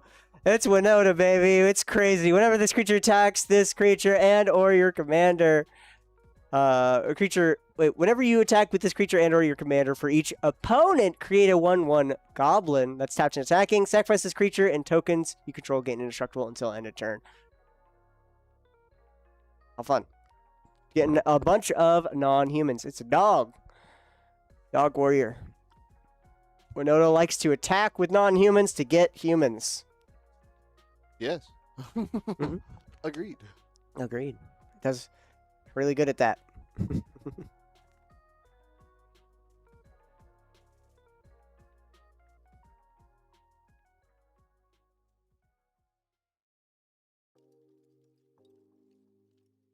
All right, Anthony the champ.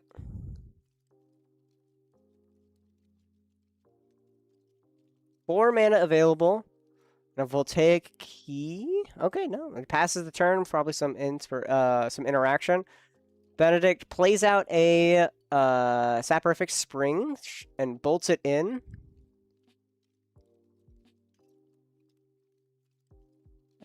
I'm just getting things ready. Probably need an answer for this Inox Strike Leader, because it's going to get a little out of control with all of the non-humans attacking. We're going to Rite of Flame. Rite of Flame. And then Wheel of Fortune. Oh no. If you guys don't know, there's a funny curse with our store. Oh, is he about to pass? Is he going to wheel and pass? Uh-oh. Corbin just wins real quick. Corbin might win here. If he wheels and he passes and Corbin has like land and tomb, that would be awesome. Though there needs to be an outlet, a way to win. And there is. Kind of. Which is Evelyn. Because Evelyn has flash, you get infinite mana, then flash out Evelyn, and then you just mill everyone out. Whoa. So Benedict could actually get the win here. Or, sorry, not Benedict. Corbin could get the win here. Ooh, Mana Vault. Cool looking Mana Vault. Whir of Invention grabs up Mana Vault and instant speed before this wheel resolve. Corbin's perfectly fine with this this Wheel of Fortune going from 3 cards in hand to his full 7. Back to an actual grip of cards. Also, do you see comedians Kiki Jiki Taku? Yeah. That's actually kind of sick. He's been, every time he reaches on the field, I've been looking at the tattoos. No, that tattoo's kind of actually pretty sick. All right. We're going to discard Tainted Pact from IC from Corbin's side, so it'd be so funny if he was like, I discard a World Gorger Dragon. All right, let's see, Corbin. Can you just wheel? Is the curse gonna happen? That'd be insane if we got a wheel and pass win. Wheel pass win. Round 5. To be fair, Soulless Jailer is gonna stop though, right? The Soulless Jailer is a Grafdigger's Cage on a stick. Permanent cards and graveyards can't enter the battlefield. Yeah. Wheel pass. Corbin ecstatic about it even. Muddle, Hydro, April O'Neil, and a land, or I can't tell what that one lasts. A Forensic Gadgeteer. There we go. That's what Anthony just cards. Those were pretty good cards. Bop. Corbin for 2.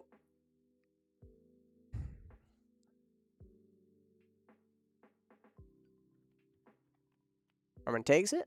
Goes to turn.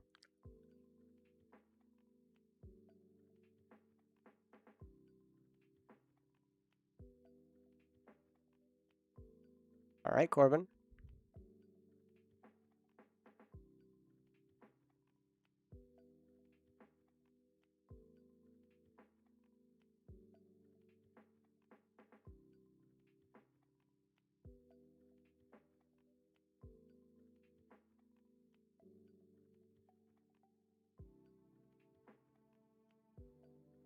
All right, Corbin.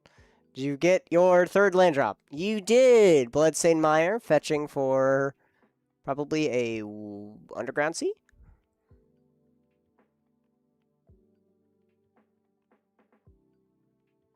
He's going to also cast a Demonic Tutor here. Tapping for 2. There we are. So we can shortcut the Temple Search. An Underground Sea and Demonic Tutor Search.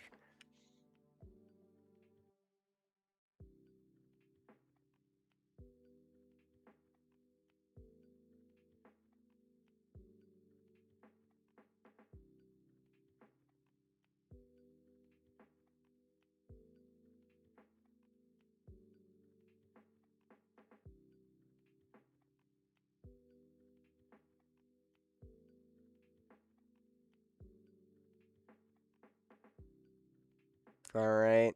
We have our Demonic Tutor Search. Now we got to get our land. There it is. Assigned Underground Sea, too. Ooh, fancy. Rob Alexander signed.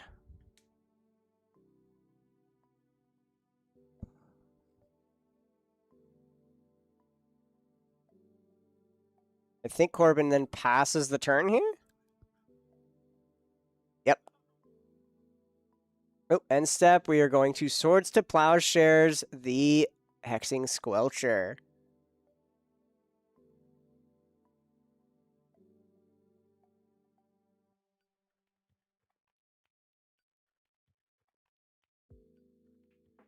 Deposit. Trigger paid for as well with the ward. Does Benedict want to keep this?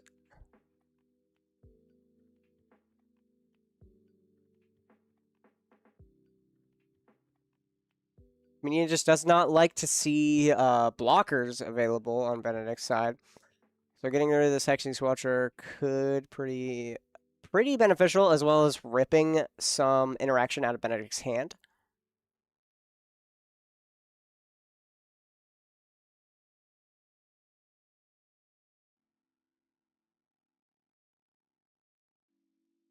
All right, and we're going to Flusterstorm it. Flusterstorm counters it.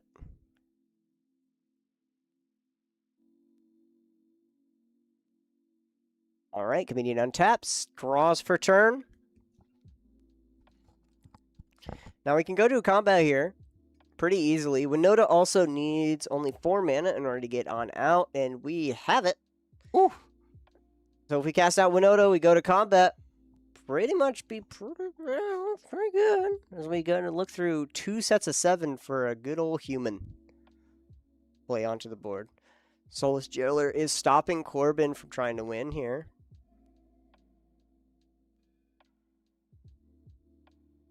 Ooh, an Ocelot Pride instead.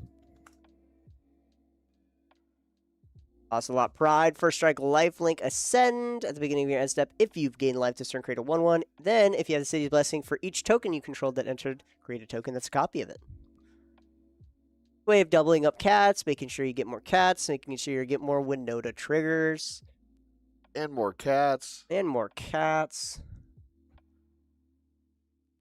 Alright, the Inoc, this will trigger. We're going to get 2 1/1s that are attacking the other player.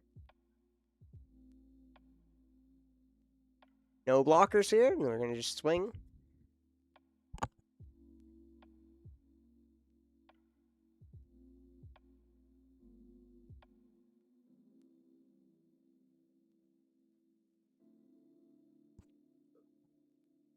Getting the tokens, there we are. There's our little goblins.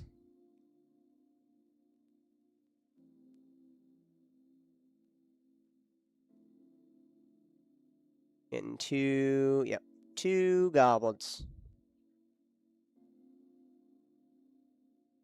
Second main phase.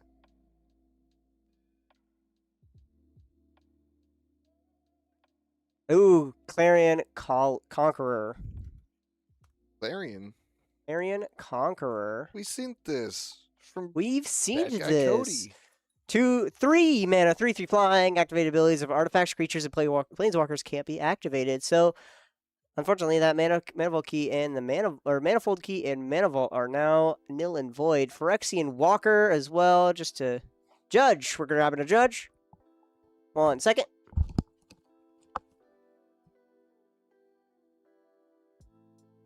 On to the rescue. Needs a cape.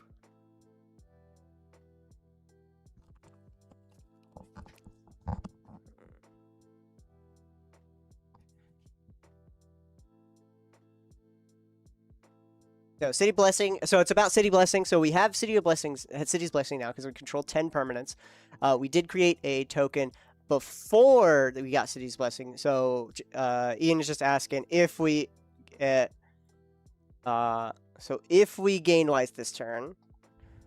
So we don't gain life. Does it still trigger?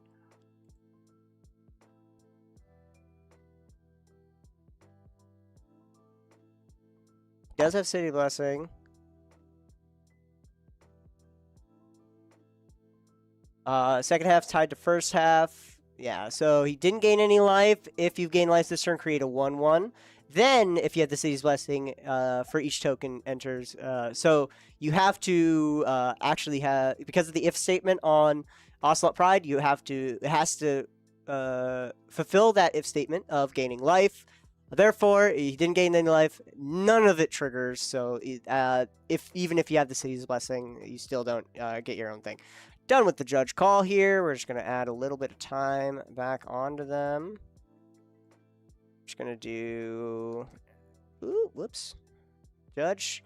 That's the wrong button. Oh my god. Oh, you have... That's right. I forgot. I'll just do it like that. Like that. There we go. Alright, sweet. Give him a quick 2 minutes.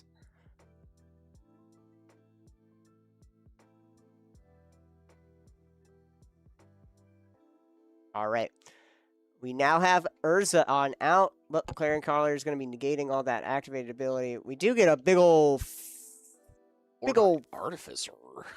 fat construct, though, because that is a 6/6 construct, 5/5 construct on the field. Biggest creature so far.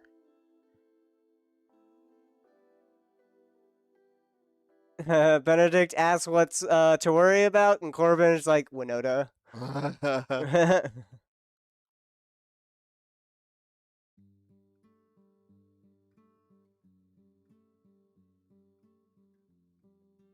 All right.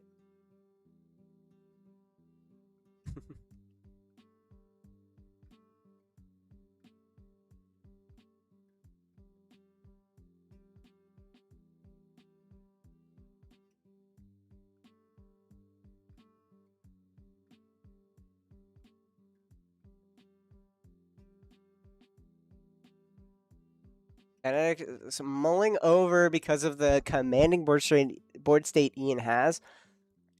On top of, like, if he has to deal with the Ian, then Anthony gets unlocked here with a lot of mana. Mana Vault, Manifold Key, 2/0 drop artifact.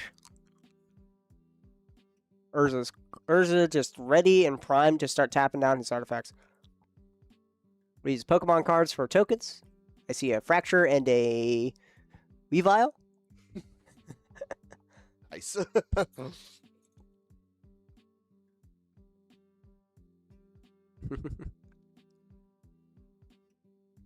Man, I thought Pokemon was yesterday, man. Yeah, hold on. It's like 3 days of Pokemon?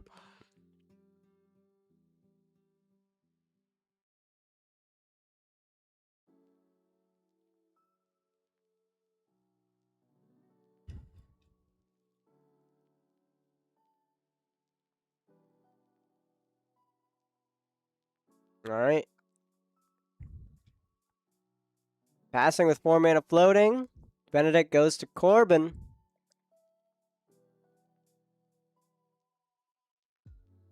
All right. Better than with 3 available. How are we gonna get through this? Grixis he's keeping some greedy hands for sure. Playing a Mount Doom. Mount Doom. Fun little land.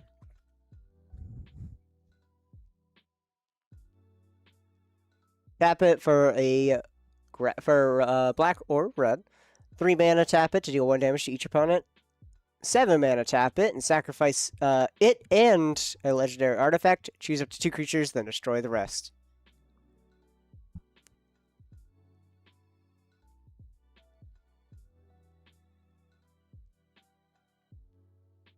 Orban pays 3. What are we casting here today, bro?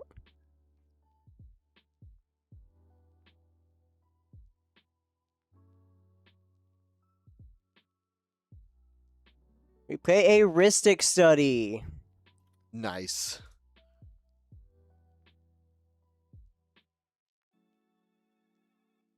Like Ristic Study is going to be resolving. Play it with the Mountain Doom instead of the Underground Sea. Makes sense.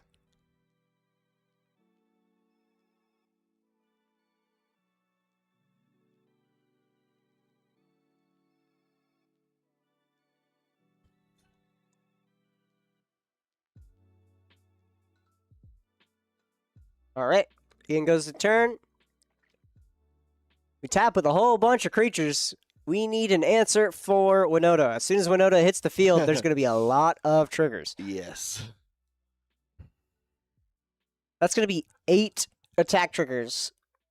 What's 8 times 7? 50-something. 56. 56? Yeah. Yeah? Yep. For sure? That means he's going to look at 56 cards and put down a 8 human times 7? from every 7. 64. 58. 58? 57 is a, to be fair, 57 is a prime number. No, because it's like 8 times. Because 8 times 8, 64 minus It's 42. 8, What are you talking about? 56. Oh, yeah, you're right. It is 56.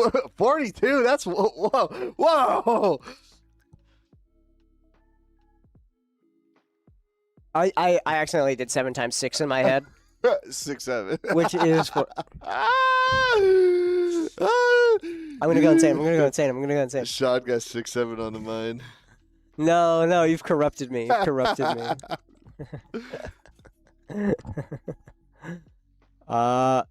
Ian, what do you got? I mean, you play a spectator seating, but you could play a Winota. Unfortunately, it will get answered, no matter what.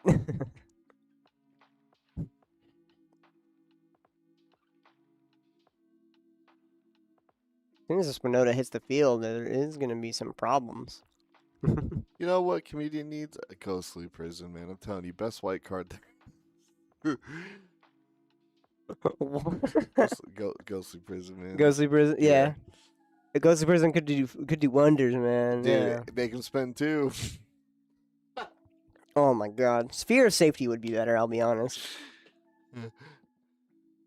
Maybe some defense grid.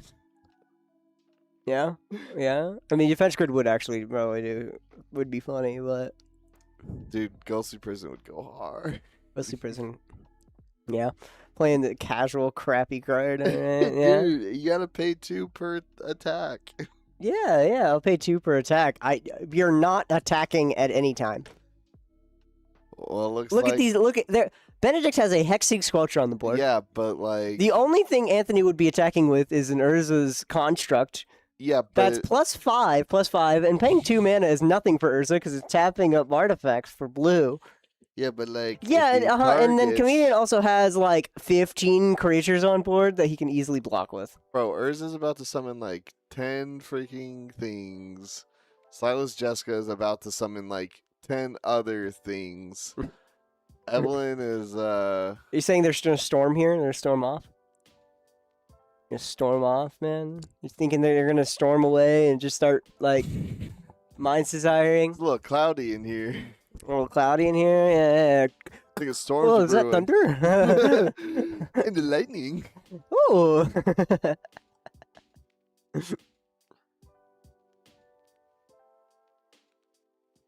So Ian's currently talking about like casting Winota. Start swinging. Got first strike. Fun stuff. Ian saying you gotta show him something. Instead of before he casts Winota, or if he's not gonna swing at Benedict though. So we're gonna just ooh, he sees. Alright, so he's not gonna cast Winota because of the card Benedict showed.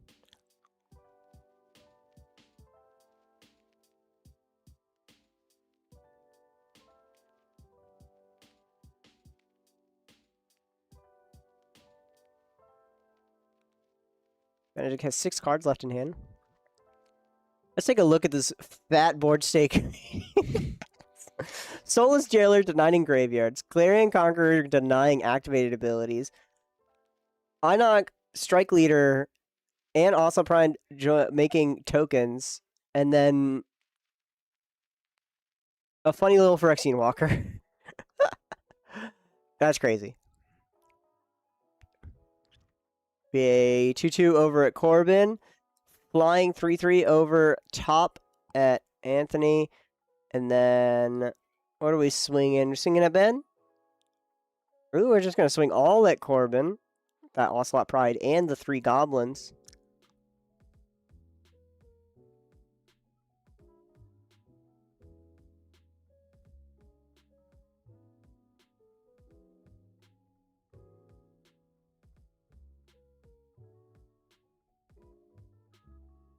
What are you seeing? More Pokemon cards. Wait, we play Pokemon again? Hold on. I see Inkay and... Whoa! Whoa, it evolved!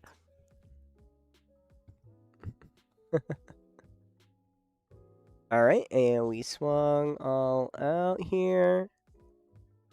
And no blocks for any of these. Ian gains 1 life from Ocelot Pride. Then we're going to make a 1/1 and a goblin.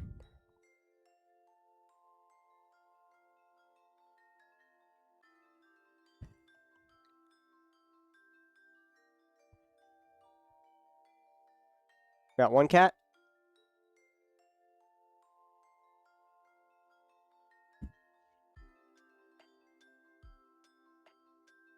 And we'll make more goblins.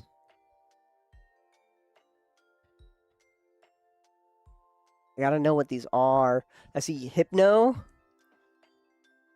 I'm trying to figure out what the heck that one is. Is that, Duraludon? No. What's the middle ant? Durant? Is it Durant? Durant.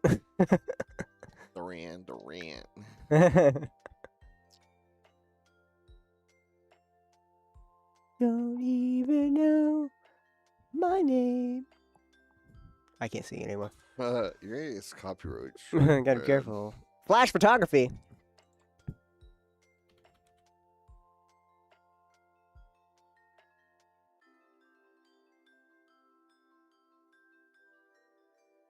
Flash photography. You may cast a spell as though it had flash if it targets a permanent you control. Create a token that's a copy of target permanent. And then for 6, flashback.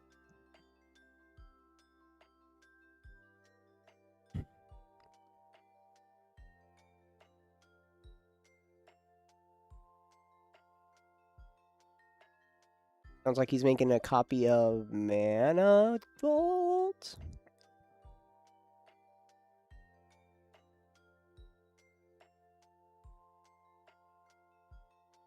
Not paying for Ristic.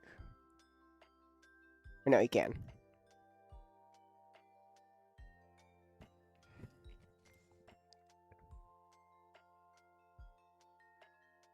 And we are going to Red Elemental Blast it.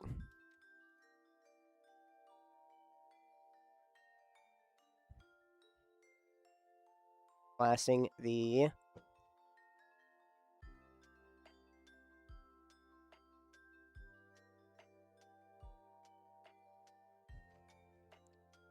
Alright. Chromux. Fortunately, there goes the Ristic Study as well. Oh, Flash Shogu is targeting the Ristic Study. Oops. Then we pass the turn. Over to Benedict.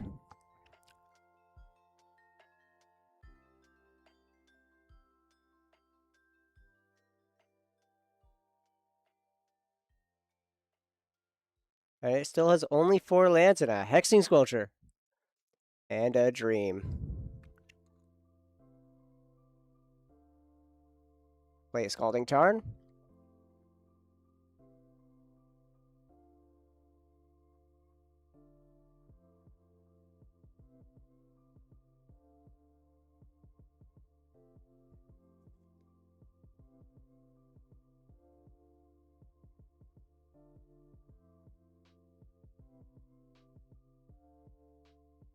Benedict just passes with 5 floating or 5 mana available. And just a casual Hexing Sculpture.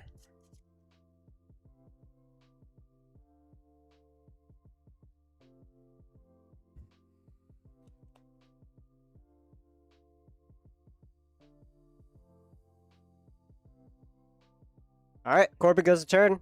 4 mana. Corbin and Benedict are just playing Top Deck and Interaction Simulator, trying to find something to do, and a board state to advance on every single step of the way. Meanwhile, the champ has a lot of artifacts he can't use.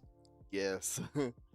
And Ian's just having a fun time swinging his big old stompy tokens and creatures. Oh, yeah. He's letting his inner Timmy out, you know? Me swing. Me swing. You go to punch step. I punch you.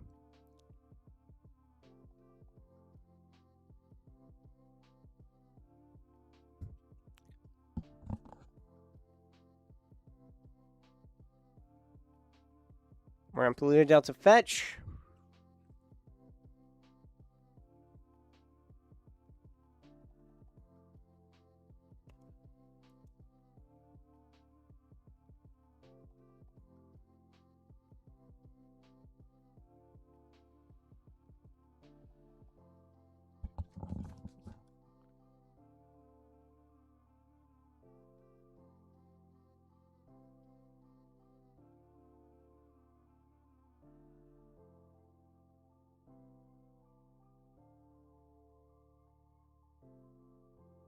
Well, a shock land here.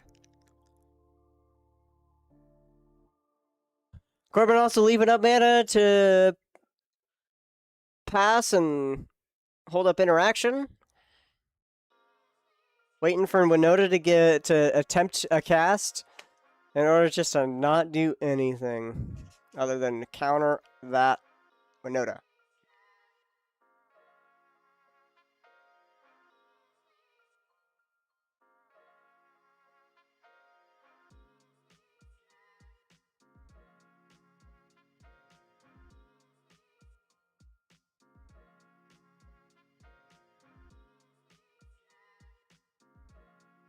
And play our own Hexing Sculpture.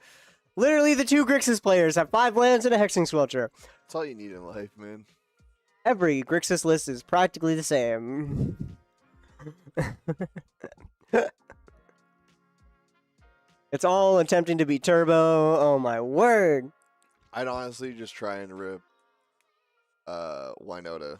Just rip the Winota and just rip Get the interaction countered, out of hand. And then rip Winota next turn when he doesn't have a counter. And just keep Yeah, just whip Winota, rip Winota, and then swing, and then try again. You might as well. Like, you're doing damage. You might as well just try and do more damage, right? Yeah, no, he's got a crap ton of tokens available. Also, he's like stopping his opponents, right? Clarion, Conqueror, as well as Soulless Jailers are stopping the graveyard deck, and the graveyard or artifact deck. You know, it's very much a situation of, I mean, stacks is staxing. Yeah. We saw it happen with Cody, round 2. We're gonna see it once again, but instead, in a red flavor rather than white and black.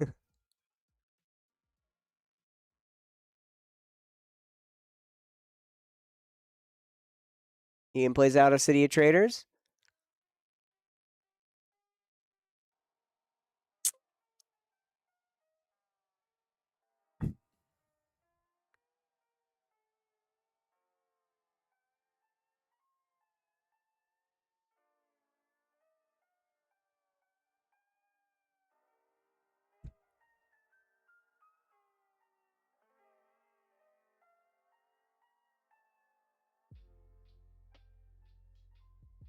Ian has token generators. It's a problem for Corbin, apparently.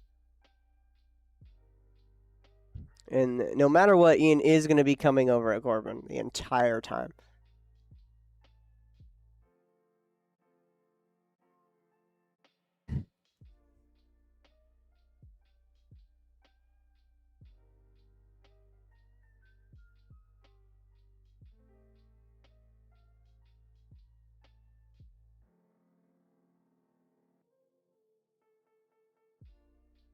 Both Benedict and Corbin agreeing that, yep, our sculptures are blockers. It's not anything else.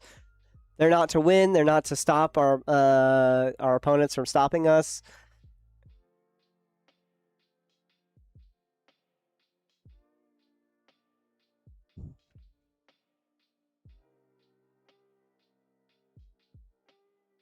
Corbin wants the 2 token generators gone.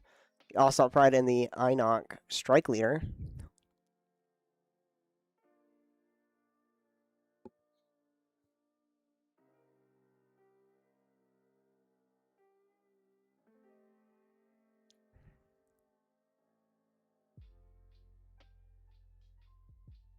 There's also a Tormod's Crypt on the board.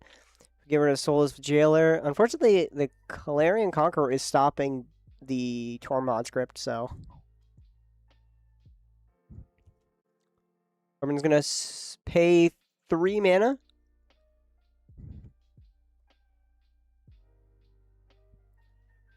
Fire Covenant. We're going to be deciding how much life we pay. We're going to declare Fire Covenant here.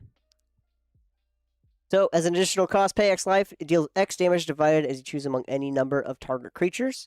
So he's going to be countering up the toughness of the board and just doing a quick little board wipe. He has 22 life, so unfortunately it's not quite a good thing to cast this right now.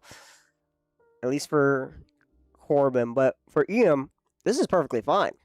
This is kind of what he would want from this board state. He's got a whole bunch of tokens and a whole bunch of non-human token generators. If he spends all of his resources just killing off that and his board state, by the time it comes back around to Ian's turn, he can easily just cast up like a hasty 1/1, right, goblin or something, and then cast Winota and then get and start introducing a board state. But also, Corbin has so much resource, or only so much resources to target. So 3 and then 4 life onto some of the tokens. So like I said, this is a good outcome for Ian because Ian still has Clarion Conqueror, Phyrexian Walker, Soulless Jailer, and 4 other tokens. To when he casts Winota, he's just gonna swing and do more. But obviously Benedict has kept up mana, has kept up interaction, so Winota is not gonna be coming down anytime soon.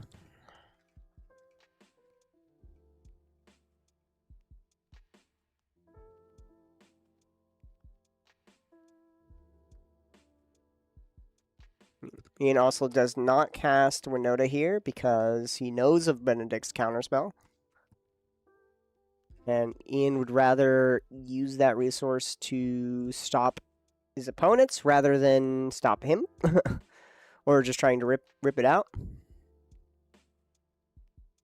Skrelv comes on down. Skrelv here is has 1/1 for 1, is Phyrexian Might with Toxic 1. Skrelv can't block. And then for 2, for Phyrexian mana, Phyrexian White and tap, choose a color, Another target creature you control gets Toxic 1 and Hexproof from that color until end of turn and can't be blocked by creatures of that color this turn. It'd be nice for a Winota. Yeah, it's gonna be pretty nice for Winota, coming on down, getting cast, and then hitting the field. If they don't have a counterspell for the cast, they need something else for the field, right? Oh, Swords to Plowshares, which they don't have, or a bounce spell, something to slow them down. So the Skrelv, or in this case, Plankton, is Plankton. Yep, in this case, Plankton will give a little bit of protection for if Winota is able to land on the field.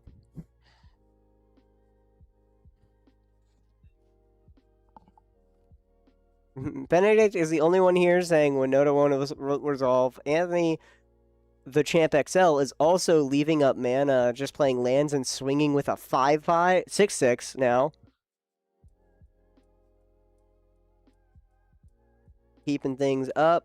Swinging at Corbin every time as well, because Corbin's the only one that's spent a lot of mana, and there's no real reason to start swinging into Ian and sacking his 5/5 to a bunch of tokens.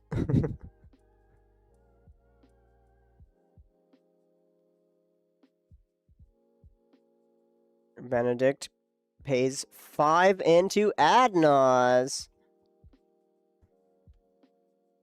Adnaz gets cast. Reveal the top card. Put that card in your hand. You may lose life equal to its CMC, and you may repeat this process any number of times. He only has 24 life, so this is going to be very, very few cards. Corbin goes. Ian's fine, and I think, yep, Clarion Conqueror stopping Anthony from really trying to do anything.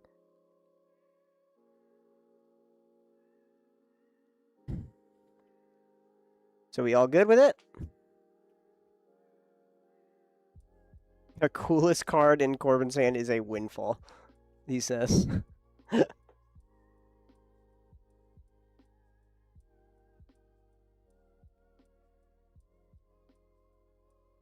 Is Adnaz good? I think Anthony is currently talking about.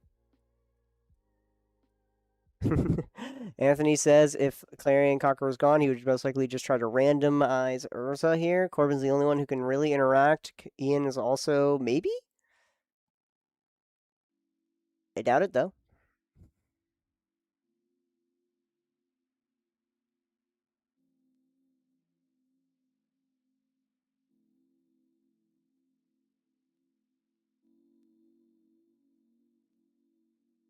Ooh, Aven Interrupter. So it's going to be a little later.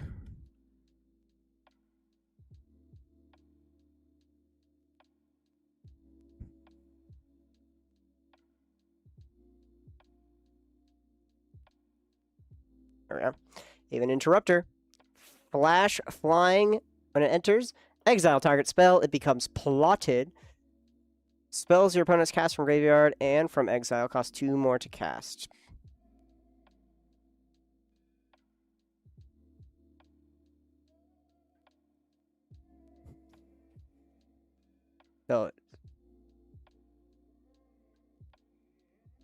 So plotted is its owner may cast it from as a sorcery on a later turn without paying its mana cost.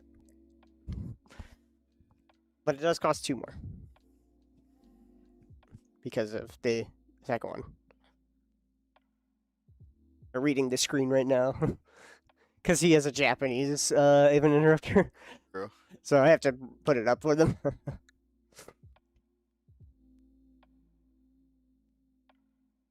Read kanji, man? Come on. Yeah, I can't read kanji, y'all?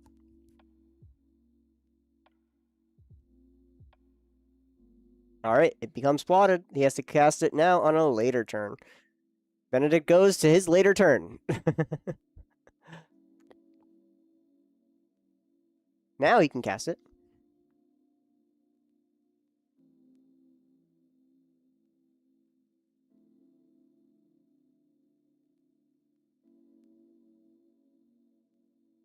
Even Interrupter also doesn't counter it. It exiles it very specifically.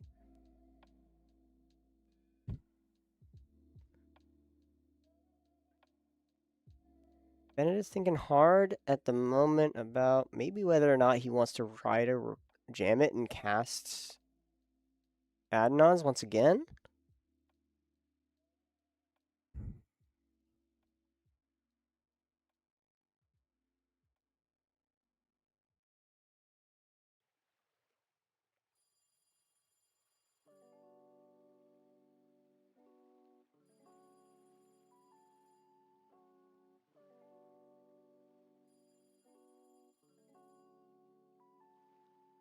Counting up his mana. He has 6 mana available. He has enough to just Adnons. Might as well go for it again. Why not, you know? Nothing stopping you. Rip it, dude. Just rip it.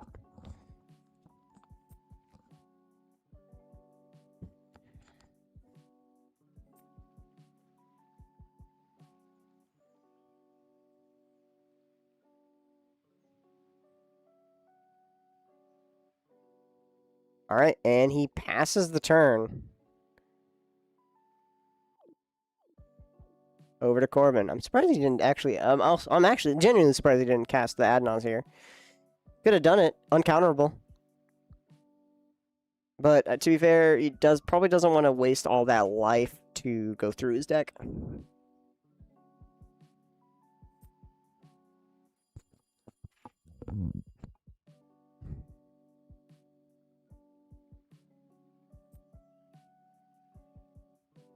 Corbin is the other side of someone who's threatening an Adnons.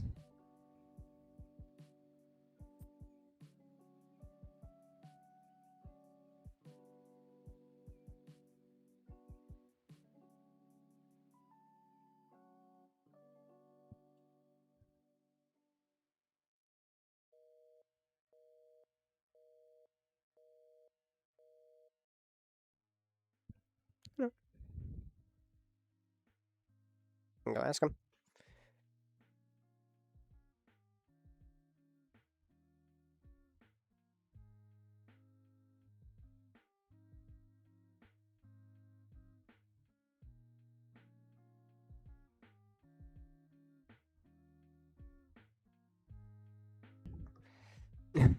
Thought this was supposed to be CEDH. Every round has been super slow.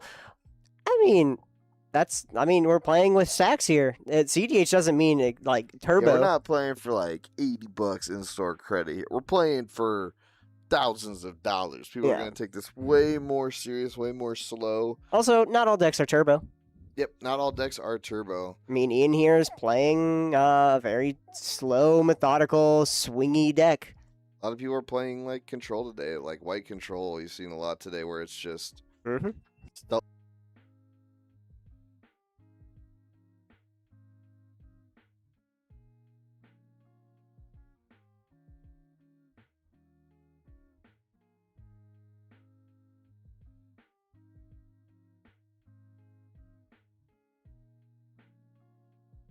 Crack more packs. We don't have any packs to crack today. Yeah, wish.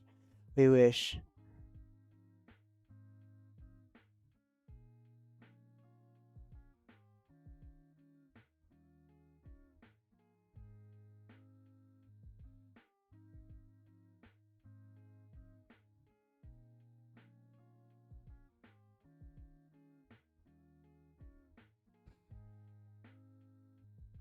Slow Magic is good old magic. Go ahead, Anthony. Heck They're yeah. playing this out. Yep, they're trying to play it all the way out.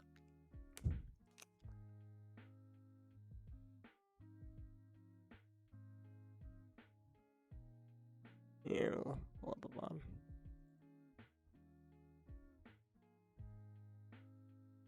blah.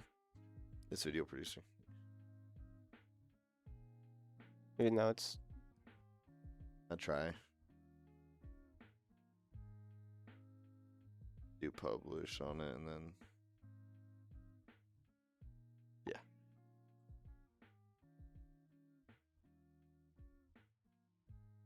You guys know the story of how Anthony started playing Teferi? You should ask him after the round. I mean, we'll see. Hopefully soon.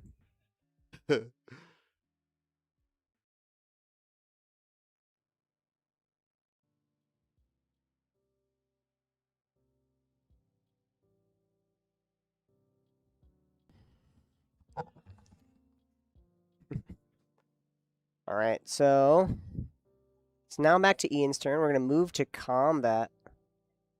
Never mind. We're just gonna try to jam Winota. At some point, we have to. Gotta slam our commander down in order to get more humans out in the field.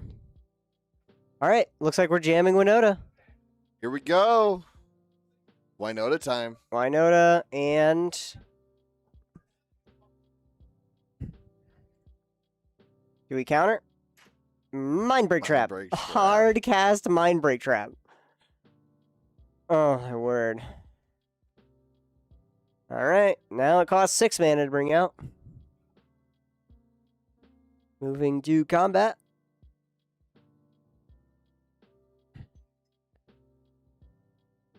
We have 2 flyers and a whole bunch of tokens.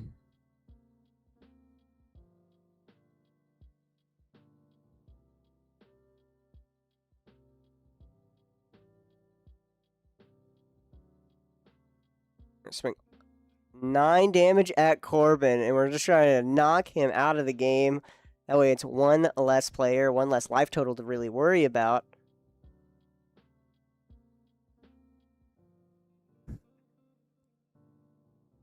Do we just chill at 1 here? Corbin asks. Oh, we're gonna sort a Born Upon the Wind.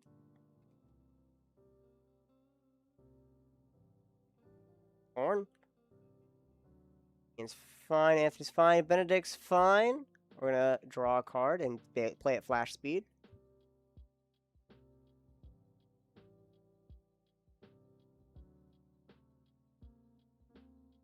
Point where Corbin pushes.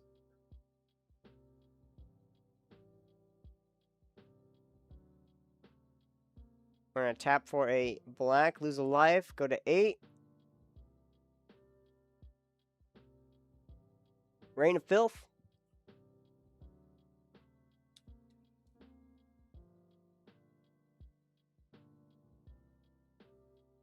Going to turn, lands you control have sacrificed this land, add 1 black.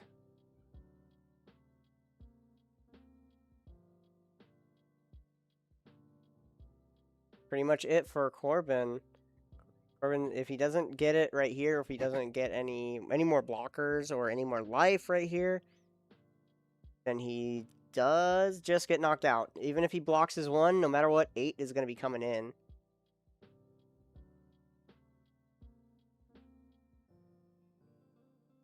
Sack 2 for 2 black. And a blue. Windfall at instant speed. Windfall. Each player discards their hand, then draws cards equal. And he's going to play out a Valley Flood Caller at instant speed real quick before we will.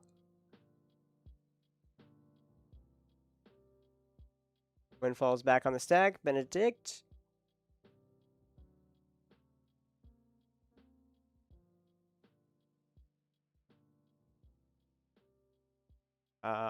It's going to be 4 cards here.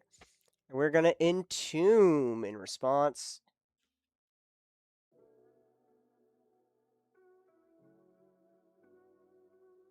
Just to get cards out of hand. And it looks like 4 is going to be the most discarded. So everyone's going to be going up to 4 after the discard.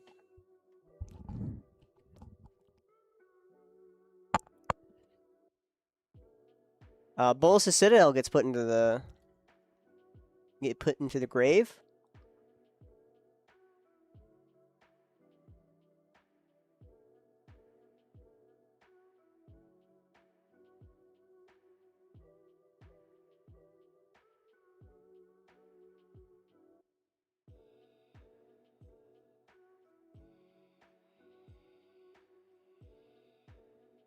All right. 4 discard. Phyrexian Revoker and Chrome Mox get discarded. The CEDH Time Twister Power Artifact I see on Anthony's, that would be so funny if it wasn't for this Clarion Color. Yes. Clarion Conqueror.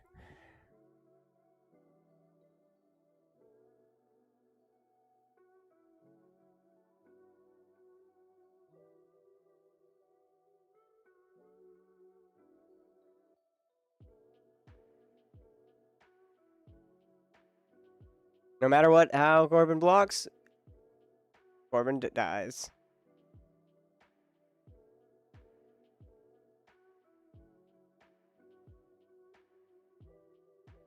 Corbin, is Corbin gonna block?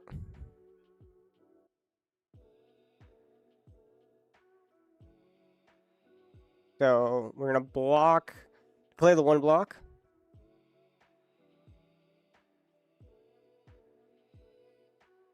Block the cat here. The other three are goblins. And Corbin Is eliminated. eliminated. All right. No. Good games, Corbin. Fun to see you just brick after brick draws and like a hexing sculpture and only a couple lands. He tried his Even last best. time, he tried tried to his jam it best. too. Did. He did. Tried to jam it and just did not come to fruition.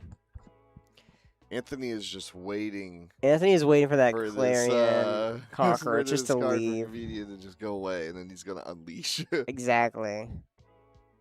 He just needs a bounce spell. He needs a Enter the Flood Maw. He needs a Chain of Vapor. Something just to get rid of this Clarion Conqueror. And we play Tezzeret. Cruel Captain? No. This is an older Tezzeret. This one is the...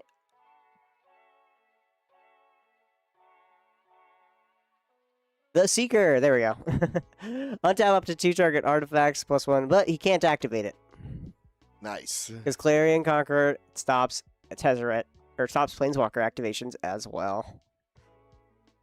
And goes to, and it responds on end step to, with a Vamp Tutor.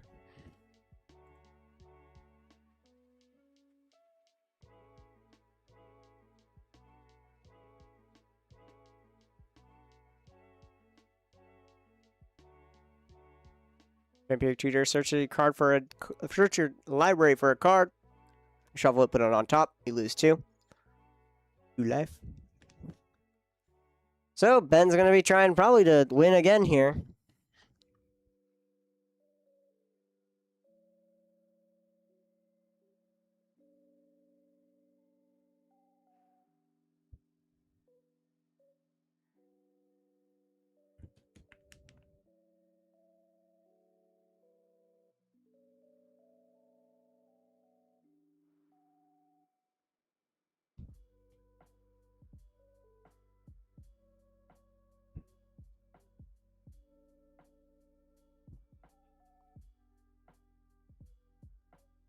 All right.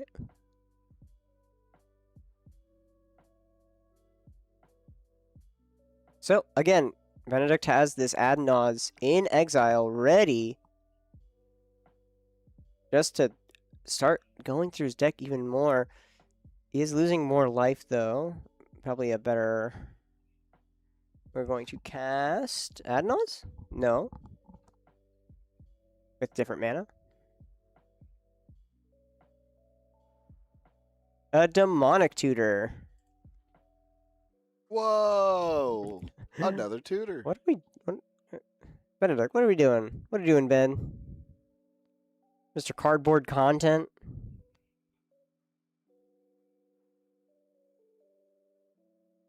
Oh, he's peering over. Give him a head pat, real quick. Check for bald spots.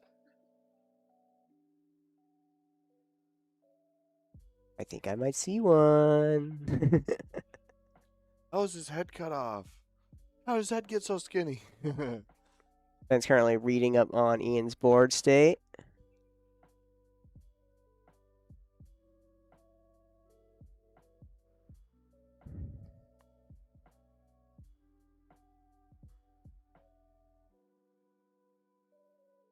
Couldn't tell exactly what we got. Alexander's in the room.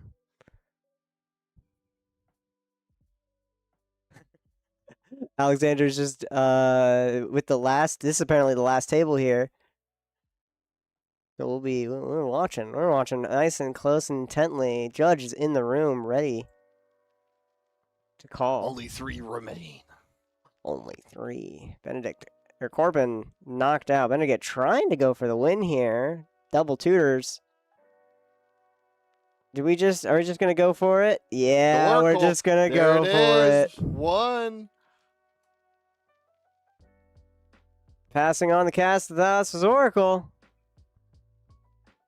And then demonic consultation.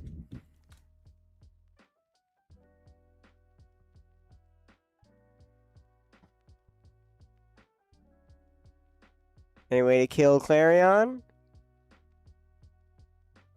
In order to get rid of this, maybe Anthony can wheel into something.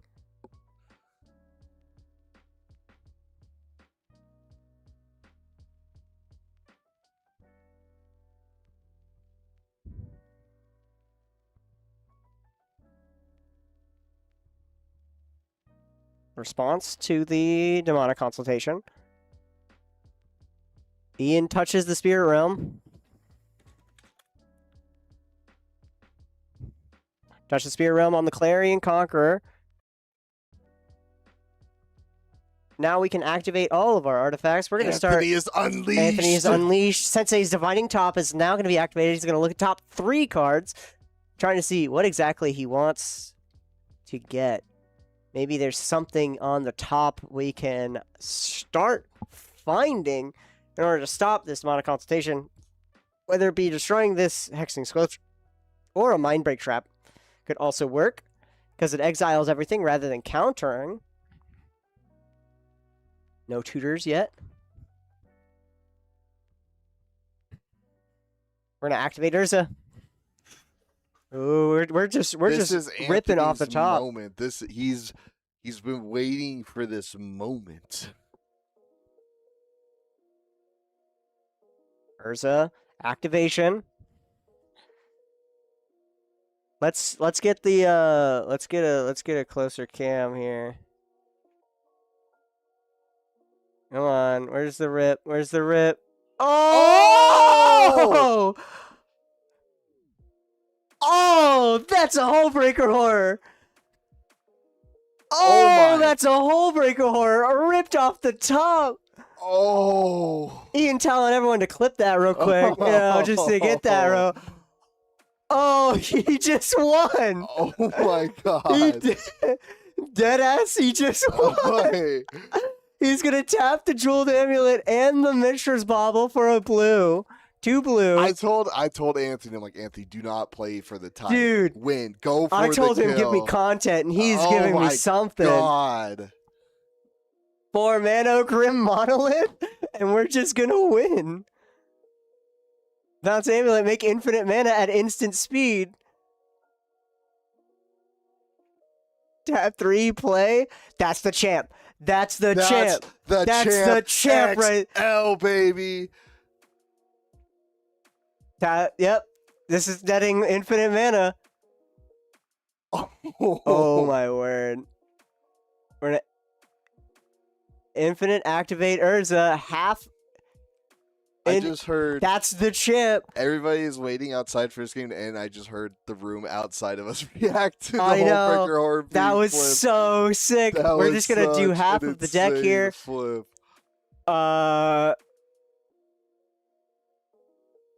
Oh my word. We're just gonna take this much and exile it all. And there's the Walking Ballista. I mean, to be fair, he can't cast it. He casts it for free. He has to cast it for mana.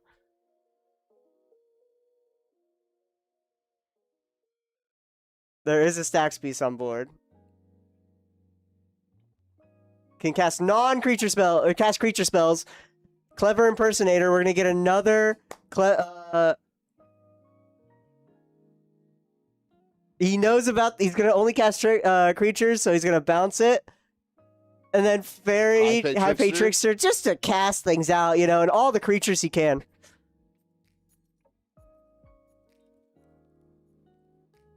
All right, there it is. There's Soulless Jailer away.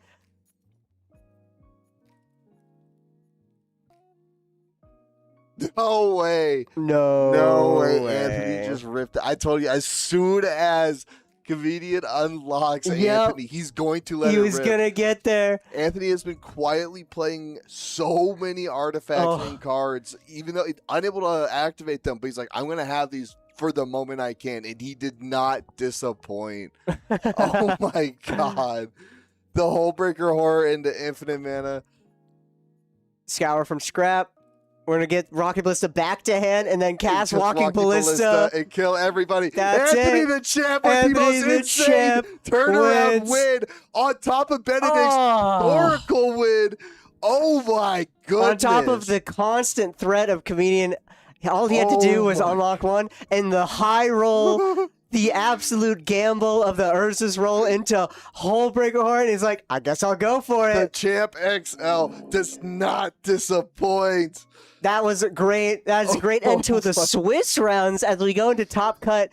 Even though Anthony has won, he's going on to Top Cut. Even though Comedian has lost in this game, I believe he still makes it into Top Cut. I'm not sure. We'd have to double check, but we will double check in just a second. Oh my word, that was awesome. An insane play. All right. We will be right back with getting Swiss rounds. We got to do deck checks and everything, so sit back, stay a while, get some snacks. We will see you guys. That was awesome. For We'll the see you top guys. 16 cut. Shamrock Showdown 2's awesome.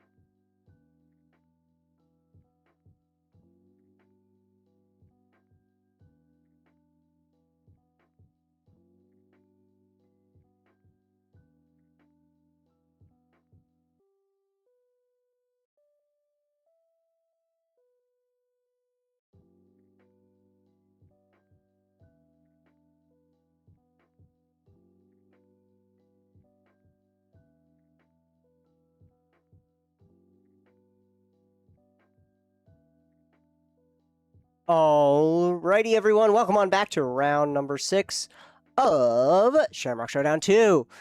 We have... Oh my god, I forgot to put in names. Uh-oh. Well, Anthony the Champ is in the right spot here. Here we are. Nasty Nate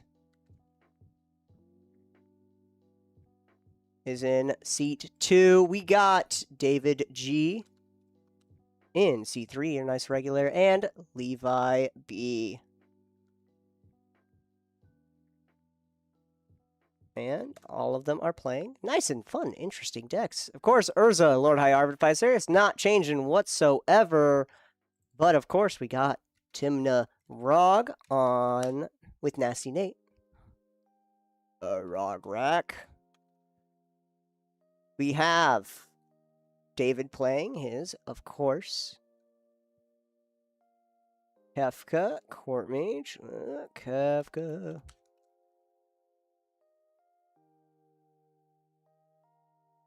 And then lastly, Levi on Rada and Rog.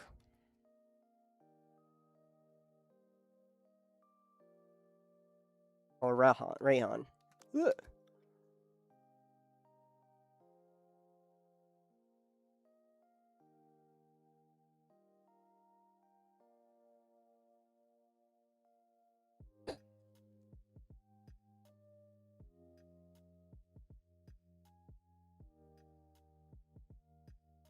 Waiting to see Quest play. I mean, Quest did get top cut. So we'll be seeing how that goes here soon.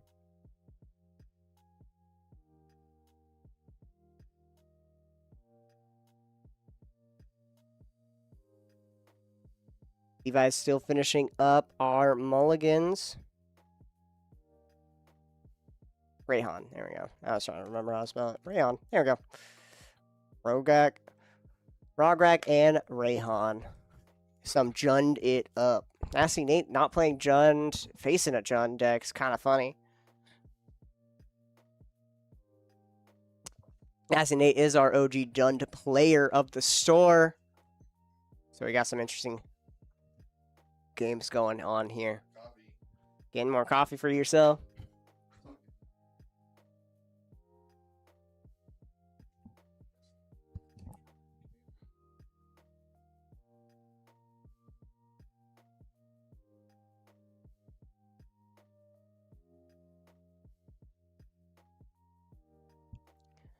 Finishing up Mull. Levi's going to be putting what seems to be, there's 4. David's kept 7. Nasty Nate's kept 7. Anthony's gone down to the 4. Unfortunately. Pun intended. Need a timer that counts up, dude. Need a timer that counts up? Yeah, dude, we have infinite time. Should we just get like an infinite symbol and put it in the time area? What I'm just going to do is put 0. All right, looks like we're all set.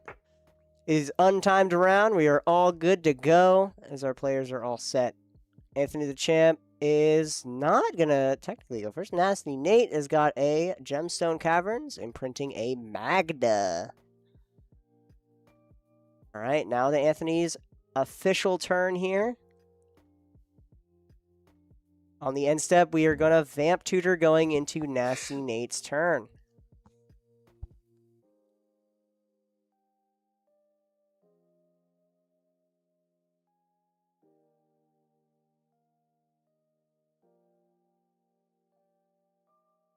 Anthony's just playing a single snow-covered island.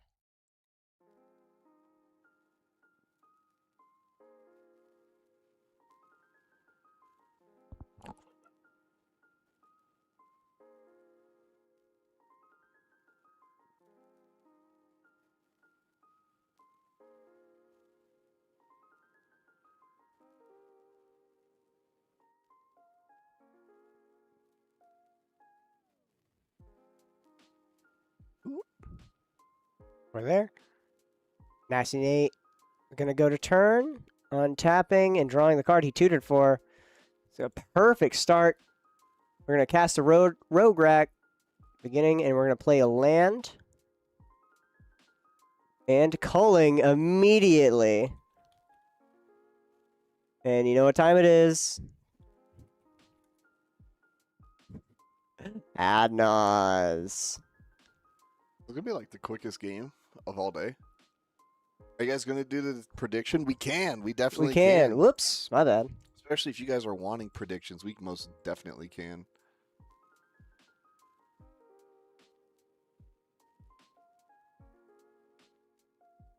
Round 6. Nasty Nate, David G, and Levi B. All right, there you go. You guys have 10 minutes on the clock right now.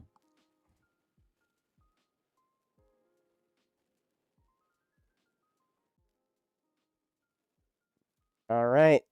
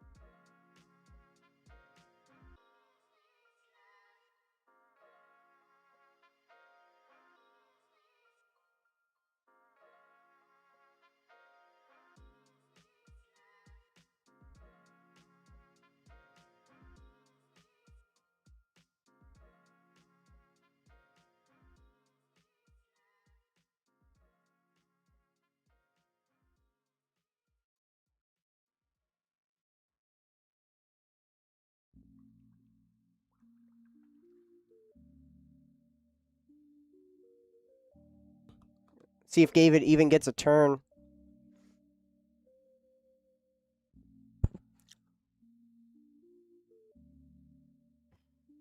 As this LED and this Adnos resolves, Nate having going down to 2 life here. Maybe you guys don't even, I mean, I feel like the predictions are pretty self-explanatory on who's going to win right now.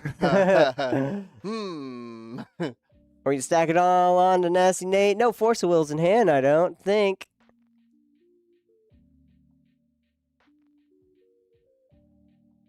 Unlimited rounds right now. Unlimited time for these players to play. Yep.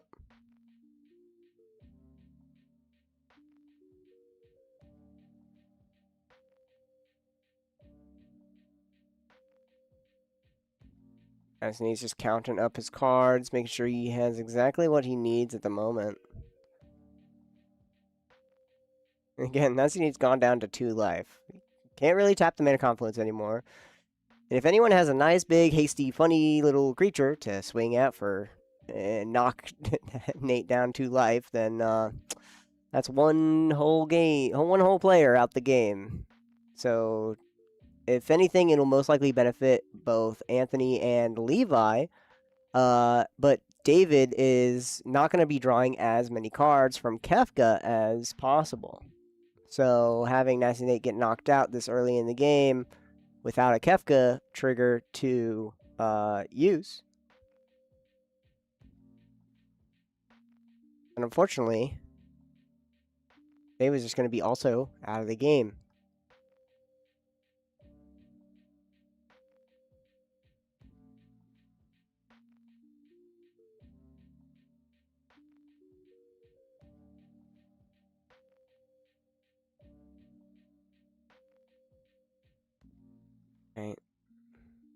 I think it looks like we're just trying to craft the perfect 7 right now.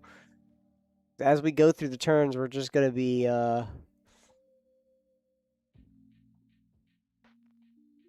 hoping that no one kills me. I feel like I would hope that no one just kills me in this like in their first turn. Oh yeah. Where's our shocks? Anyone got their shocks? Any shocks? Shocks? Any shocks? Maybe a lightning bolt? Just a lightning bolt. 2 gut shots. 2 gut shots. That's all we need. Just 2 gut shots. He's figuring out his final 7 before he passes on over to David.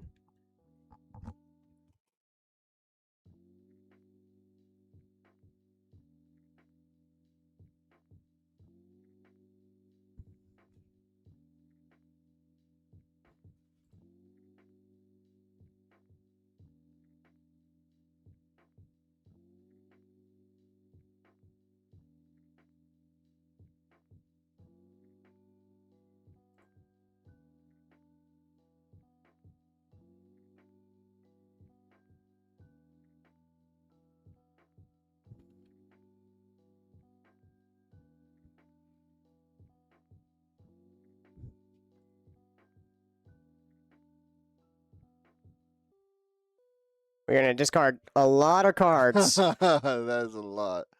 Oh, my word. Fan out that bling.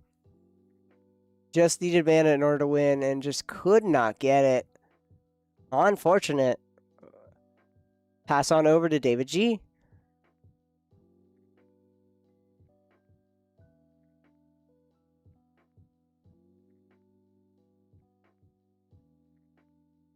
Again, this doesn't get answered within the next 2 turns. Nasty Nate probably wins.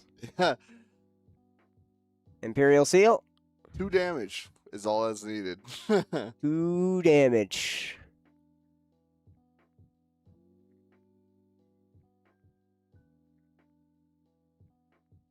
Anyone got our hasty tutus out in the field?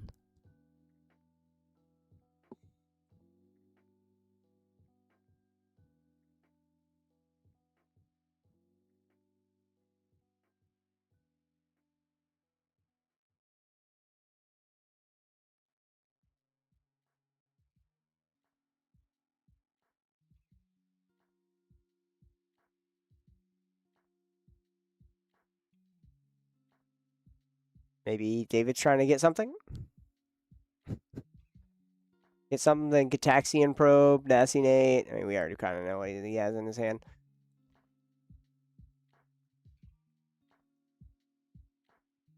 Levi goes to turn with the Chrome Mox. Elves of Deep Shadow imprinted. Taps for green. Birds of Paradise. We are just ramping. No damage, though.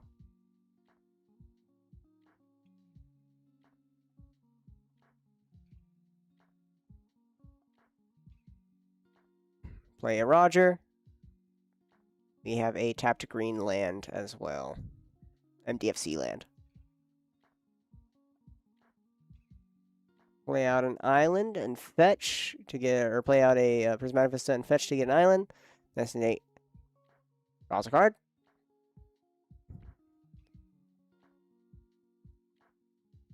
And do we have enough to win? I think he didn't have a card to win right now. I doubt. It's like Hullbreaker horror. Play out a Soul Ring with our Tarnished Citadel.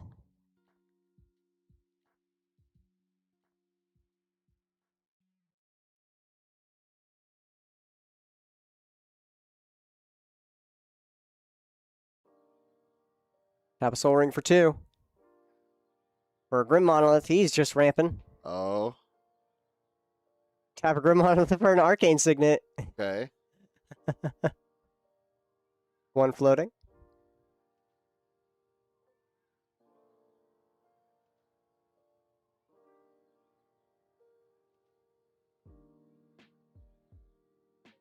No one has any power out yet still.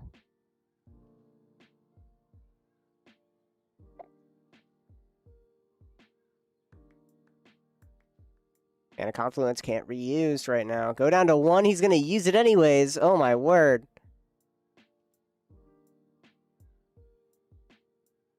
Beseech the Mirror bargained. Stacking the Grim Monolith. Hold priority, make 3 black. I'm going to be discarding a... Oh. Here into the Abyss. Some other fun cards here. And we cast a Mana Drain. It gets countered. Nate's left at 1 life. Oh, man. no. All right. Well, Nate is unfortunately not it. Well, maybe he lives. Wrong answer. Maybe he lives. Maybe he lives. Maybe he lives. Let him live. Let him live. David goes to turn. We're fetching for a volcanic island. Levi, listen. Listen, bud. He has 0 power on board. Oh, he has 0 power? Yeah. Rogrek is an 0-1. Bird's Paradise is a 0-1. That's my pal, Levi. And there's a heuristic study.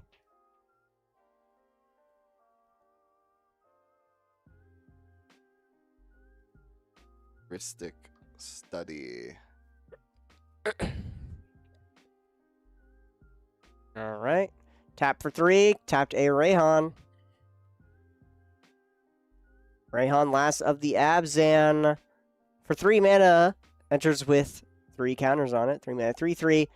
When a creature you control dies or is put into the command zone, if it had counters on it, you may put that many counters on target creature. So, Nate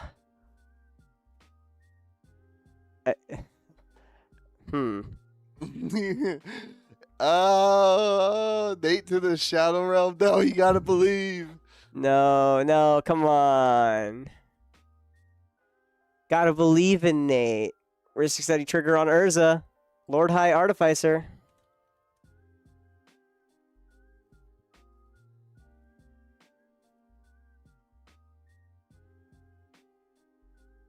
Make a token, tap 2.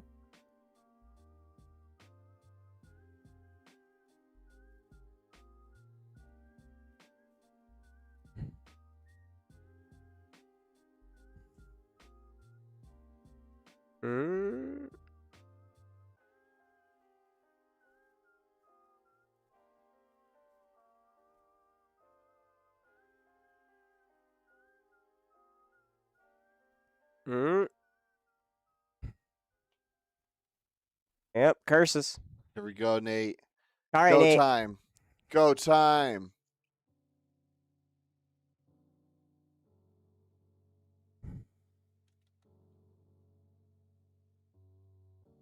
Psychic position deck.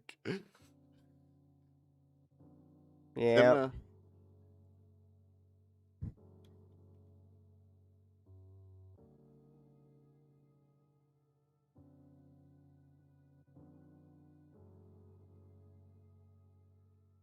Look at that. Look at that psychic possession. Keep your draw step whenever a enchanted player draws a card. You may draw a card. Very fun.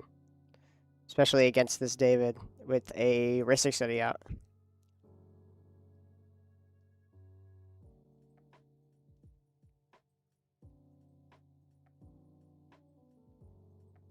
Nate plays out a Timna. David goes and plays out a City of Brass. 4 mana available.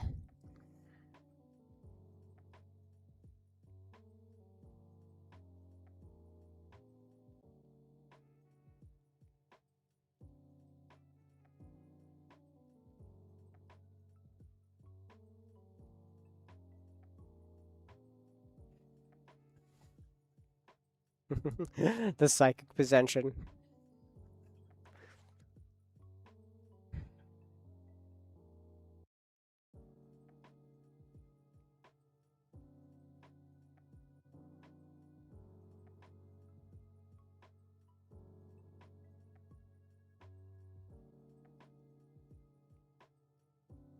David taps for 1. And a Vexing Bauble.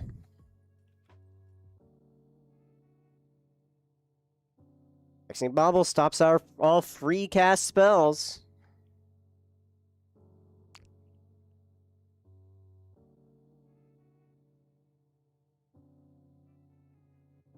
Levi goes turn. Playing all the tap lands. Oh. Oh, this is Oops All Spells. Wait, what is? Rograk Rayhan is Oops All Spells. There's no lands other than MDFCs. What? This is rocks and MDFCs. I just realized. Interesting. How? That's crazy. How did Oops All Spells end up top 16 in my Commander tournament? This is crazy. All right. We got an interesting game here then. A lot more interesting than I assumed.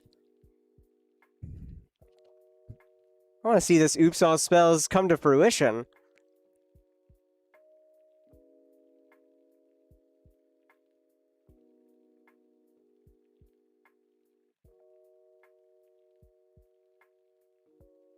Nasty Nate healed for 2.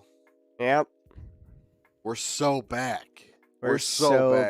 back. We've never been more back. We're at 3 HP. We're so back. We're so back. He blocked it. Gladly blocking it. And that's all he's going to be doing. He's just going to be recasting out Timna. And then re-blocking the next fucking big creature. Next massive creature comes out. And that Urza, was it 2/2 right now? That thing's going to be massive here in a soon.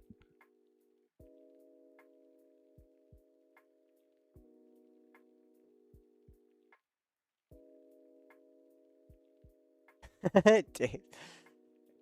Anthony swings at David for 3 damage. What a gentleman. Hmm? What a gentleman. What a gentleman. Let's go, Nate. Go time, baby. Come on, he plays a land, tapped. Can't chalk it in.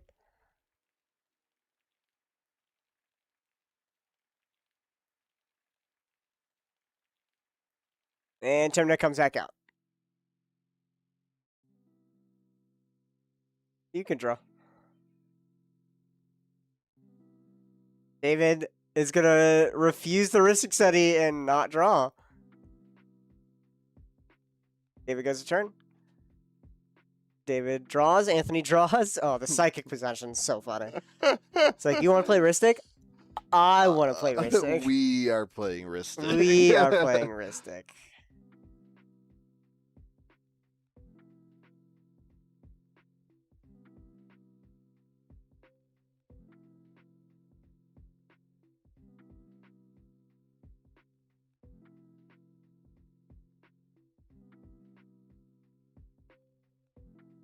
Play out a land here at some point, maybe, unless we're missing our land drop, but we have to advance our board state a little further than Anthony, because Anthony is just leeching off of David to the maximum amount with his Psychic Possession.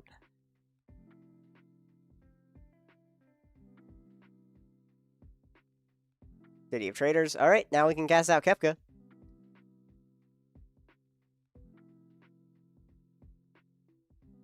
Oh, unless...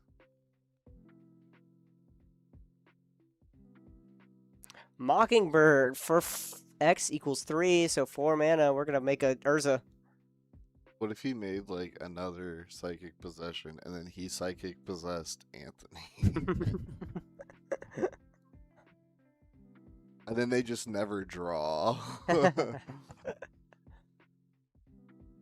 Alright, Urza is now on the board. A copy of Urza that's also a bird.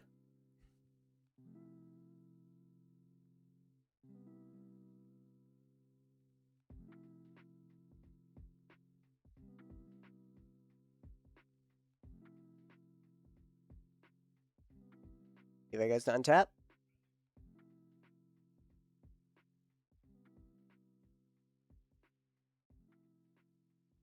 And cast out a Dark Ritual. Mystic Study trigger. Levi could pay 1 mana to deny 2 draws here. LOL Anthony's like Ristic Study trigger at the same time. Yep. Like I said, we are playing Ristic Study now. You want to pay for this one funny heuristic? David may draw. David will draw.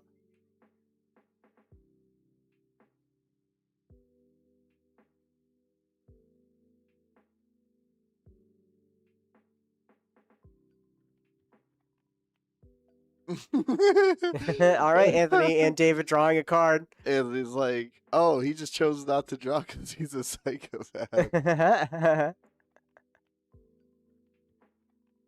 Anthony passes. Nate passes. David passes here.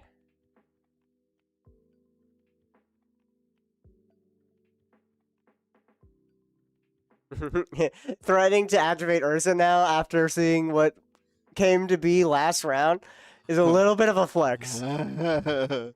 He's got that aura, you know, plus aura.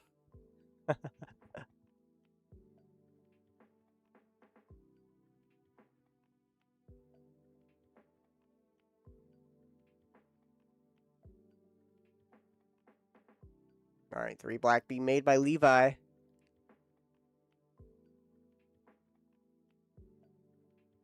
Four, 5 mana. Lively Dirge. We're gonna spree here. All the way out. So it's gonna be 5 mana.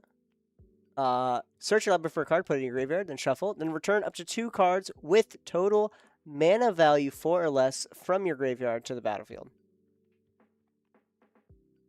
Dark Ritual. Dark Ritual made enough mana here. He's gonna, it's oops all spells, so he's probably gonna get Balustrade Spy, as they've been saying. And then the resounding "oh" from Anthony and David.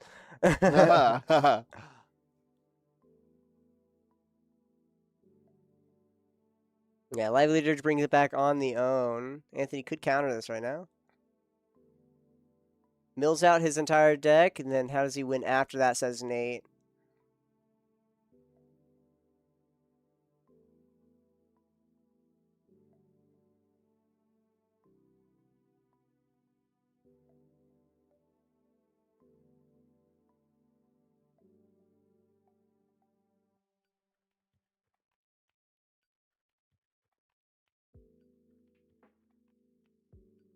Anthony has priority. Levi's trying to pass Anthony is so sus of David right now. it.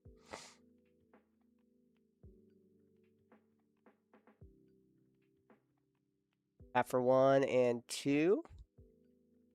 And we're going to crack the Vexing Bauble to draw a card. We need free magic right now. And we're just going to rip off the top. Oh my word, Anthony. We're going to activate Commander. All right, we're going to shuffle up. Let's see that amazing top deck. Just like last time. I believe. Check in him it. deck. Check him deck. Let's go.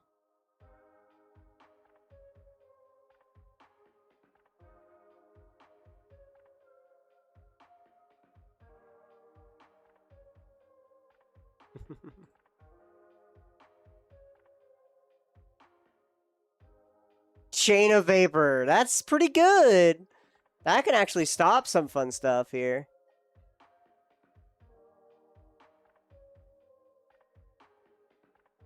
I'm gonna wait to cast it here. You might be casting this for sure, but thinking on the moment with the Lively Dirge still on the stack. Cracking the bauble there is crazy. Yeah, he did crack his bauble. He had to crack it in order to rip from the top here.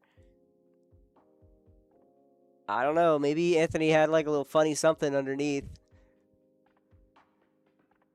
Does that just hose everything they're up to? No. Balustrade Spy is... the whole thing is not casting things for free. It's all about like sacking creatures and bringing things back with abilities. I don't know exactly how the combo goes for Balustrade Spy stuff, but it affects the stuff. Bubble stops Dread Return. Yeah, stops Dread Return.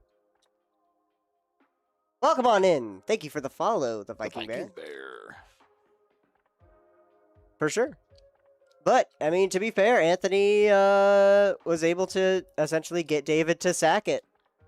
At the end of the day, Anthony is even more unlocked because Anthony needs to cast free spells. Never unlock the champ. Never unlock the champ. XL. We saw what happened last time you unlocked the champ.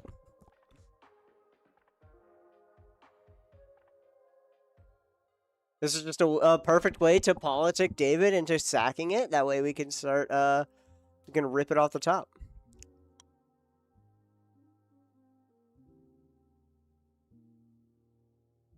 Nazinate saying there's nothing on the board to bounce that's going to matter at the moment. So might be having to wait for Lively Dirge here.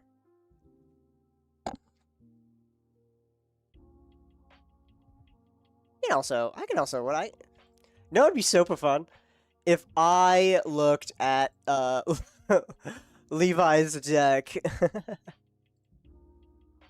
I'm curious, I'll be honest.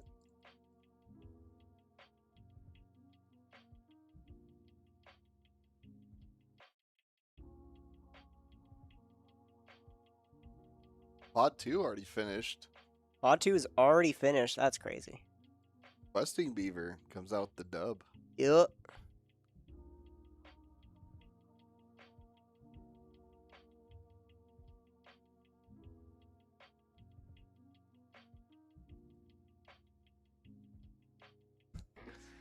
Rayhan Rogak. Alright. I need to see. Yep, Balustrade Spy here. Alright, so Balustrade Spy. All enters the graveyard at the same time. So enters the battlefield, target opponent reveals cards until the top of their level until they reveal a land card. Put those cards into their graveyard. So he's gonna, or target player. So he's gonna target himself and he's gonna get everything.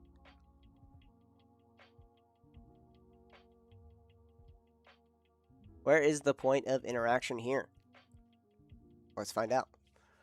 In the meantime, I'm looking at this deck list. I want to see what's going on. Yep, absolutely no lands.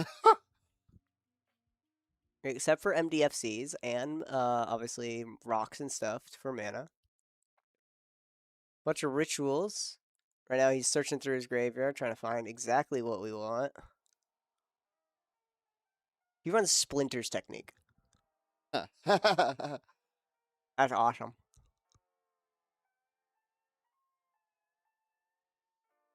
We have a Darksteel Colossus. We're going to shuffle back into the library here. What are the creatures? Okay, Bloodghast can be brought back from the graveyard. Timeline Color can be brought back. So it looks like it's going to be related to that.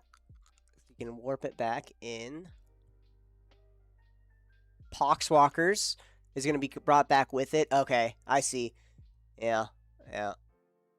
So, we'll just take a look. I mean, might as well just look on the seat specifically.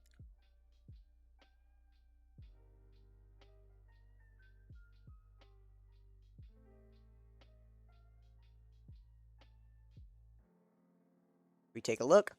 Shallow Grave is very important here. I believe he does run Shallow Grave, so...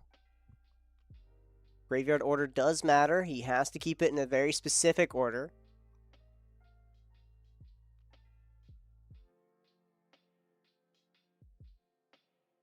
Right now, Anthony's checking, seeing exactly what the heck's going on with it. I think Anthony's grokking the idea of what the deck's trying to do.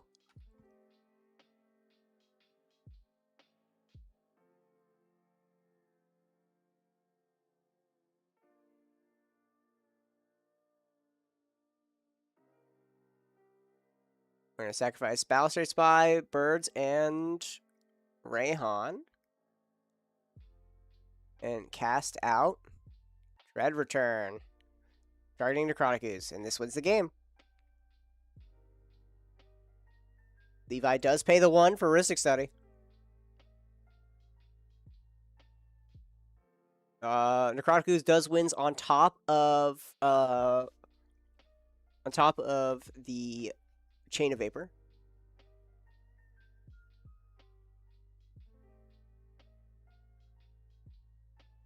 This is also slightly Brewers' advantage. The players aren't too familiar with the deck.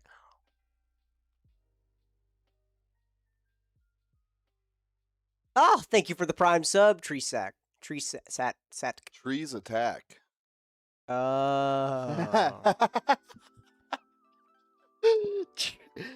Trees at. Tree sack. What's Tree a sack. Tree sack.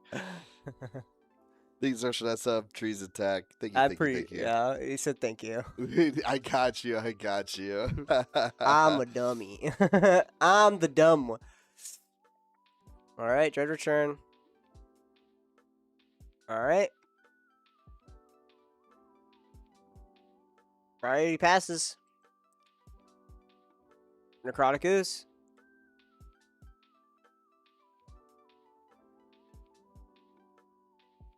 These are the relevant cards. Goro. Devoted Druid. Yep. The bobble would have stopped Yeah, that. Muscle They Hoarder. threw. Oh, Yeah. no. Yep, the bobble would have stopped that. So Wasn't it- they're gonna make it. He's gonna present infinite mana. Wait, wasn't it Levi's bobble though? Who? Wasn't it Levi? No, it No, it was wasn't David's. Levi's. It was David's bobble. Yep. Again, I mean, can't fault someone for not knowing the deck. We're gonna Deathray Shaman. Yep, Deathray Shaman is then going to infinitely burn the table.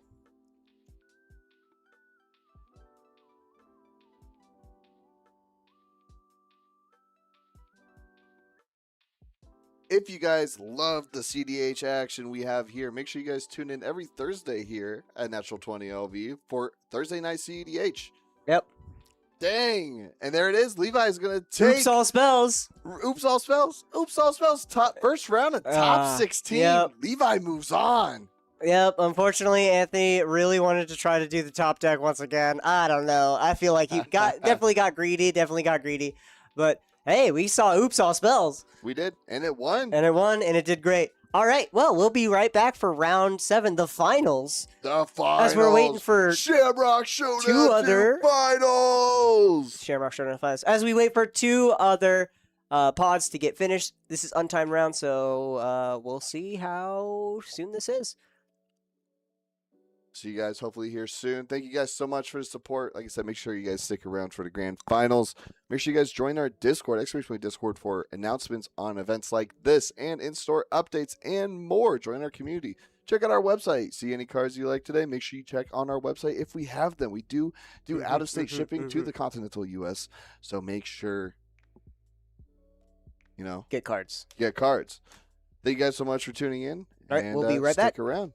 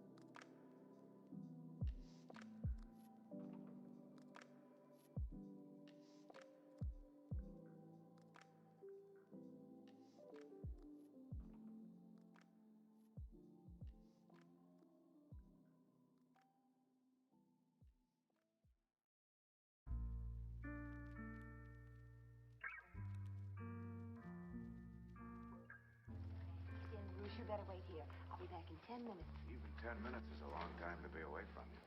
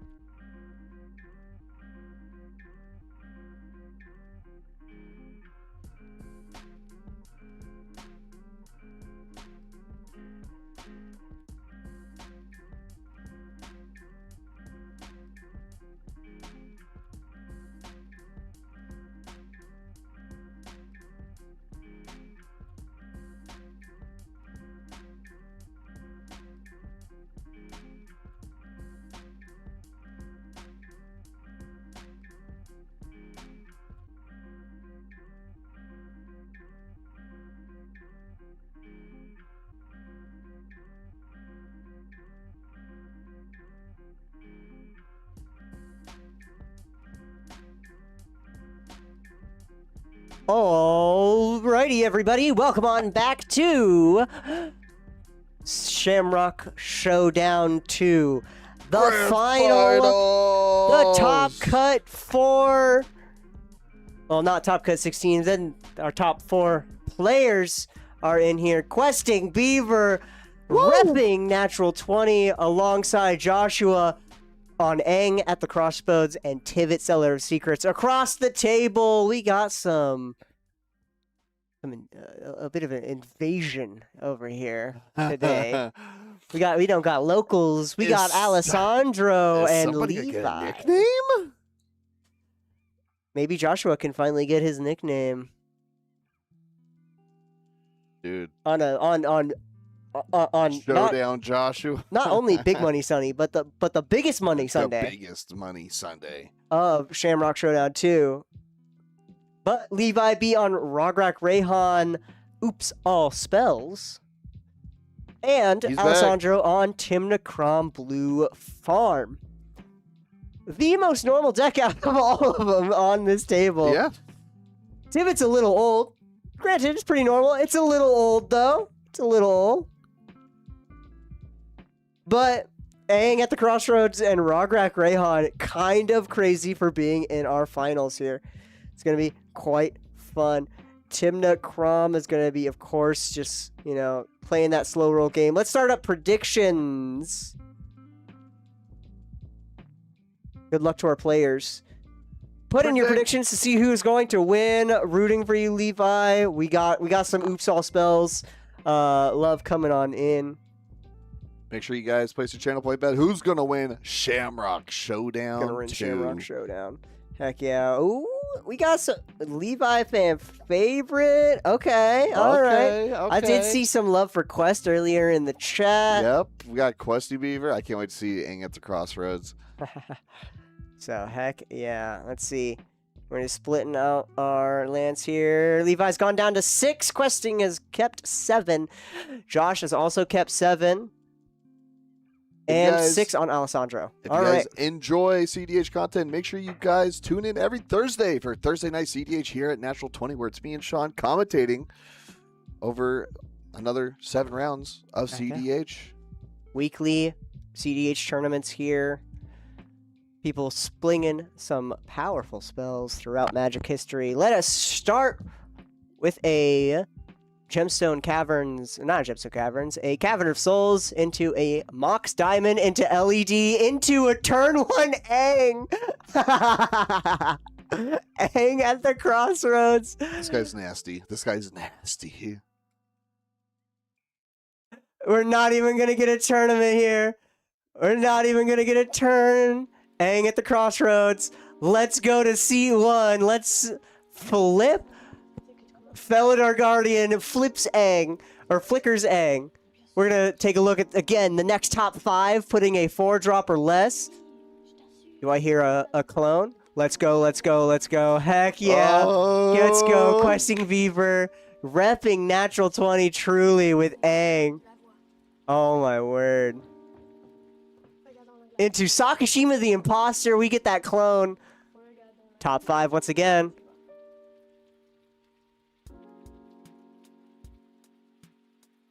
All right, Judge Alexander's in there, making him announce triggers. Naga Fleshcrafter is going to be a Felidar Guardian, flickering Aang. Oh, my word. Oh. Did he whiff? Please don't whiff. Come on. Come on, don't whiff. Come on, Quest.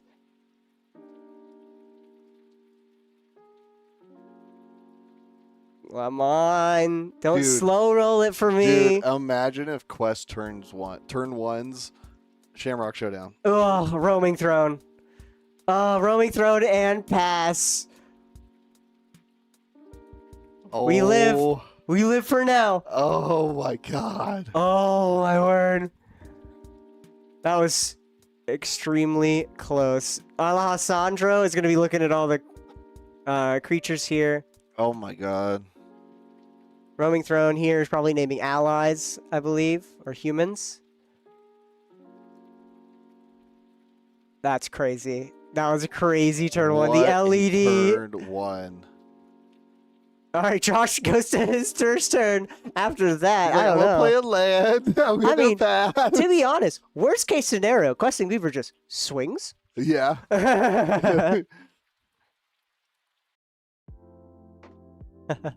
Alessandro's again reading. Okay, Joshua's gonna play a Mana Confluence.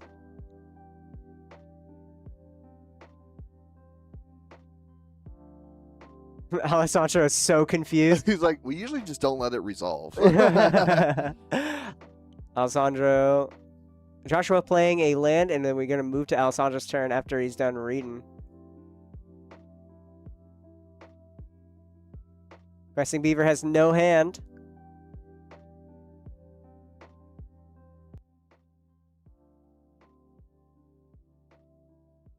Took his sunglasses off. Oh, he's locking in. Yeah, Alessandro is like a professional poker player type of guy, right? He has a Okay. hat, he has hoodie on, he has glasses on. He doesn't want to show his opponents any emotion. He had to take his glasses off at that.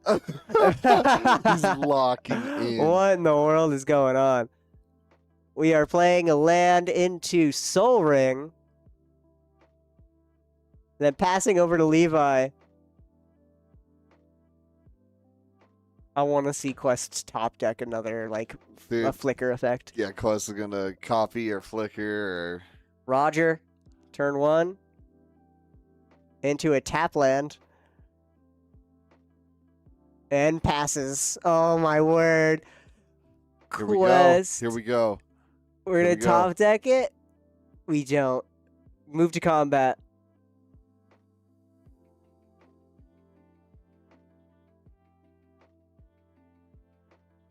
Twelve coming at Alessandro. Alessandro my uses the most goodness. life in this at this table, so Does it makes the copies sense. count for commander damage?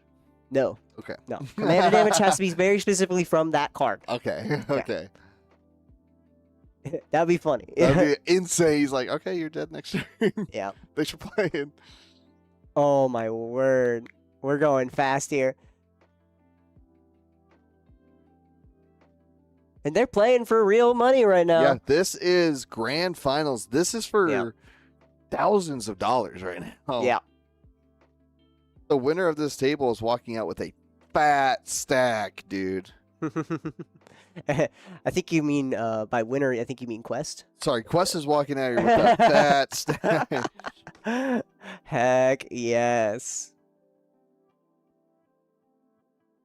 Korean barbecue on Quest tonight, you know.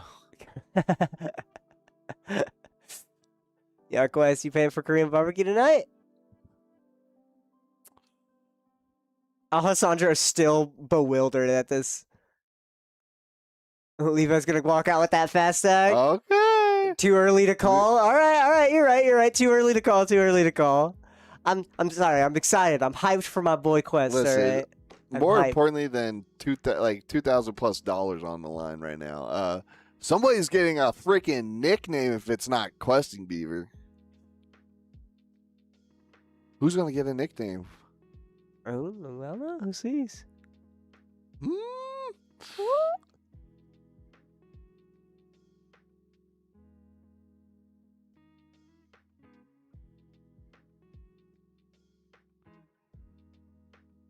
I mean, got a Grand Arbiter Augustine on board, I believe. Yep. So this is gonna slow down Quest a little bit. Just real quick showing it. White spells and blue spells cost one more, and then spells your opponent cast cost one more. Sorry, white and blue spells cost one less, and spells your opponent's cast cost one more. It's gonna slow down Levi a good bit. Oops, all spells. Named Oops, all spells for a reason. Alessandro passes over to Levi, untapping and playing a land here. Bolting it in. 2 cards, 2 mana available, as well as a Roger. 2 and Simeon's Spirit Guide. Hexing Squelcher. Hexing Squelcher. Come on, Quest.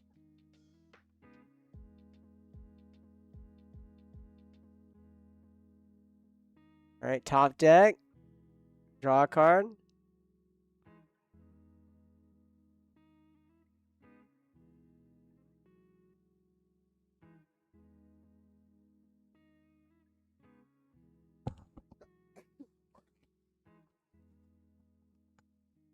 Alessandro has given him a an ultimatum. If I draw Adnos, I won't cast it. All at Levi here. 12.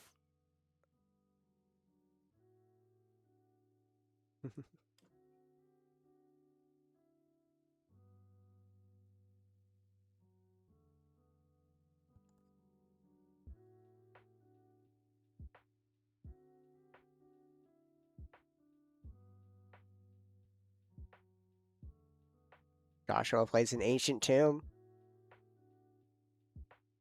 Picking 3 with Mana Confluence and Ancient Tomb. Talion, the Kindly Lord.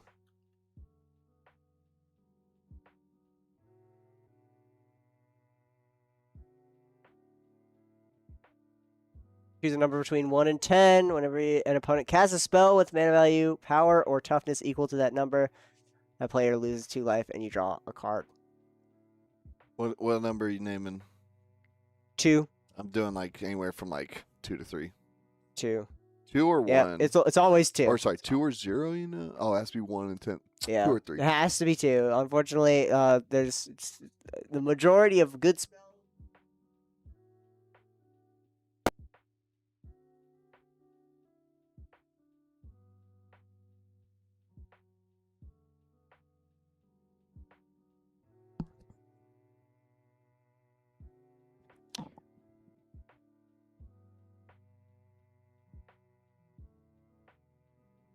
Alessandro is going to draw.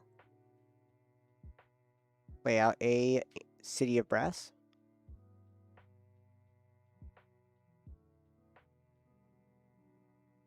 I love that quest. It's just chunking people down. He's like, all right, 12 to you, 12 to you. No one's swinging at him either. Yeah, he's like, yeah, give me your Hexing Sculpture, man.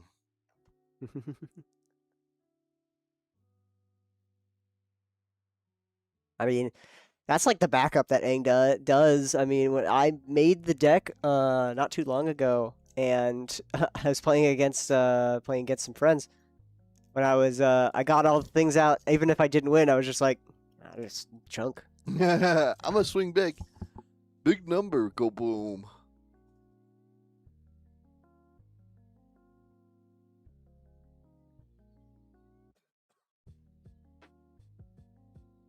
Alessandro has to pick up Aang once Should we bring again. up Aang on stream so he can just reference or something?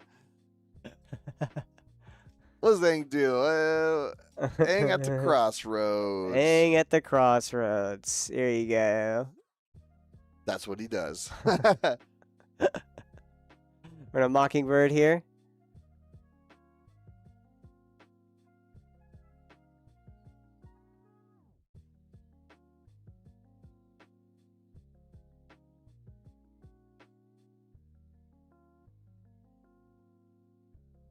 With the amount of mana paid, so yep, we have 2 Grand Arbiter Augustine. 2 Grand Arbiters now on the field. We are taxing the board so hard. Wait, what's Alessandro's number? No, that's Talion. He got the Talion. tax effect. Oh. White and blue spells cost 1 less, and spells your opponent's control, non-creature spells your opponent's control cost 1 more. So things cost 2 more for Levi and Quest. Yep. Oof. Bolton, another land.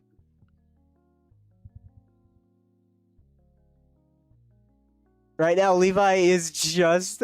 All of them are trying to bargain with Quest, being like, don't swing at me. I know I'm scary with the Hexing Sculpture. If you just swing one thing at me, I'll sack the Hexing Sculpture to block it. That way I'm not scared anymore. Then you can swing at other people. I would take that deal and then swing at Joshua. Unfortunately, it is only... Oh, yeah, no, it's just all spells cost 2 more for Quest and Levi. Played out of land here.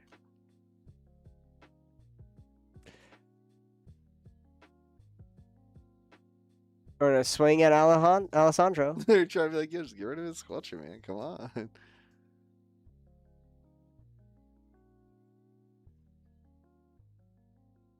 gonna block the Felidar Guardian, and they will take all of that damage. Back down to 15. We're gonna fetch here. Getting a land.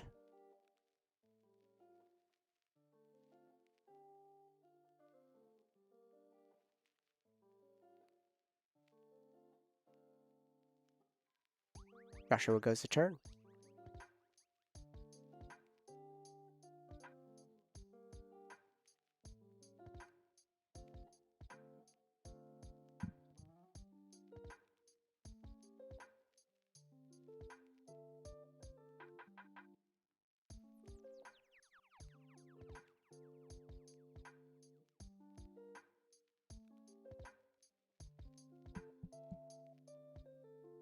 Rafine's Tower and pass over to Alessandro.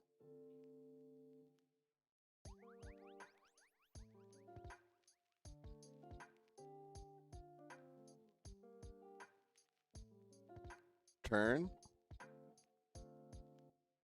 5 mana available.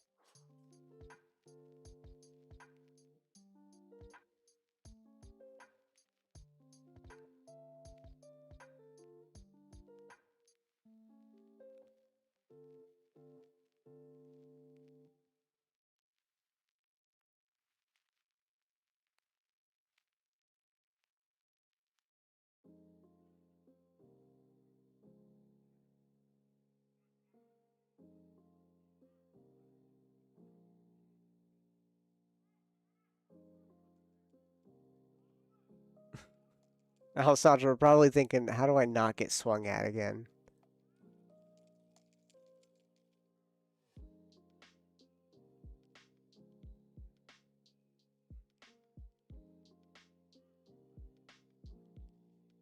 Who won last year's Shamrock Showdown? Robert G with Hashaton. Interesting. The Esper Hashaton, which is what's on the playmat. That's cool.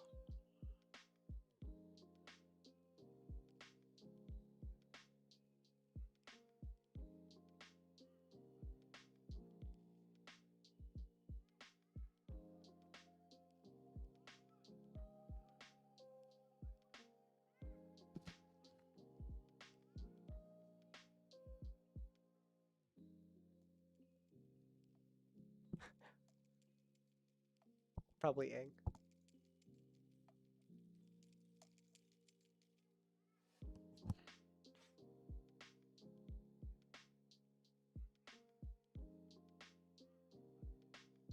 This questing beaver as Aang.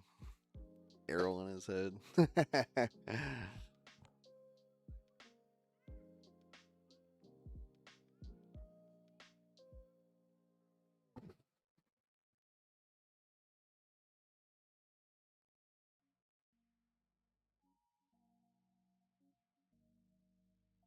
That goes to turn.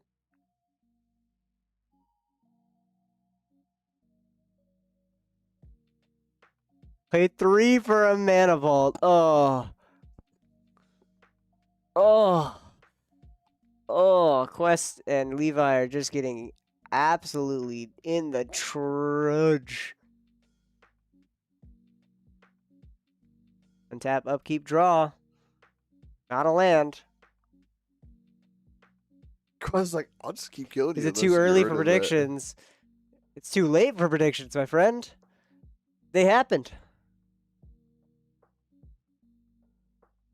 I believe, at least. I think they happened.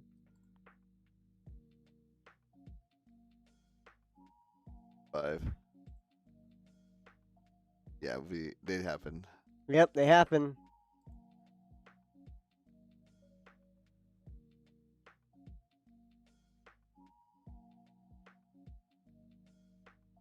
Yep, all at Levi. They are now in the danger zone. Joshua's end step, or on Quest end step, Joshua has a intuition.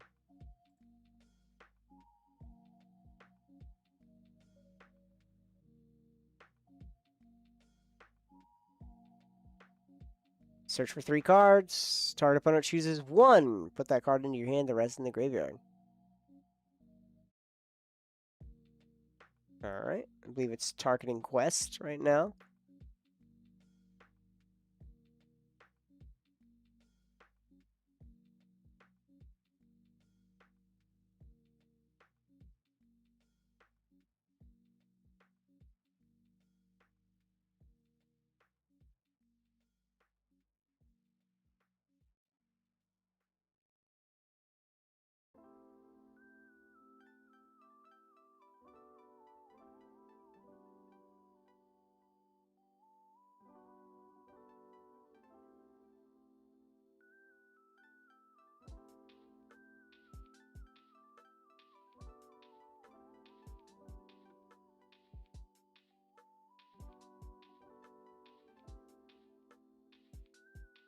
Everyone's worried about dropping 2 drops at the moment because of that Talion.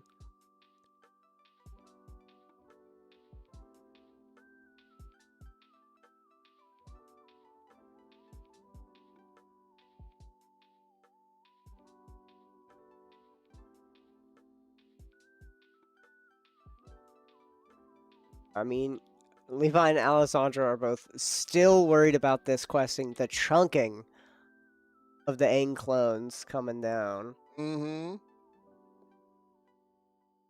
And how to get through it through what? 2 more turns? As Quest tries to make more clones at the same time. Yeah. Fire Covenant could really help. And the only person who can... Levi and Alessandro have that, I believe.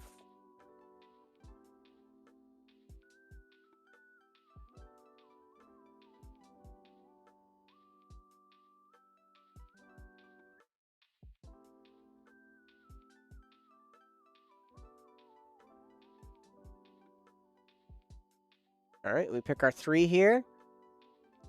What are we flipping over?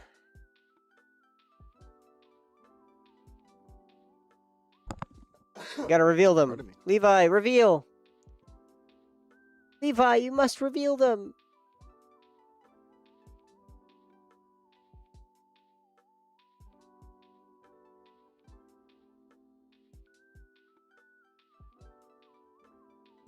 There we go. Silence, Jolted Awake, and Grafdigger's Cage. Jolted Awake is a way to get back 2 or less. 2 drop or less. Alessandro's picking that one up to read it.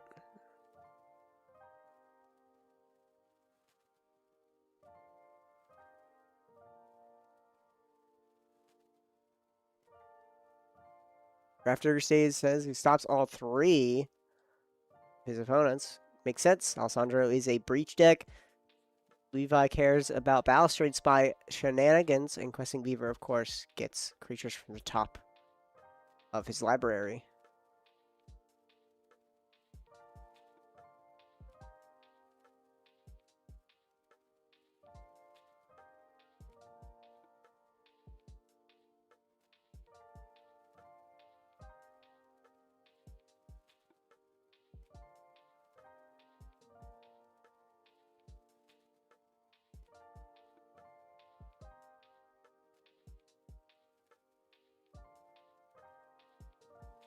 Alessandro is letting them handle the decision. Marshall wants the cage more than anything.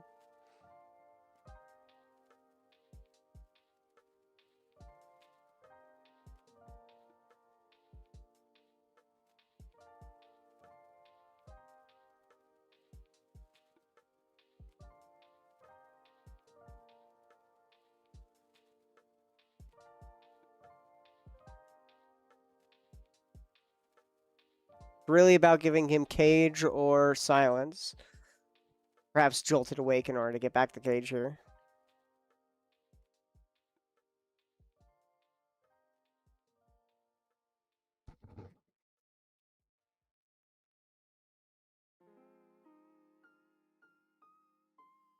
Alessandro says he's so far from going off. So far, dude. I trust him. Well, wholeheartedly. Nah. He'll not he's combo up to off. something. No, never. He's up to something, dude.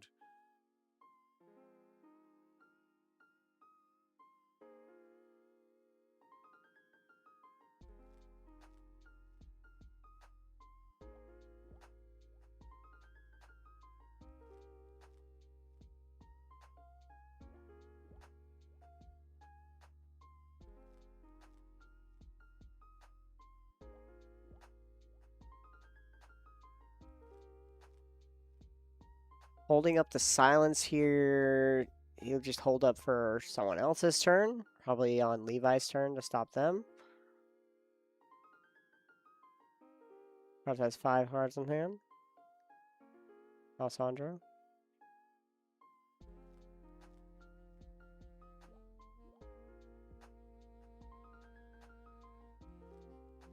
We're gonna flash 4 of them. We're gonna show the camera 3 of them. Red Ellie, Fairy Master. Yup, we saw it. Nice. They're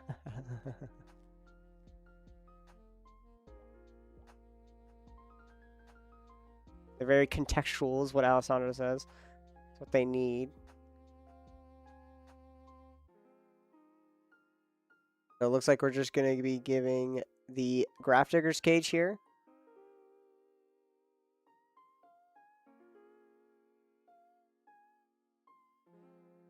Untap, upkeep, draw, take 1.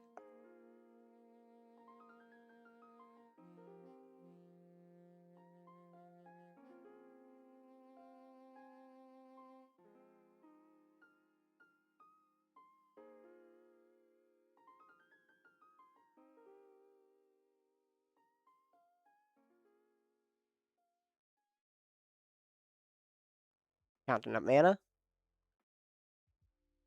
That was an explosive start. Very long, drawn out burn right now.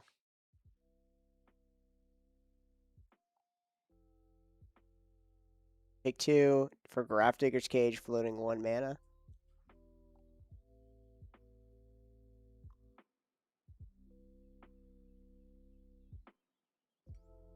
Creatures, cards in graveyards and libraries cannot enter the battlefield, and players cannot cast spells from graveyards or libraries. Very simple. Stops Quest from, again, flipping into more clones. Alessandro is a breach deck, like I said earlier, so it stops him from going off with breach, LED, brain freeze, and the like. And then Levi is also a graveyard-centric deck. Balancer Spy, milling the entire library, as well as getting all the cards back. Like Dread Return, as well as other effects. Bloodghast, Landfall.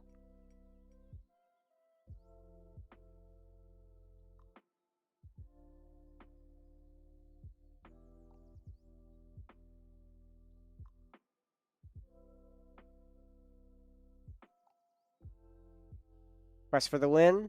We got some Quest love. We got some Levi love.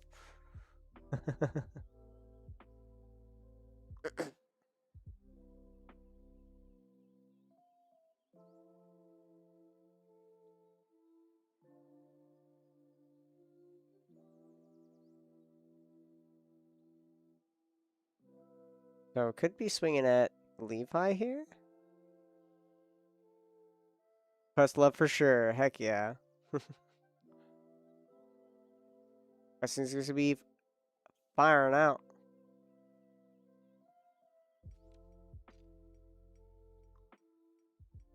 Yeah, we giving Levi some love as well. I mean, they deserve it with the last game going off like that. That's pretty sick. Yeah, that was a sick win. Quest is ruthless, dude. Oh yeah, no, he was like, for the politics, I'm gonna swing at you. Let Led LED. So we pass over to Levi. If you guys aren't already, make sure you guys are following the stream as well. If you enjoy CEDH content, we do this every week, so make sure you guys come back and check out some Thursday Night CEDH, but make sure you do drop a follow to the Natural 20 channel.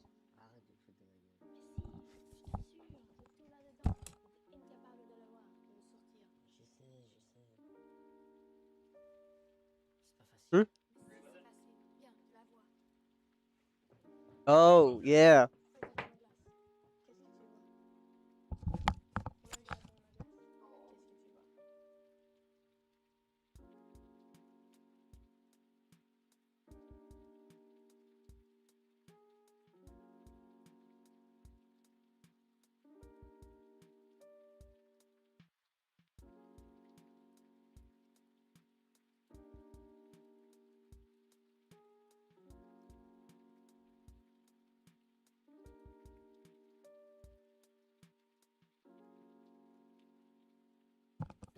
Oh, yep. There we go. It's not the LED is is not a blue nor a white spell, so he has to pay 1 to cast that spell. All right, we're gonna pay with the Soul Ring. There we go. Grand Arbiter Augustine the Fourth only reduces cost of blue and white spells, not colorless. Yes. So the tax does apply to our colorless spells, artifacts included. Touch the Spirit Realm. He's gonna start trying to go off, I guess. Let's go. Somehow we're gonna be flashing out the Touch the Spirit Realm.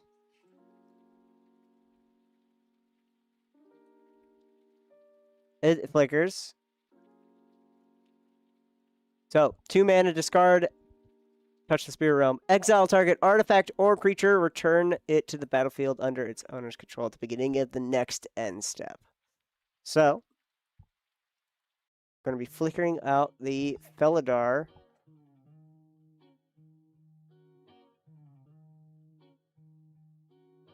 Or channeling here.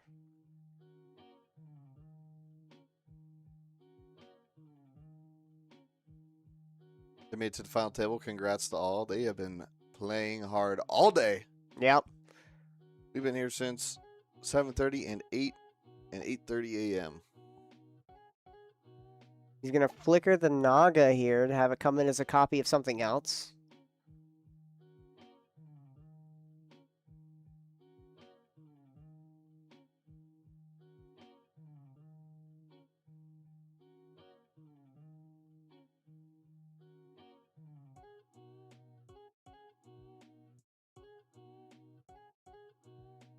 So it comes in at the beginning of the next episode. So it's going to be at Levi's end step, I believe. And it gets Jewel Amulet, it costs 2. No, Tie-Am doesn't trigger because it cares about CMC or mana value, power, and toughness. So Levi doesn't get doesn't accidentally trigger Josh.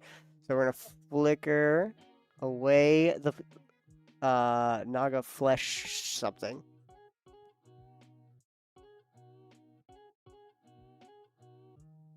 Flesh crafter.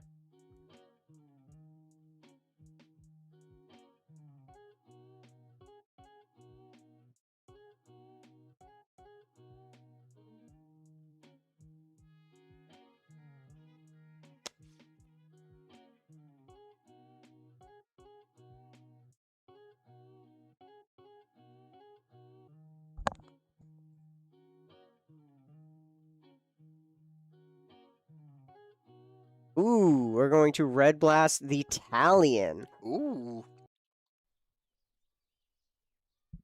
And it'll be coming in as a Grand Arbiter. At least that's what Joshua thinks. And there goes the Talion.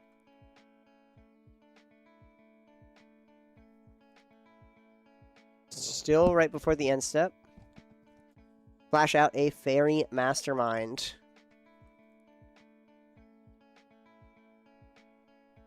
Oh, he's asking. He's asking right now.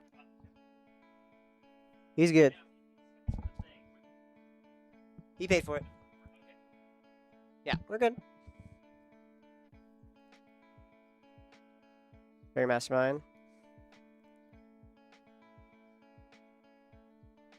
There you go. Cost 2 for the red Ellie. Yep, there we are. And he can't K the fairy mastermind.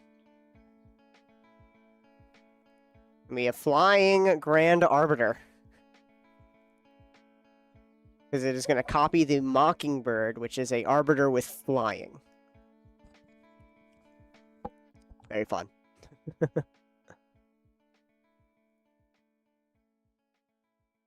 Swing all out at Levi. No way. Oh my word.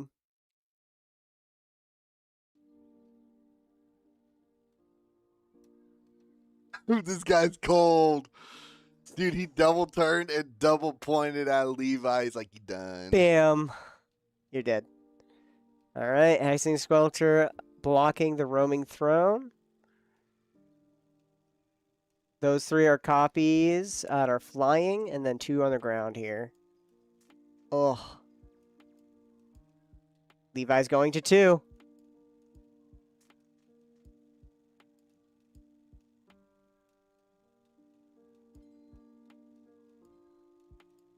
Alright, Levi goes to 2. Yep, there we are. Oh my word. On quests end step.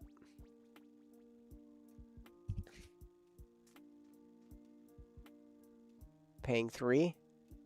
And tapping the cage. Where X is 0.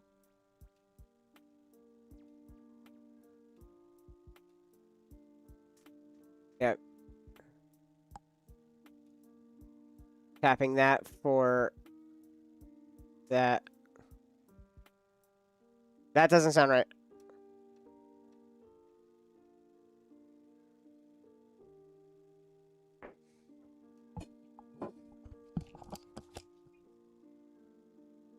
Yes.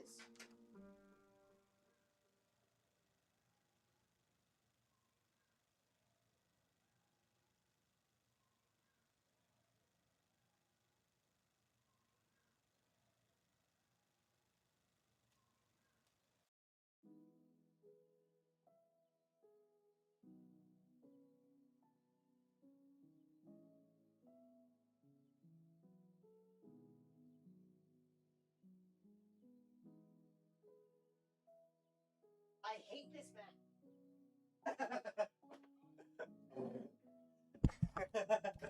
I hate all the math I'm having to do right now because I'm like going crazy. Everyone's just gonna get a Grand Arbiter here soon, and it's gonna be so funny for everyone but Levi. Levi is no longer in this game.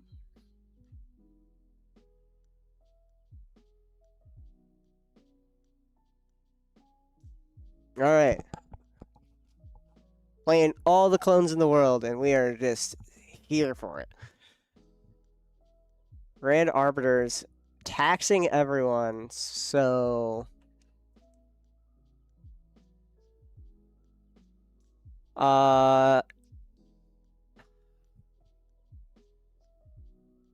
Okay.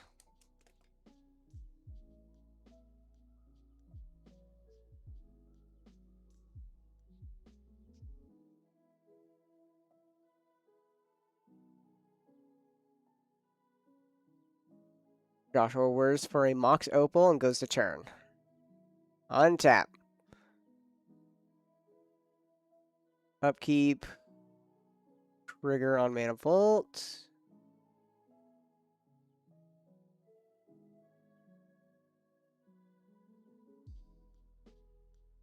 Seems like we're just gonna pay for Mana Vault. 1, 2, 3, 4. Okay. Move to draw step.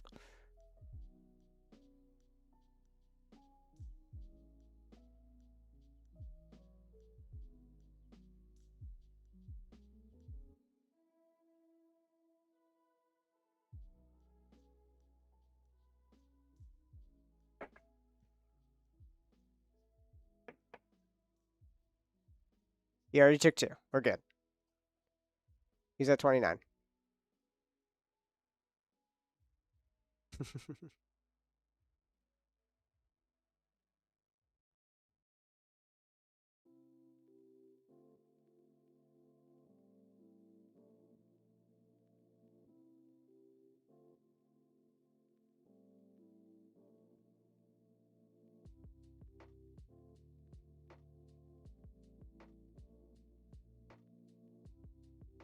An Arbiter is going to be probably just taking out Levi.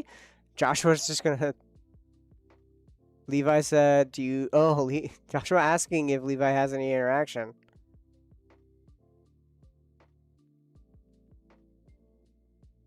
I don't think there's anything Levi can do, I'll be honest. Everything is taxed to +3. Levi has to pay 3 extra mana for everything that they do. It's gross. Yeah. Do it. All right.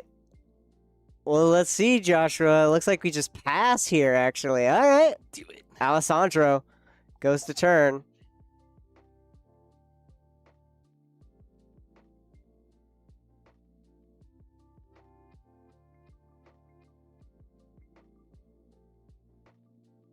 Gotta do math on every single spell. Alessandro passes.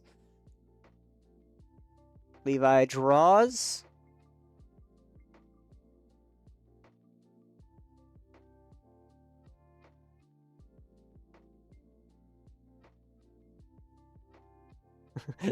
Quest, do not joke about not making another Grand Arbiter. Please do not joke about making another Grand Arbiter.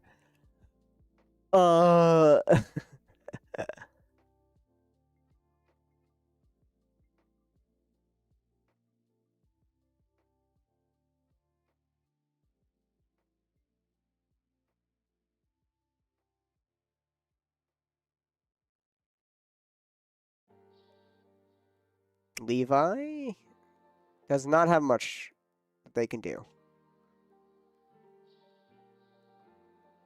Roger has been sacked as a blocker to live for just a turn.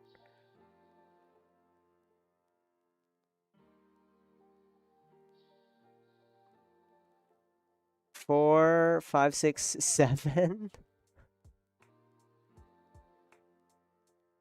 No, okay, we guess you're doing it.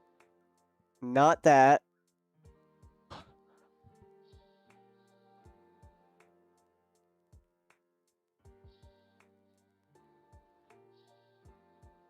All right.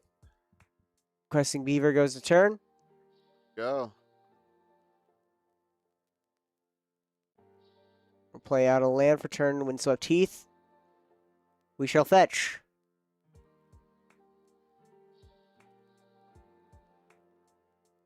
Get a tropical island.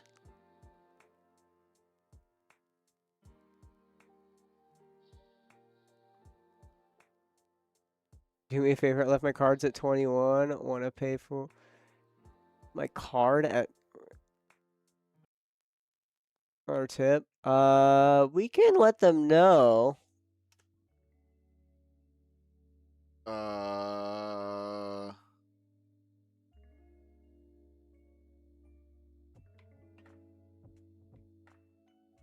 I'll go see real quick.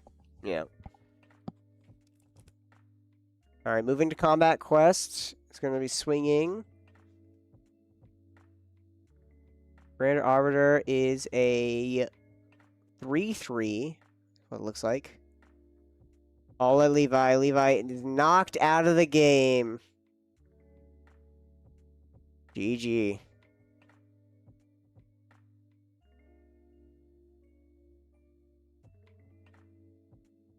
Hey. Oops, all spells got into top 4. That's what matters, baby. Guardian of Girapur. We're going to exile an artifact or creature we control, return to the battlefield. Beginning this end step. We're going to target Sakashima. One less in your monocle. We're going to target the Sakashima.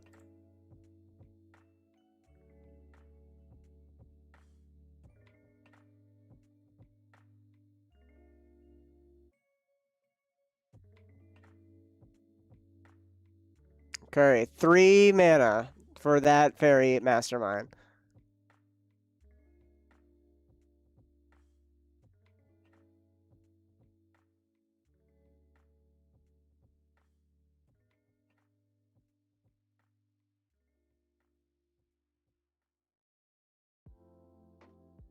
All right, and an enlightened tutor.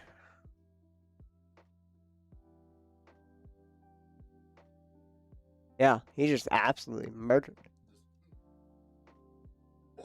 In response, we're lightning tutoring with the Guardian of Girapur.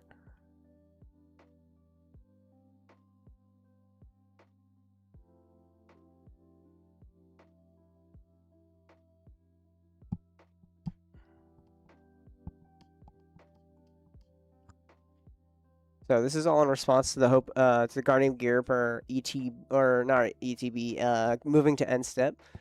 So we're gonna have this creature come in as a copy of anything on the field. Sakashima. Are we just gonna get another flying Grand Arbiter Augustine the Fourth? That's going to be awful. I think right now that's pretty much what questing is going to be going for, is swinging and damage. Ooh, Wishclaw Talisman. Ooh. Wishclaw Talisman is going to be costing 2 more.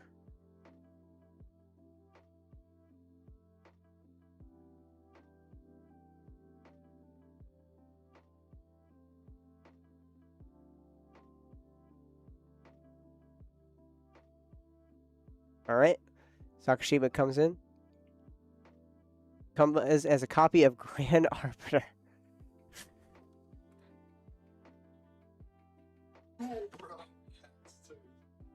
Oh, War of Attrition, says Quest. War of Attrition. We have 4 Grand Arbiter Augustine, the fourth, 2 of them controlled by Quest. Alright. He is counting how much Tivits costs. 9 mana right now that Josh has. No, he has 10. 1, 2, 3, 4, 5, 6, 7, 8, 9. Yeah, he has. No, he has 9. He has 9. I was counting Gravedigger's Cage for some reason. Tivit costs 6 normally, I think. Tivit costs 6 normally. Costs 2 less because it's a white and a blue, and it costs 3 more. So it's 7. 7 mana. 7 mana. That's how much it costs.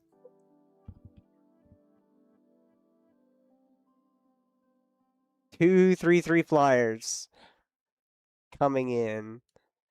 Plus, these clones can easily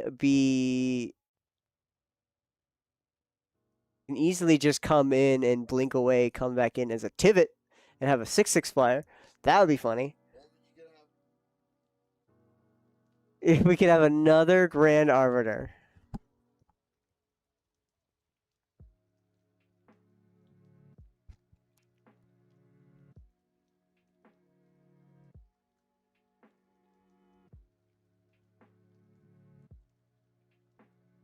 Joshua passes. I'm just going to keep a Grand Arbiter tab open. Just in case, you know?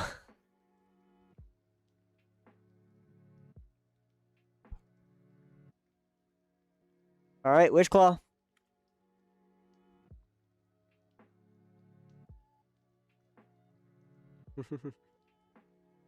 Tap 4. Spells cost 2 less here. Sakashima. Cost 5.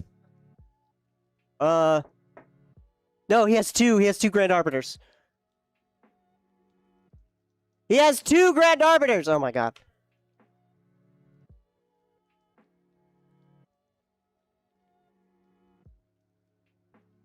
Yeah. So we're even. We're even. All right. All right. They're doing too much math. I'm free track. All right. Now he's.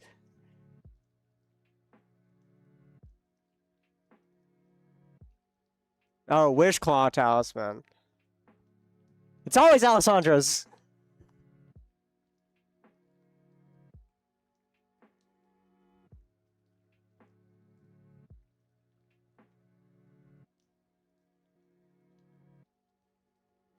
All right, still on the sack. Sakashima of 1,000 Faces.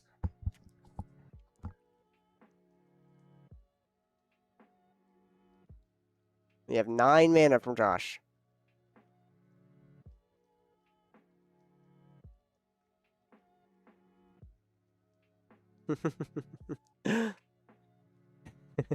I have another, I don't know if Judge Alexander, if you're listening to the stream, I have another tab open just with Grand Arbiter in it, so I always have a Grand Arbiter ready to just flash on stream. All right, in response to the Sakashima, we're going to take 3 damage, 9 mana, Overloaded Cyclonic Rift. Overloaded. While the Sakashima is on the stack. So there's going to be at least 2 Grand Arbiter. Alessandro passes priority.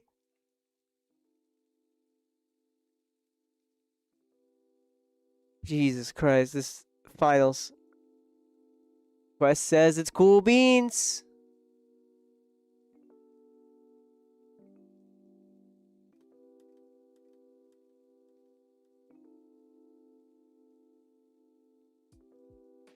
Oh, okay. So it's only... So yeah, Sakashima.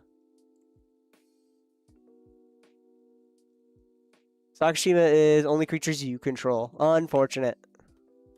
So Sakashima is just a 3/1.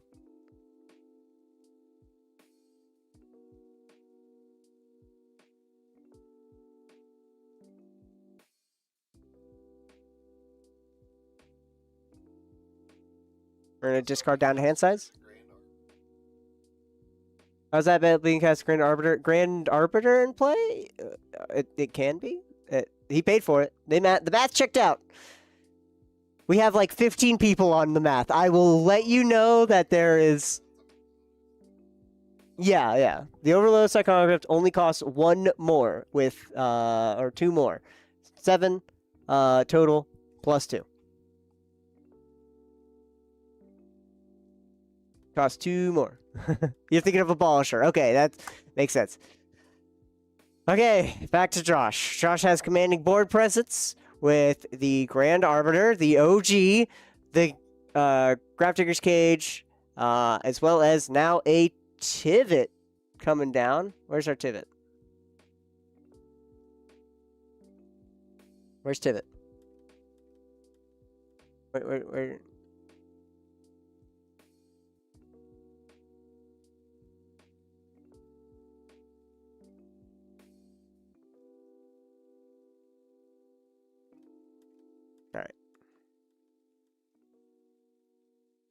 All right, so 2 treasures and 2 clues.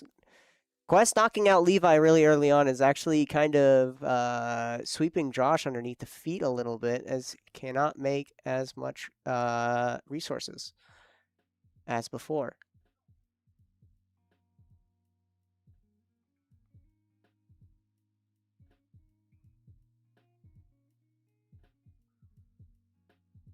Wrestling Beaver really wants to get rid of that Grafdigger's Cage. And there's the Time's Eve.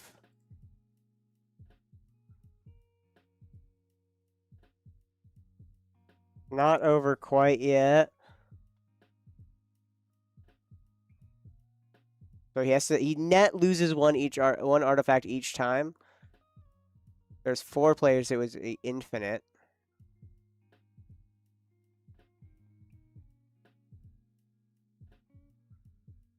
So, Time Sieve, as you can see, you tap it to sacrifice 5 artifacts and take an extra turn.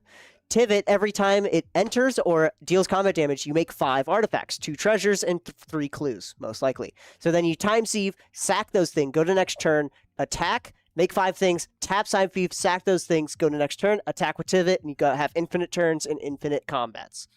And then you swing out and they die. Okay. So, but without that, right, every time that you do it, right, a player has to vote for one of those. So if Levi's out of it, that's 1 less artifact ever being made. So he only makes 2 treasures and 2 clues. Yep. Yep. There is a way for Joshua to get through this. If he has something to compensate for the missing player. We're going to play Talisman. Talisman here is... this other way for this to sort of go pseudo infinite non-deterministically is to essentially replay that artifact and replace it in some way. And that's it. Joshua gets it. He's good to play it out. Josh W wins. Joshua W with Shamrock Showdown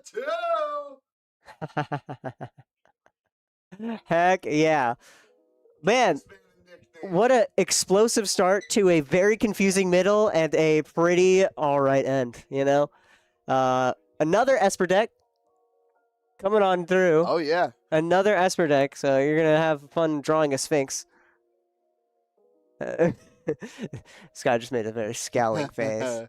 So, heck yeah. Why was not... Yeah, so...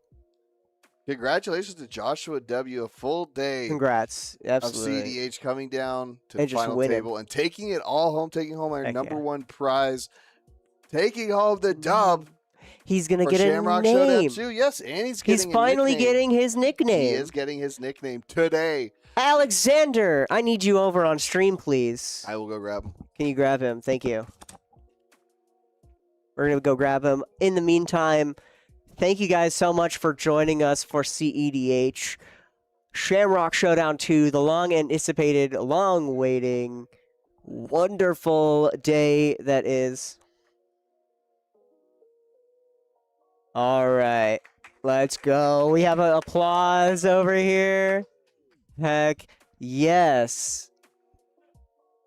Got our top 4 and everything. Again, thank you guys so much for joining. Great stream. Heck yeah, it was an awesome stream. Amazing day. Everything was went pretty smoothly, I believe. No big hiccups, no big feels bad moments. I'll be honest, nothing too big. Everyone just kind of was like chill. Alexander, Oh, it's me. put on the headset. I got a headset on now. Hi, Alexander. Hi, Sean. First off, Oh yeah. congrats hugs, on bro. good judge. Oh, W judge. You're Yeah. What did you say? W judge. yeah. All right. All right. So, Shamrock Showdown. Shamrock Showdown. Showdown 2. Shamrock Showdown 2. Shamrock Most Showdown 2. specifically, bro. Heck yeah. That was awesome. That was awesome. Super smooth. No games went to time. Yep. We're done way faster than last year's, and we had way more people.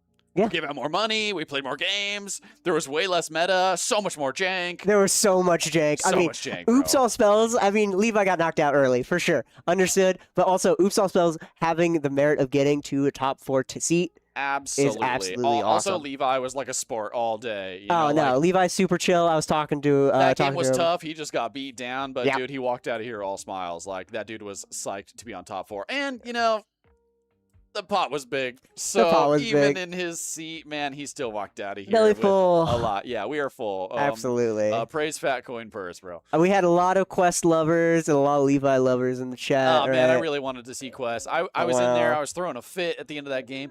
I really wanted to see Quest like go full throttle, seat 1, turn 1, flood the board with clones. And Like, just I really start wanted everybody on swinging. camera at home to see how many clones he actually runs in his deck. He said 34. 34 last time I checked. Dude, I is made the deck, Oops- and there was about like 30. We I have mean, Oops all spells. We have Oops all dudes in first seat, man. oh And then my we've got 2 word. classics, you know, Tim Necrom and Tivit. Yep. And they were on the back burner, on the back foot for the whole game. Yeah, I mean, Unfortunately, I really wanted to see Oops all spells like do stuff, but Yeah. the that's early okay. game Tivit unfortunately just kind of bogged it down because that Oops All Spells is really meticulous with how they need to tap their mana. yeah, clones are hot in CEDH right now. So I mean, one person clone plays meta. one good piece, everybody else wants to get in on it. There was almost 4 Grand Arbiters in that Oh game. yeah, and Almost. there was almost 5.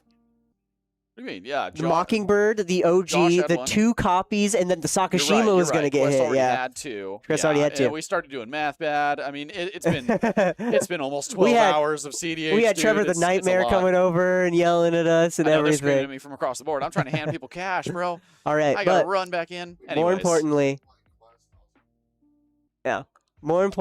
it's a CDH event, This is a CDH event. and our winner is a local.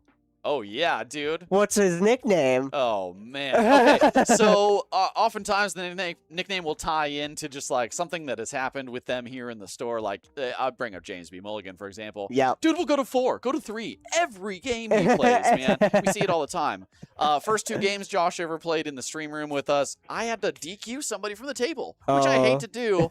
I have dubbed him Josh the Disqualifier, dude, because in his presence, I might pull you from the game, bro. In his it's gonna be your fault, I swear. He is the arbiter of whether or not you get to play Magic the true. Gathering. All right? Josh the Disqualifier. The Disqualifier. Congrats to Josh for winning. What was the pot? I gotta know. Is a lot. Here, There's let's a see. They lot. chopped it up. So Quest was like, I don't want to split. What they did is they did a partial split. So first place is $1,000 cash. Nice. Every other seat was $510. Nice. Yeah. So we did over 2,500 just on the top 4 right there. We did do scaling payout, so we were less than our target number. Yep. 71 players today was still pretty good. Way better than our last year. Absolutely. I mean, our limit was 128, and we hit about, what, 3/4 the way there? I want to cap next year. I think we're going to. I think we're going to cap After this, next year. Everybody had a lot of fun. Word of mouth is going to be huge. Lucky number 3. I think you guys watched it at home, had a good time today. And we got a lot of coverage. Comedian had a great time. Yeah. Benedict was here doing cardboard film all content. day.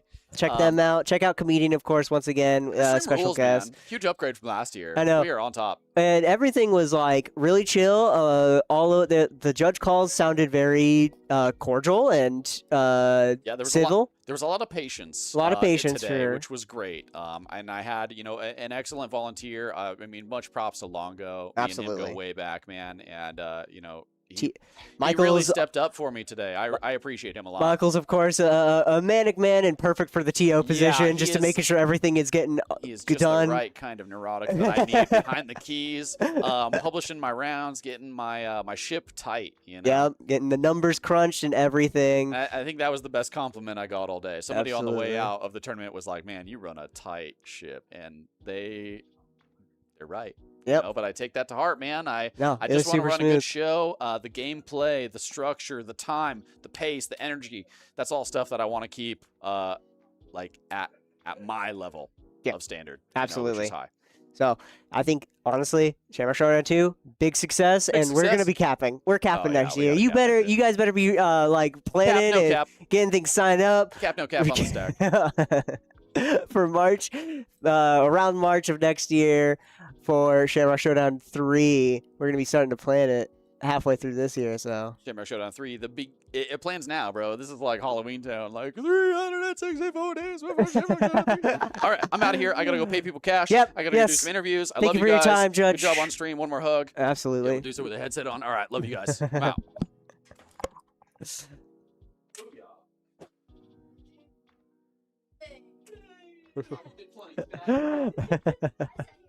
All right, as they leave, let us just sign on out here. Once again, Shamrock Showdown 2. Thank you guys so much for joining us and playing with us. We saw a very interesting decks. There's so many highlights of this stream. Oh, yeah, and if you like CEDH content like this, make sure you tune in every Thursday. Every week? Thursday. Yep, so we be streaming CEDH Thursdays here at Natural So 20. So cool. come tune back in and cheer for your favorite characters. But thank you guys for tuning in. Make sure you guys join the Discord. Make sure you guys check out our website. Buy some cards as well. We do ship out of state here in the United States. We have a bar if you are local and or plan on visiting Vegas anytime soon. We have Natural 21. If you do like your Vegas bar hopping, might as well come on through into our themed restaurant Oh, yeah. bar, as well as pick up some cards for yourself, play some games, ambiance, all that fun stuff. Oh, yeah. Well, we will be back here this upcoming week on Thursday. We don't stop. We don't stop. Even Here on though Thursday. it might have been a big tournament, but we don't stop. All right, we got, what is it? We got like, what, 5 days? We got 5 days until our next stream, all right? Or 4 days until our next stream. until CEDH. So make sure you guys tune back in here on Thursday and join us again for another fun night of CEDH. I've been your host, Jeremy. And with you, as always, Sean. And Jeremy. Thank you guys for tuning in. Bestow Joshua. His nickname, yes. The Disqualifier. Thank you guys for tuning in. Have a great night, everybody. Anybody that's still here hanging out, make sure you guys get home safe at the end of the night. think that's it. All right, yeah. All All right, guys. have a good night. Stay safe.